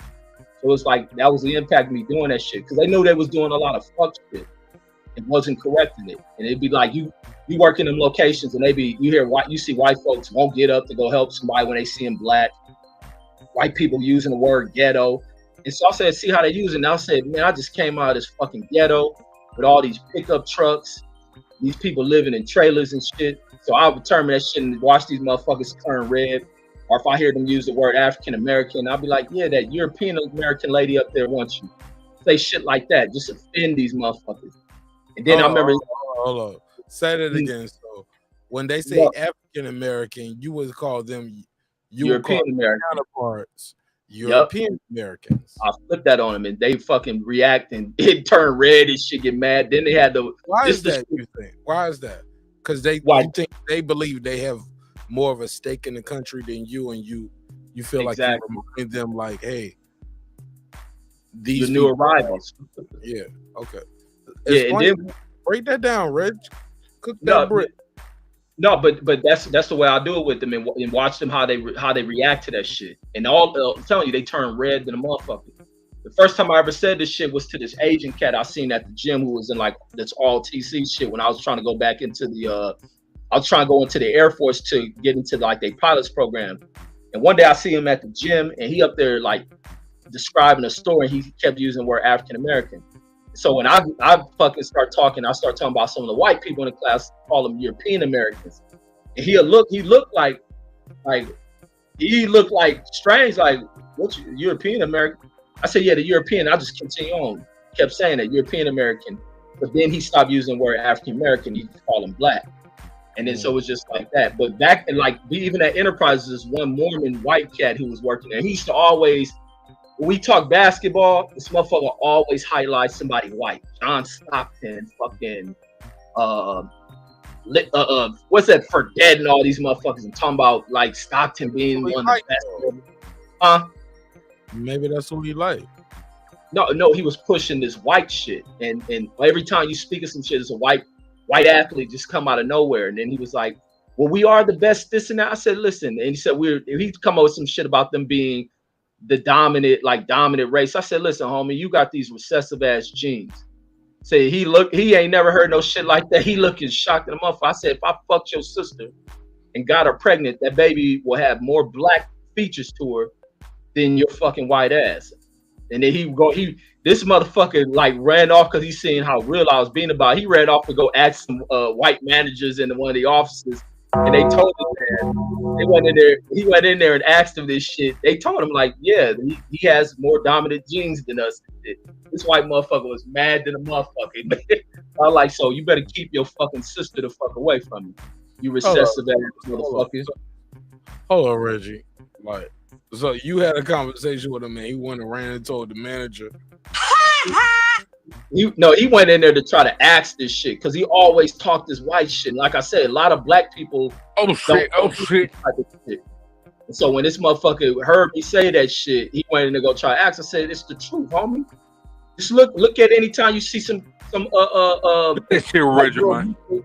white girl mixed with a interracial shit. What that baby gonna look like? Black genes gonna dominate that shit." He was hot. He went in there to go ask him. He probably really thought he was gonna try to get me in trouble. When he went in there and asked him, motherfuckers told him, like, yeah, their genes are more dominant. Shit. Reggie, that motherfucker, yeah. What do you say to people who call you a black supremacist? Nah, I ain't none of that shit. I just know how to be offensive when motherfuckers trying to talk white supremacy. I just know how to counter that shit and be offensive to them with the truth. Tell them thank you. I don't push like I'm above people. So you're not a black supremacist? Fuck nah. I think any motherfucker think they supreme is a fool. Thanks for clarifying that. Oh go yeah. Ahead. It's open. Y'all go ahead. Now I was just telling Reggie, tell them thank you next time they tell you that. Oh, tell me what? If anybody ever calls you a black supremacist, just say thank you. Oh yeah, no, I don't gotta be told that shit. But I'll be like, but any motherfucker can't push. This is the thing, like when it comes to like dealing with people who push racial ideologies and shit, I be loving when I kill them off, especially like racist white folks, even in working in racist companies. But I be tripping about how quick a motherfucker be to call me racist and shit. Or even like motherfuckers. I remember I had checked the homie, one of the white homies pops over making some old Obama comment. Like, oh no, Reg, man, that's my dad. Well, you better check this motherfucker. The motherfuckers, you're racist and this stuff. I said, well, you don't say that shit when you're around your uncles and them. And they spewing all type of racist shit, and you sitting in the house quiet about it. But the minute you hear a black motherfucker speak the shit that I'm speaking, I'm all of a sudden I'm quick to be racist. Even at my job currently, I used to have all these motherfuckers be trying to call me racist. How the fuck am I racist? Because you can't speak the shit you have that other black people have normalized and allow you to speak, and now I become racist. And even I remember one day I had my company knows how I talk. We had we should have seen when that George Floyd, the riots start kicking off, and then when they start having like a few protests and burnings out here, how quick the company got mad about this shit. Because I remember this one black had to bring you in the office, Reggie. He was like, we know you're the leader. No, nigga, you should have seen this shit was on. You know how companies do the Zoom shit? So, nigga, the whole company in this motherfucker. There's about 300 of us or some shit because they want to bring it. And this is the crazy shit. They brought a black motherfucker in just because he was born in Compton, but the motherfucker talked. He talks, man, how does motherfucker talk? He like a Fred Hawthorne. I ain't saying nothing wrong with the interracial shit, but he married to a white woman. But the motherfucker talk like, who's a proper talking motherfucker, man? He almost talk as proper that dude that Cal bring on his show. The dude with the mustache. He almost talk as proper as that dude. Not the nigga that held up the crack route. Not that nigga. Not the nigga with the Gallahan mustache. Sullivan. That dude. Yes. He talked like that motherfucker. I saw that nigga smoking rocks on the live. Oh hell no. But he talked. He said it was wax. I said it was crack. I was like, this nigga smoking rocks. That you guys were talking about that Cleverly guy, huh? Yeah, you have proper Cleverly talk, right? Man, that nigga. Yeah. He's yeah. I only been on one panel with him. Let me tell you this shit with the show. That shit, Reggie cut his camera off. I say he took 2 hits of that shit, cut his camera off, and it was. And then the snore stopped. I kind of felt bad. I was like, Kyle, y'all need to check on him because we don't even hear him snoring no more. Oh, I thought he was smoking rocks, but go ahead. Yeah, I put in the comments he was smoking Scante. Hey, Rob G, you got to figure out a way to click this on and get stable. He was in the Pookie, Mark. He was in the Pookie. Hey, but no, peep this shit. So these motherfuckers, when that shit went down, cause I remember the homegirl who worked there, she was like upset that they like when that George Floyd shit went down, that the company tried to ignore it. But when you have shit like the shit that happened in Vegas, they try to do something behind it. It was something that happened to like a girl or something that died. They'll talk about that shit. But the George Floyd shit, they want to skim over. Now when they start having the protest out here in Vegas and shit start getting burnt, a lot of white folks got scared. So now they want to have they brought this dude who does inclusion type courses or dealing on race related topics, but this motherfucker talks like Cleverly. He doesn't. They try to bring up that he's from Compton. My phone like nothing like he went to West Point or some shit. They talking about because they were like, because I'm a vet and this and that. So I'll just sit through the course. Like it was like for a number of days. We did this shit for like 7 sessions, like the full company on Zoom and shit. So this motherfucker running the thing and doing all this little soft shoeing through shit. And then black people get on there acting this so pussy ass emotional shit. I'm so afraid, and I have to have the talk with my kids. And as a parent of black kids, I gotta tell them how to behave and this and that. They gotta do this, and then every black person on there just on some crying shit and then this shit. And then I don't know if they came around to me or I just got tired of hearing the black folks act like victims. I say, look, I don't do none of that shit. But I would never teach my kids about no talk they need to have. If anything, a cop gonna learn to respect them or I'm gonna lose my fucking life.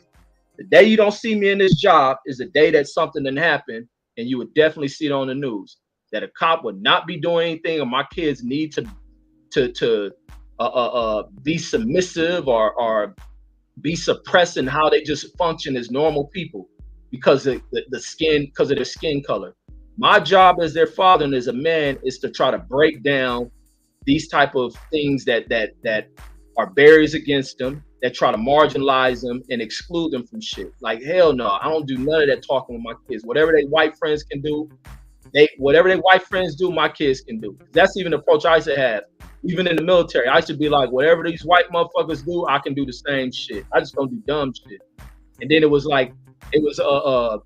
what else I was saying? Some shit was like, even the dude was like, yeah, so you're a veteran as well. I said, yeah, I'm a veteran, but the whole time I'm in there, my biggest enemy was the cats I worked in with, that I was serving in there with. I said my whole military, my 3 years in the military was me checking a bunch of rednecks and always staying in trouble, having to check them. So that military stuff ain't nothing. My enemy was not nobody in no other country. It was the ones I served with. And they all looking like like shocked, and then it was like I got into where you're talking about where even like dealing with the stuff where I get labeled as a racist. And I said I take pride sometimes in being, this is in front of the whole company, in being labeled as a racist. Because I take pride in being black, and a person can't just come at me any old way. And I said I'm a cool person. But I can also be an extremely violent person. And if I have to go there, then that's the necessary steps I take there. And nobody will ever mistreat my kids based on race. The school had to learn that shit.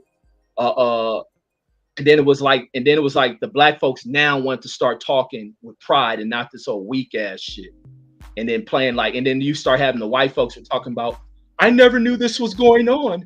I'm just so shocked. So after this shit conclude, nigga, why the CEO want to have lunch with me? Because she ain't never heard no shit. But it was like, man, these black people got to stop talking pussy ass shit. And even at work. But even while they were having this, I said, man, some of the white employees is no different than that. I said, people who behave in these ways, even even people who work here may have these same kind of racist ass feelings.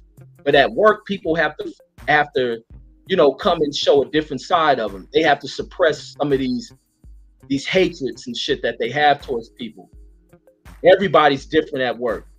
And it's like, so some people at this job could be the ones that kind of spew or participate in a lot of shit. At work, you ain't gonna see it. So it's like, in that essence, I'm like, some of these motherfuckers who we work with is our enemies. Some people we may be faced with to have to kick their ass. But after this shit, it'd be like black folks there just, they love what they heard from you. They love me when they see me and shit.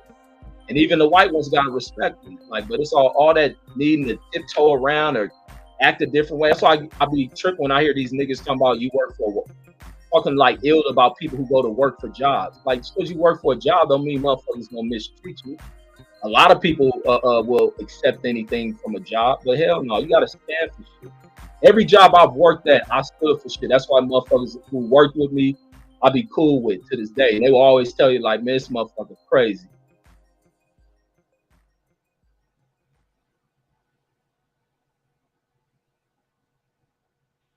But yeah, that's all I got on that shit. But don't be at work acting like pussies and afraid of people and shit. No, good. Reggie, where did Puro?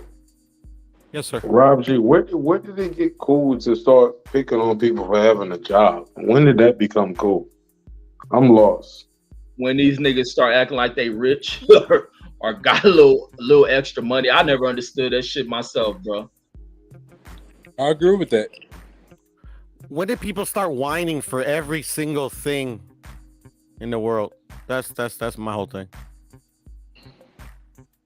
My thing is this, man. I completely agree with motherfuckers talking shit, but at the same time, man, you gotta understand, man, motherfucker. I'm just saying, nobody's the boss of the world. Like, no matter whatever the boss you are and what you do, somebody got to help you with something, right? Exactly, man. I believe that. Exactly, man. Like, you might be the boss of plumbing, but you ain't the electrician. Like I just never understood where we got to this. It's not cool to have a job. It's not cool to take care of your family. It's cool to have a job, bro, because the job make the world go round, man. So it's shout out to everyone got a job, man. And I think that shit also pushes through, like, even when you're dealing with, especially amongst black folks, where black people God like. Damn, here go Reggie, man. Okay. Reggie, I'm looking for a new job right now, nigga. I'm always looking for a new job. No, fucking Reggie, man. Let's go. I'm gonna keep some shit real about this shit. Like, when you factor in, like, back in the day, like, you always hear teachers that would shit on certain type of jobs for kids that ain't learning. You're gonna be flipping burgers. You're gonna be doing this. So people begin to shun and look down on jobs. and also thinking that if you go in this kind of work, you're a failure, you're nobody. So people begin to shun jobs, especially when you start having these epidemics of crack moving into communities and people making money off of that. Now everybody wants to hustle, bypass being the fucking fast food server or some shit. Then you begin to hear when people making money, the first people they shit on and who they outdoing, they making more money than they teachers. And you start having that shit where we just look down and frown upon work, but you had this bullshit being really injected through fucking schools and shit. Because we have always worked hard, but with that kind of shit and people, I don't know if teachers intentionally did it or just saying this is what happened for kids that don't pay attention, don't do the work, you'll be flipping burgers and shit. Like, nah, Reggie, they used to have home ec class. They used to teach you how to be a homemaker. That's true. Yeah. Outside vocational courses and stuff in high school and And stuff. home ec, you had to learn how to balance the checkbook, but they never taught you about the importance of good credit, and that's important. Or Yeah, like see, I not don't everybody's remember- gonna become I a don't remember doctor doing and that. shit, you know, too. There's an importance to learn a trade, All you I- know. Yeah. All I know from home ec, man. Hey man, have some girls, man. yeah, I don't think I ever took home ec. I don't even remember doing none of that kind of stuff. Neither did I, Reggie. Neither did I. They didn't have it in my school. Yeah, home ec or girls was that? Yeah, they probably did teach girls that kind of stuff. Man, but think about it, man. In the words of Brandon Washington, think about it. They didn't teach us about stock, bonds, because that's all. But knowing what we know now, that's the shit to make the world go around. The trade circuit, like what the Fed is saying. What is that dollar even really worth? They don't teach us that in school. They don't teach us about good credit. They don't teach us about how to do S corps and LLCs. They taught us home ec. They taught us how to pay bills. They teach us about balancing a checkbook, how to pay bills. Basically, they don't teach us about saving and investing and trading. But you know in the who world, else? But you know who else don't teach it? Most importantly, is the parents. People but they live in don't a know home- neither, Reggie. A lot of parents do. You paying a mortgage on a home, how to secure it. It's a lot of parents have never had that sit down and talk with their kids. Even with our moms, they own properties. Didn't nobody get taught those lessons? They just own the properties, collect the money off of them, and then at the point they end up losing it. A lot of people. I have a lot of talks with a lot of people. A lot of people have never had these discussions, but we say about the schools. Yeah, the schools should teach it, but also if you live in a household where your parents own the home, they should be teaching these things, what it costs. Like even with my kids, we have these talks. My kids young as fuck, and I have these conversations with them. Even we go to stores to learn how to look at these things, learn how to factor. Everything has a cost to it. Looking at the markets, where gas going. We motherfuckers be learning about gas prices, and now when we drive by, they pay attention to if the gas moving up, moving down. What's the consumption on the vehicle? Like getting a new vehicle. Even like me, I should have been got a new vehicle. Like trying to hold on to this shit. Now it's costing me more money. It's costing me more money in fuel than it would with a payment. Yeah, go ahead. Preach, Reggie, bro. So in some cases, like there's people that they get taught that, but they don't listen. They're hard headed. Yeah, but even I think it's still important to push it, especially with younger kids, and just learning how to look at things economically. And I think these are the best teachers. Like everything we going through, these are kids grew up in a pandemic. These are pandemic kids, and they can't. A lot of parents let that shit. There's a lot of kids who are oblivious to that shit because their parents have ignored that. Like you gotta teach these things and let them understand what they come up through, how times can be good for people, then things get tight, like pricing going up. Parents still earning the same kind of income, and just because certain little ticking of the needles and every measure you look at, gas prices going up on this side, cost of food's going up on that side, cost of electricity is up on this side, cost of water usage is up on this side, and they begin to see these things. And as you have to start saying, no, we can't do that, no, this is that, or even look at the price on food. Look how much this shit costs now. This shit, the look how much they done raised this up and blah, blah, blah. Like we have to learn to start teaching these things. Like, cause it ain't even like I tell my kids, even with certain histories, you ain't school gonna teach you a certain type of history. And I have them tell me what they learned about this and that person and hear how they get taught it. The shit is so watered down. So now we're gonna open up our own shit and learn about that. We're gonna learn the uncensored side of this history and teach it from a different angle. Like even when the Queen died, it was teaching about the ills of what she represents, what's the family that she comes from. It's like you gotta teach this shit. But I don't believe in teaching conspiracy bullshit at all. I would not fuck my kids' mind up with bullshit. Like for me, when I just remember when I was going to school, and I believe it to this day. And if you guys ever meet my daughter, don't tell her this. But I think the school system in our country is like uber flawed. Like I think like I think high school is bullshit. To keep it simple, I think they teach you everything you need to know, bro, from like grades K through like 7 or 8, and then they just regurgitate that shit in high school. It's bullshit, bro. Except for the math, obviously. That I remember that shit got progressively harder. It's all bullshit, bro. I think at the 7th grade you should go straight to college, man. Because me, I didn't graduate high school. I got F's on. I failed like all my fucking classes and shit. But like when they would test me, when they would test me, I would ace all that shit. And because I didn't do my homework, I would fail. I never understood that, man. I found high school bullshit. Yeah, I think it's all good. Like the K through 12 is good, but I think you just lost interest in school at some point, or some things just weren't driven in home. Like even with me, I would never do homework. I just do tests and do good in classes. Man, when we got out of school, all of us, man, we all outside. I don't think nobody was really doing homework. You're all tripping, bro. Reggie, I did the same thing, but I failed. Like literally, I would pass all my tests, like all that shit. But like I didn't like doing homework. I hated doing homework. I'd rather go outside. Like especially when I was learning something new, I loved school. But then like the regurgitation happened, like literally like fucking history, then fucking this type of history and this type. I mean, like, bro, I'm like, you're teaching me the same shit. What the fuck am I doing here? Yeah, and I think it's important to have the business. The teachers that make learning purposeful. Like, and I think that's where you get certain schools. No, it's not. No, it's very important. You can never discount education, but I think it's all about what type of teachers you bring into a school. But certain schools will they'll take the bare minimum of teachers. Like we had even at Washington High School. My high school is notorious for all the wrong shit. And like we had a biology teacher. Man, this motherfucking back then we was just cool with being able to clown this class. Reggie, bro. But no, let me finish this.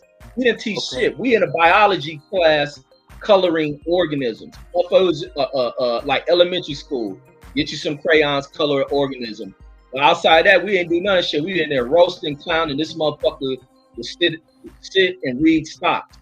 And then he'll go off to his second job at Ralph's. He had two jobs. He worked as a cashier at Ralph's when he got off, and always talk about how much money he pulled in when he retired. He didn't give a fuck about teaching nothing. And the kids, we didn't give a shit because we got the clown.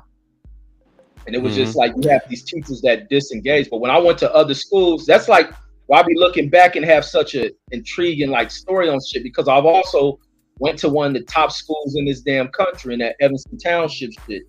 And just seeing and the teachers, how engaged they were, the level of education. They wouldn't dare bring a fucking half-ass teacher into that school to teach anything. Everything was engaging. Then I went, when we came back out there, we was at our cousins' house in Norwalk. This is like one of the top school districts in LA County in Cerritos, and it's engaging there. But when I went back to Washington, some of them teachers didn't give a fuck, but you had teachers that really did give a damn. But you also had mixed in there with ones who didn't. Mainly the ones you find that gave a fuck were the black teachers. You had a few whites that did, but majority of the whites didn't give a fuck, and that was the problem. Man, and I agree with you, Reggie, about the teachers, man. Like I still remember all my teachers that like you said, like I don't know, it's just certain teachers that I liked a lot and I learned a lot. You know what I'm saying? Fuck your teachers, man. And then also like to Marq Nash was saying, the teacher didn't give a fuck about us. And the crazy part, as we get older, that motherfucker really didn't. But we thought he was the coolest motherfucker ever. Because a kid will get by when you let them do the bare minimum shit. We thought this motherfucker was the shit. Everybody used to want his clout. We be, man, we ain't gotta do shit. We just kick back and chill and we'll come in late. He didn't give a fuck. We thought he was cool, but actually he was really fucking a lot of us over. But they Hey, Reg, let me say something real quick. You ever look at it this way? The teachers you got were the best of the best because the parents paid for the best of the best. But also, it's another way to look at it, like, or you can look at it like I this. can stop it right there. Like they knew that's one of the best schools in the country, like you said. So they knew the parents cared more, right? The teachers cared more.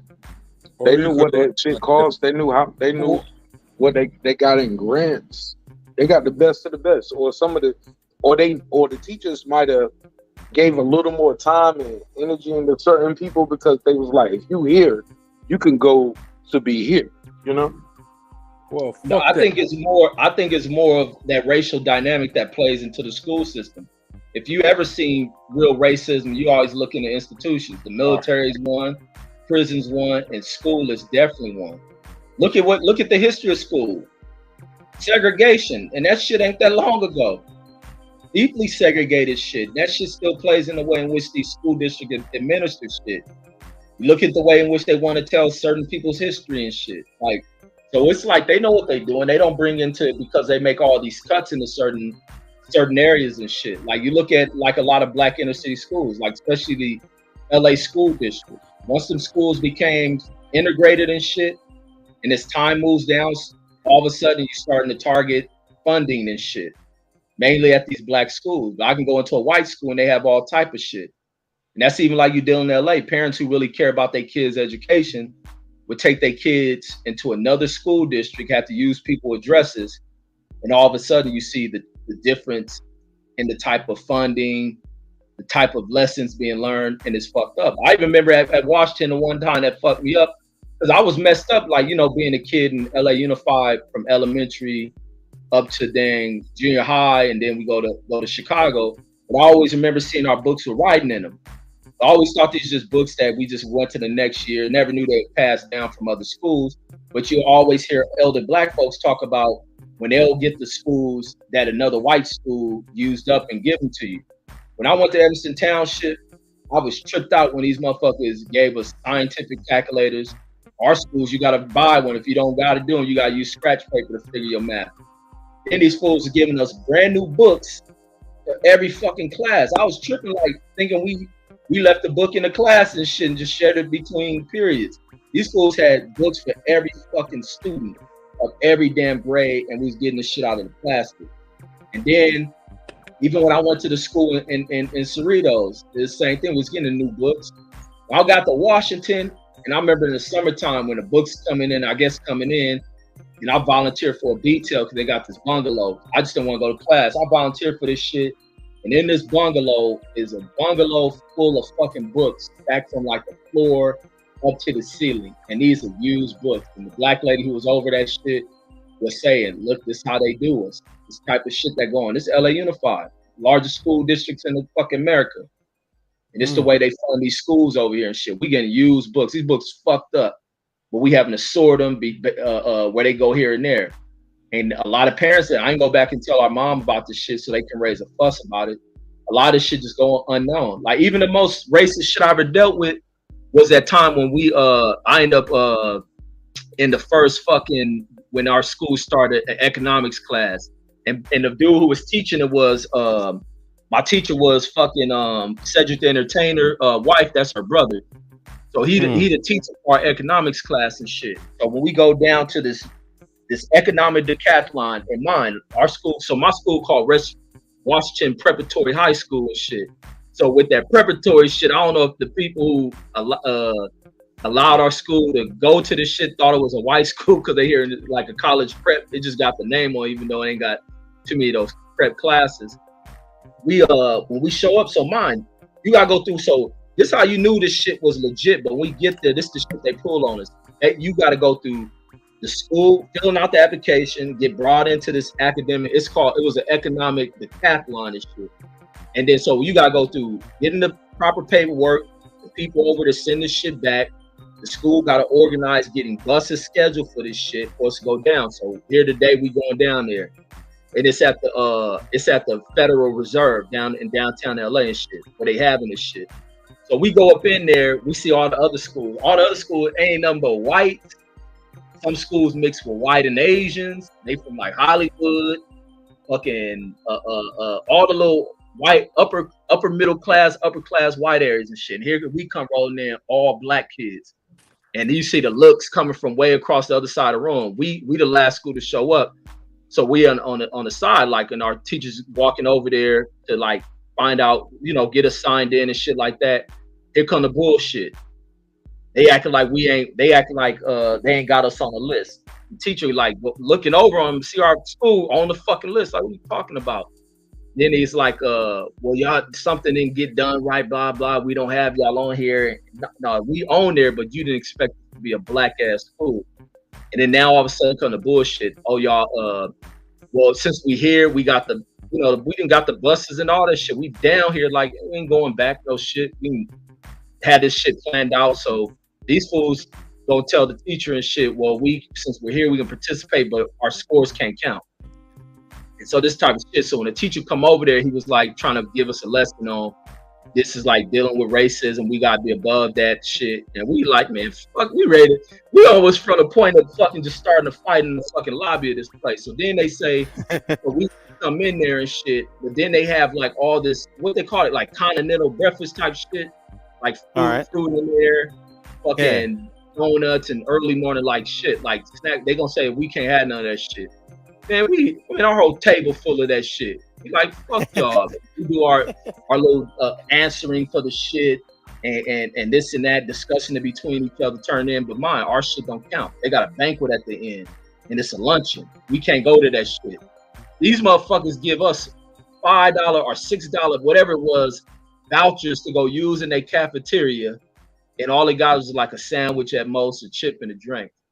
And we in there like, man, we just want to go in there and beat these motherfuckers up. But because this teacher telling us who we respected to not behave in that manner and shit. And then they end up when we had assembly time, they try to, speak on that and recognize. But I think the school may have made a fuss that we later didn't hear about. The principal was like a real famous person in like the school district and shit, named Miss Lamont.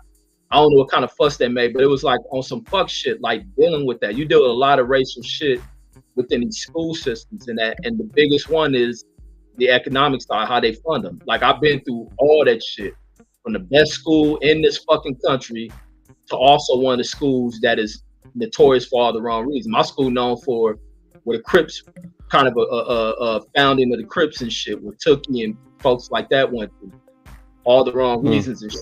But you see what the funding. That matter of fact, the mayor of LA, who was once the district attorney, he even graduated from that school when it was an all-white school. Like, so it's like a lot of history in that shit. But I just saw a YouTube video about the high schools in LAUSD and how they're broken down between Crips and Bloods, and then they give like famous athletes and like famous people of like all kinds of people that went to these schools. I just saw it recently. It's actually pretty cool. Yeah, a lot of these schools out there like got a lot of rich history and shit, especially from like the 70s, the 60s, 70s, and then kind of 80s where you start really getting the height of the gang banging shit. Yeah, because they got like DeMar DeRozan, and they got what's the guy that played for the Eagles, the wide receiver? He was at LAUSD as well. Yeah, Deshaun Jackson. He went to Long Beach Poly though. He from LA. Yeah. Though. He went to Long Beach Poly. Yeah, that's not LAUSD, huh? That's Long Beach Unified, right? Long Beach Unified, yeah. But they get a lot of LA. Yeah. Long Beach Poly is notorious. Matter of fact, the crazy thing about Long Beach Poly, they got the highest like high school population, and they also and the school ain't that big, but they just got a lot of people go there because they have the top sports program. Poly has produced the most NFL stars. Poly got the most NFL athletes come out of Poly. That's where Snoop went to and shit. Cameron Diaz. Yup, all of them. They got a host of famous athletes that went there. Track and field, they off the hook in California sports. You're gonna always see Poly in the track and field state finals. They ain't as dominant as they were in football. You don't hear them like that because all the like modern days and St. Bosco's and all them have come up. But Poly is still always there because they produce such great track athletes and shit. Yeah, I passed by it a bunch of times, but so I know it's not like huge. Like me, I only went to one school. When I was in like grade school, it was one school my whole life, and it was a magnet school. So it's supposed to be like, I don't know, I guess better. You know, I don't know if you ever heard of that magnet program. Yeah. I heard of magnet. Yeah, man. But I mean, like you were saying, like the schools is like a prison, man. I thought high school was like prison. I ain't gonna lie. Man, that's how Miss Lamont treated us, man, because they was trying to run her out of there. She ended up moving into being the school board. But as we got older, we seen what she was doing. She cared, but she was treating us like we were like all gang members. She used to be big on making us. The males had to tuck their shirts in.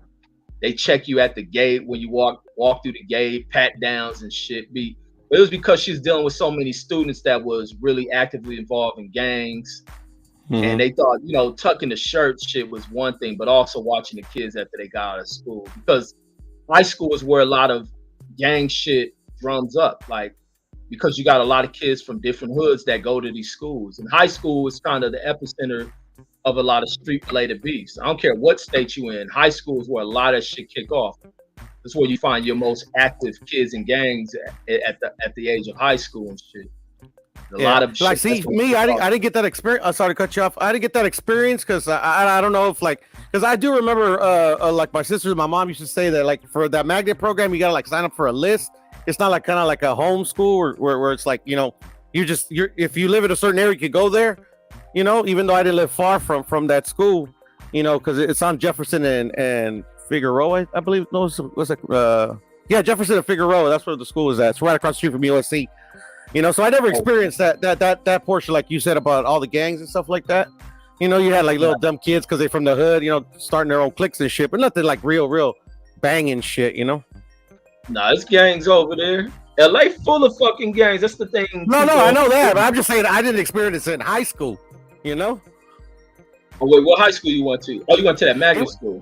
Yeah, I went to that magnet school. Actually, I started. It's actually a school that's been there forever. I think they had some people come out of there, but it was it's called 32nd Street Elementary. But then when I was about to get into high school age, they actually like added a high school portion to it. So my high school was very small when I went there. They called it LAUSC.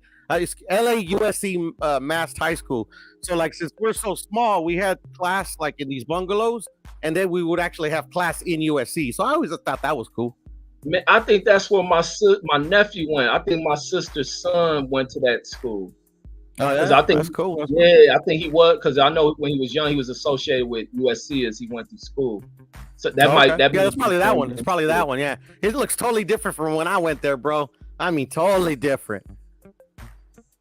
Yeah. How old are you, Puro? I'm 40, man. I just turned 40 last week. Oh, okay. Oh, you went a while ago. Yeah, I think the school he went to in school. I'm class of 2000, bro.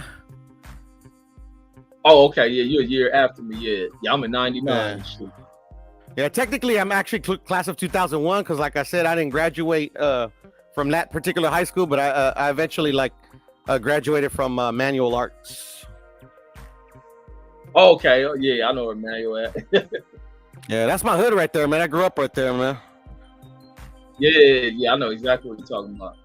But yeah, but it's like LA is like with them schools is like the dynamics of it is crazy, but it's also you look at like, and that's the thing be tripping me with that coon ass nigga Fred who always got some old stupid ass ill-minded shit to say about these areas and shit, because he like most people that don't know the history and what has been done, like a lot of shit and just cutting these programs. Cause I remember being a young kid, even when my older cousins were, especially my oldest cousin when he was still in LA Unified, but they would have all these different programs. Auto mechanics was there.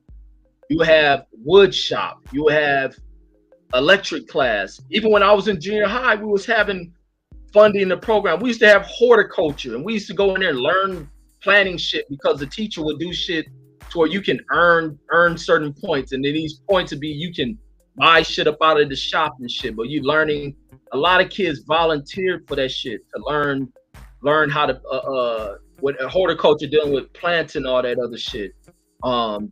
There were certain electives even at this school, and then you start having around that Reagan era, going into the first Bush era, them just cutting shit. And then even LA, they kind of shifted a lot of funding. This is where they start turning to where this what really made this division of shit between like Black and Latinos. It stems out of education shit, because you had a lot of parents who were getting pissed off because you start having with LAUSD, rather than adding additional funding, they cut to add into ESL. You may have all them ESL programs for like they had where these motherfuckers were like already knowing that the fucking that like the Mexican population was gonna boom. It was like, damn, how y'all predicting that shit? I remember being at a parent conference and the teacher talking to my mom and about what they about to do with funding, and then you start seeing bungalows being brought in, because we used to think the world was just black and white. And I remember when we first started getting Mexicans in there, and we used to trip on them because, you know, you'd be playing basketball, ball, because they kept them separate because they didn't know how to speak English. They was doing ESL classes, and when we had PE, this first time we start seeing people kicking the ball around, like the fuck they doing, and not knowing what soccer is. We just seen one white kick the ball, so that ball will go over there where they at and shit, and we'd be like, hey, the ball, they be all of them be like, no English, man, fuck you, get the ball, you white motherfucker, like. Doing, because we always hear about white people being racist and all, so we ready to fight these motherfuckers, and they'll be hearing they like speaking it like, what the fuck is he talking like? So we were just like that. But you start having to where a lot of the funding in a lot of LA, because we share community and shit, a lot of that funding in LA Unified School Districts was shifting away. These motherfuckers start shifting the money away to put into funding ES. I forgot what ESL stand for, but it's like people that English as a second language. Oh, that's what it is. Yeah. So they start putting a lot of funding into programs like that, and then you start slowly seeing cuts and a lot of other shit. And so it was just like a bullshit, and that created an issue with older like black parents and shit. And you know what's funny? Because I'm sorry. Go ahead, Reggie. No, I was just saying, because pretty soon then it spills over into other shit. Yeah, I hear you. And you know what's funny? Because I was actually thinking about ESL when we were talking, and it's funny that you bring it up, because like I didn't know that, like that perspective from where you guys are seeing it, that and it makes sense too, because like I never researched any of it, but yeah, it makes sense that they would take funding from one thing and put it to another. And it's funny because like my mom and just to have a little backstory, my mom never learned English, and it wasn't for lack of trying. Because I still remember my mom going to adult school, trying her hardest to learn English. And I don't know what it was. Maybe it was like, you know, how some people have like different issues. Like, I don't know if you ever heard of like people can't read the non-digital watches. Like they have like a mental block. I don't know if it's like I don't know whether like a disability, but like it's like my own sister. She can't read a watch that has the hands. Like she's tried, like she has to have a digital watch. And I think it has like a medical term for it. But yeah, my mom fought tooth and nail for us not to go to ESL, because in those days when we started going to school, like if you were brown or you were like, or they saw your parents were brown, it was like an automatic. They would not put you in regular class. They would put you in ESL. And I don't know why my mom like refused, like had to fight tooth and nail for they wouldn't put us in those classes. And I'm assuming it's just like the community started talking, because like my mom never wanted us to be different from any of, like, you get what I'm saying? Because they were different, because they grew up somewhere else. Like we're growing up here, so we were gonna be different, because it's like you know, it's I wouldn't say it was like the beginning of like Mexicans, you know, having kids over here, but it was definitely like the roots of it. You get what I'm saying? And like, and then in retrospect, you started to see that a lot of the kids that went to those ESL classes, a lot of them have accents, like real thick accents when they speak English, you know? And that's a theory. Like, I don't know if it's like hardcore proven, but yeah, it's just, and my mama, because she told us, my mom was her sole reason for her to fight for us not to go to ESLs is so we wouldn't be excluded. You know, she wanted us to learn just like every other kid. Yeah, no, I used to have homies like that because as we start getting cool with a lot of the Mexican cats in there, outside the ones we always knew, we just thought they and that was the other trick. We used to think they was just white. We didn't know about other countries. Like it's funny, like with the racial thing. Like I didn't know that white folks came from a European country. I didn't know. I just thought this was all it was America and it's just black and white and fucking. But we'll have friends when we start learning what Mexican is and like wondering like because you'll see their parents and their parents don't talk English, but their parents they'll have like white names and shit, and their parents will try to Americanize them and shit, and didn't want them speaking Spanish. So a lot of homies I knew growing up didn't know how to speak Spanish because as like I say during that heightened period of immigration and shit, their parents wanted to try to Americanize their kids to not have to deal with immigration issues or trying to assimilate into society and just to have where they can make it versus where they where their parents come from is harsh over there and shit.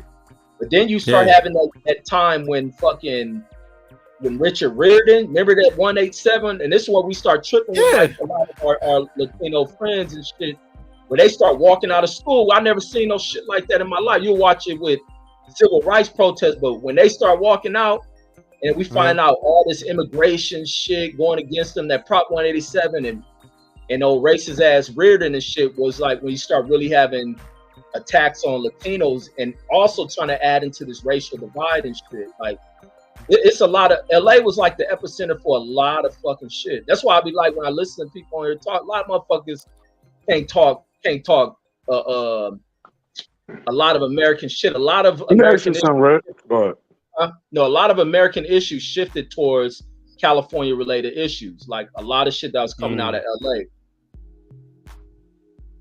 Yeah, and then oh my bad, but go ahead, Mark. I was just gonna ask y'all a question. I just know where I was at, bro. It's crazy that you said what you said, Reg, because I remember that too, where I was thinking I remember seeing those excuse me. I don't want to go too deep with this, but I remember being a little kid watching Roots. Knowing what I know now, I see why some people be like, nah, you shouldn't be showing people Roots and stuff like that, because you making people feel left in, and you lifting up another group of people. Some people say, no, you got to remind people about history. We're like, nah, you trying to keep black people down, showing a bunch of slave movies. With that said, I do remember the first time I was called nigga. I do remember the first time I learned about slaves. I do remember getting in fights with people after Roots. I remember being friends with the first biracial couple in my neighborhood. Like that was a big deal. Like, oh, it's a black dude with a white lady and they got mixed kids. I remember getting in fights with him. Not with him, but with other people because they was trying to fuck with him sometimes. You know what I'm saying? But even then, I knew that was wrong. I remember there was another couple in the house. It was a black man, a white lady. They ain't had no kids, but they had a mean ass dog, and everybody used to be like, "Oh yeah, they trained the dog not to like black people." That was like the inside joke. Like the dog is trained not to like niggas. It was a collie. Crazy. It was a collie, and little we know, them collies just mean anyway. That's nuts, man. Yeah, because even like as you being raised in like the 80s, even early 90s, a lot of that shit, a lot of that healing in America ain't go nowhere. Because like you even said, it was a rarity to see mixed race people together and shit. And it's just like America, you can't escape like a lot of this shit. Like you just don't think it goes away in 1 year. That's even like they used to try to teach us it's a post-race society. Like, so we used to be looking at as kids, like you teaching all this slave shit. And then all of a sudden, because Lincoln signed some shit that a paper would make racist views just leave a person heart. Like, we like, man, that shit don't make sense. Motherfucker just gonna sign some shit and you all of a sudden just love a motherfucker you hate. Like, that shit does not work that way and it doesn't work that fast. And then you still dealing with all these other divisive shit. Like, even start learning, like I used to trip to hear about our parents being the second black family on the block. And then hearing the stories about the behaviors of the white residents and then what ran them out of there, the watch riots. which is only in the 60s. So by the time I come up, that's only what? By the time I'm born, that's only 15 years away. So for a parent, that shit lives within them. So it's like, man, you just don't wipe that shit away. People experience this and then think it's just going to, like, nah, it doesn't happen that way. And so it's like, then you start seeing these other dynamics that come into play. Like, you just don't get rid of it. Even when we watch Roots, it was everybody out here ever watched Roots that was black have always taken that shit out on other people. And what we took that shit out on, and the teachers probably could have known that, we took that shit out on Mexicans because we thought they were white. And then what we began to become friends again, but you create a lot of issues that just were meant to split people and shit. And it's funny that you say that you thought, like, back in those days you thought Mexicans were white, because I remember back when I was younger, the certain people, it didn't have to be a black dude or white or somebody else, like an Asian or whatever. Like they would call me white boy as a derogatory term, and it would piss me off. I guess maybe the way they said it, or maybe because I'm brown, but it makes sense, to me. Now that I'm recalling being called white boy, as a derogatory term. Yeah. A lot of it. For me, I can speak for me. I didn't know that there was like these other groups, because all you hear is white and black, and like I say, Mexican. And it's crazy, like looking at Mexican populations, you didn't have the population of Mexicans that you got in LA, but it was crazy that these motherfuckers projected the population increase of Mexicans back in, I think it was like in the late 80s. It was something that Reagan did, because I was watching something like I think may have watched it early this year or late last year, just looking over this Reagan era and like related to California. It was something that Reagan did to where they relaxed on immigration and it kind of opened the borders up, and a lot of Mexicans started migrating into this country. It made it easier for citizenship. And I remember this is even like back in the day where, because it used to be bugged out with shows, like even Married with Children will have them episodes where they be pissed, where it show he had the DMV in one episode and it's like other languages, and Al Bundy and them will have issues about about people coming to this country and not speaking English and shit like that. And it was kind of addressing that shit that Reagan had done to open up to making the, what is that called? Like to become citizens, You're talking about the amnesty. Yeah, he made that easier, and that's why a lot of people start rushing, because you see those old back during that time where people just run across the border and shit, and it was making it easier. And they start gaining, because Bunny was tripping about how they would get access, because there's a lot of racist shit they didn't care about in certain talk shows, where how they come over and get benefits, get this and that, and get access to shit. I'm telling you, all watch some of the old Al Bundy shows, and they'll touch on a lot of that shit. But it was Reagan who kind of opened the doors to this shit. It was like crazy. No, but see, even that's misinformation, Reggie, because like my parents in particular benefited from the amnesty, and I'm sure many other parents, because to qualify for amnesty, you had to have a kid that was born here. That's why like having kids here then. Yeah, that makes sense. But like motherfuckers just coming over here because of the amnesty, that's not how it worked. Because I remember my aunt and my uncle, because they had two of my cousins over there in Mexico. Like they had to wait till my other cousin was born for them to process that paperwork, and it was literally not to get citizenship. It was literally just to be here legally. I see. That's probably what created the boom in Mexican population.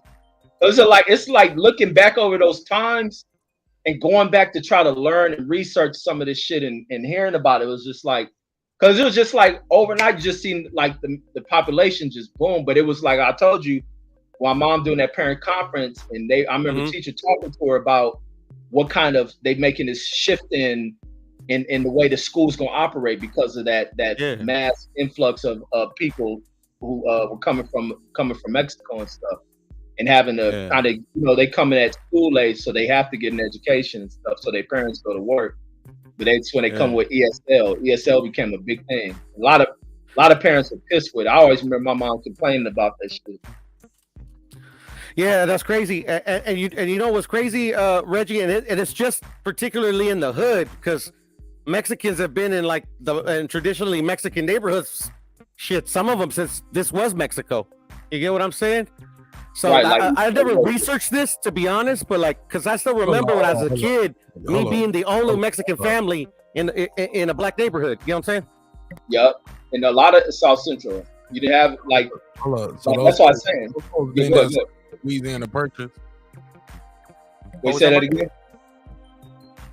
I thought that was the Louisiana Purchase. Am I tripping? Wait, what you talking about? What are you talking about? When a lot of this stuff became, a lot of Mexican land became America. I forgot what they called it, the purchase, but I know it was technically purchased. But I guess it was called that. Yeah. I think Louisiana Purchase dealt with like French and shit. No. Yeah, I thought that was French. Yeah. No, that's Louisiana Purchase is the shit America did. They bought all that damn land up from Mexico. Yeah, I don't think that's a Louisiana Purchase, but I know they bought it. I just forgot what they called it. My history's rusty. That might be Texas. I think they forced Mexico to sell all that Texas. Yeah, it was Texas, Nevada, New Mexico, California. Pretty much the whole West Coast. A lot of that shit was like territories in Mexico land though, too, though, right? Well, I'm sorry. Yeah, even before the French had it though, some of that shit was Mexico land, right? No, the whole land was Mexico. It always was Mexico. No, at one point it was Spain because Spain conquered Mexico. That was New Spain as they called it. But when they independentized themselves, they're like, yeah, it was all Mexico. But then the Mexican-American War happened, and then once it ended, they made a negotiation to buy it. But as my mama used to say, at the end of a gun, are you really buying it? Right, right. $15 million, dog. They got off easy, huh? That was cheap. And I'll say this last thing. This will be my final thought, Mark, because I know you want to go to sleep. In Mexico, they teach their history and all that stuff.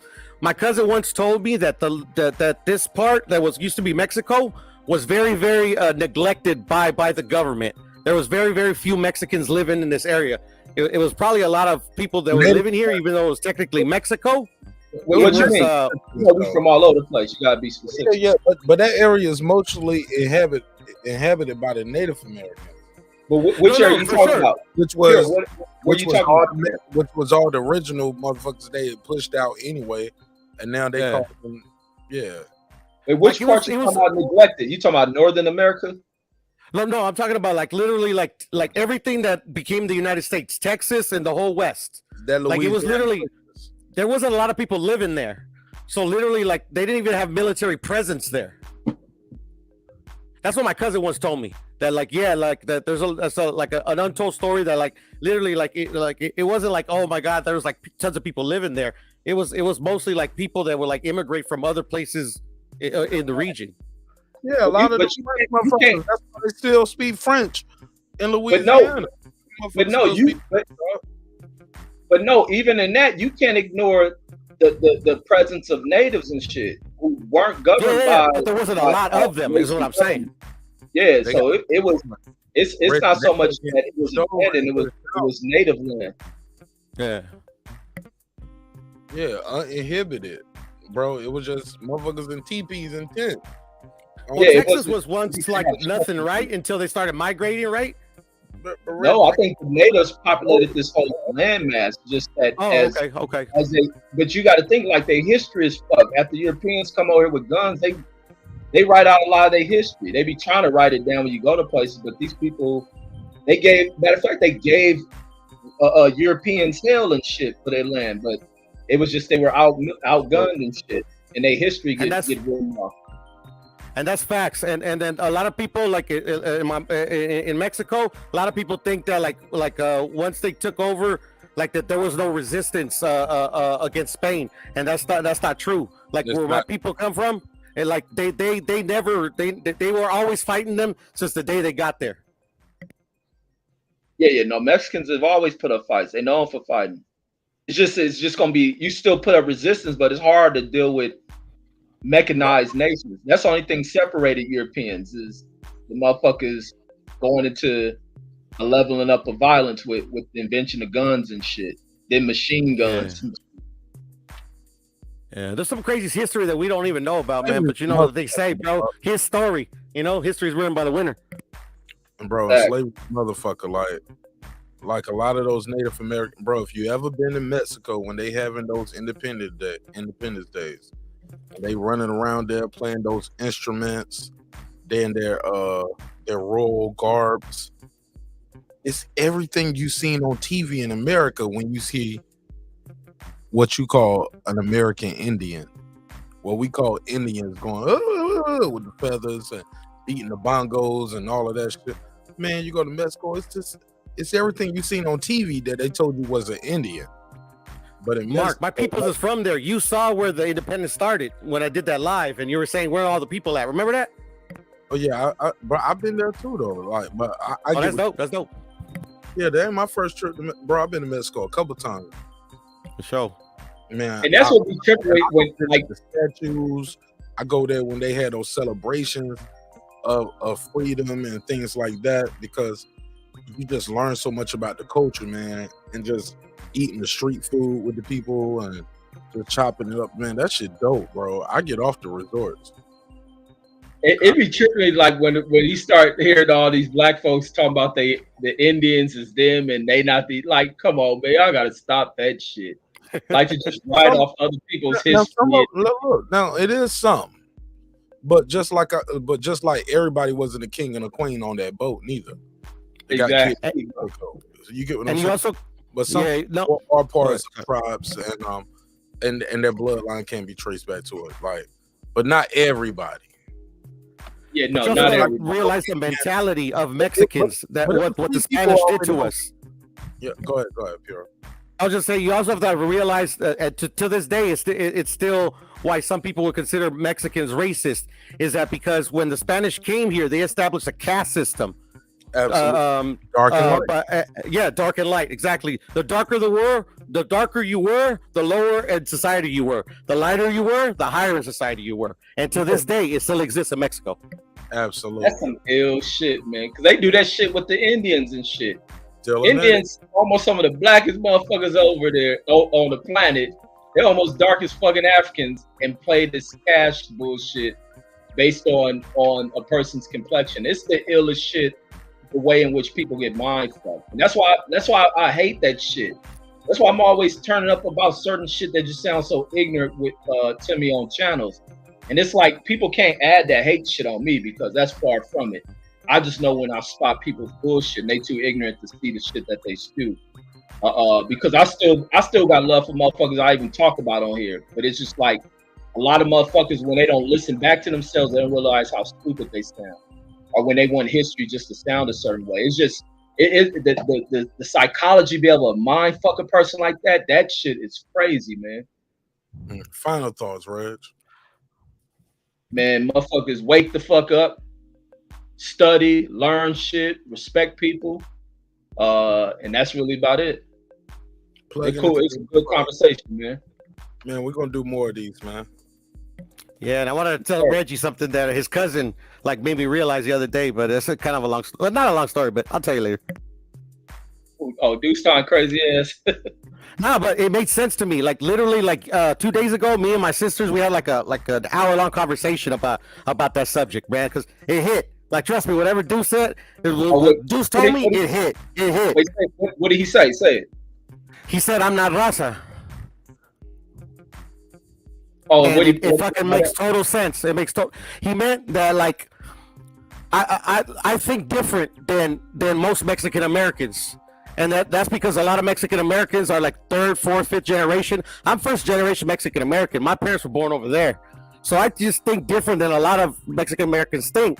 And Mexican Americans think like raza comes from here, from the United States. Like, so I always consider myself raza because the way you kind of come up. Just with your friends, okay, Mexican is raza. But then when fucking Deuce was telling me, "Hey, puro, you ain't raza," I'm like, "What are you talking about?" And then I thought about it for a quick second. I'm like, I think I get it now. Because, I've had people on YouTube tell me, "You ain't raza, homie." And I'm like, and then I would get mad, right? Because I'm like, no, fuck that, I am. And I was like, oh, okay, I think I'm starting to get it now. Right. Took me my whole life to fucking learn that shit.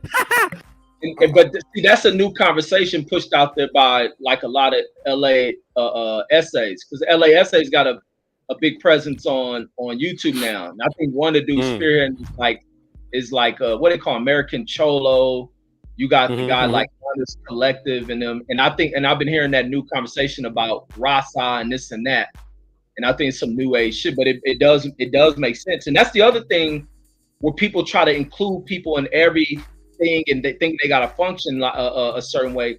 Everybody has unique stories. Matter of fact, I was listening to, like I say, everybody just can't group people into this struggle and fight thing because not everyone comes from it. And I was listening to that dude Birdman. I didn't know he was raised by white parents, and he had white parents that raised him that were racist and shit. And then having to go on and learning certain shit about conduct and being this way. Like, everybody has a unique story, and I think people make the mistake of wanting to group everybody into being one certain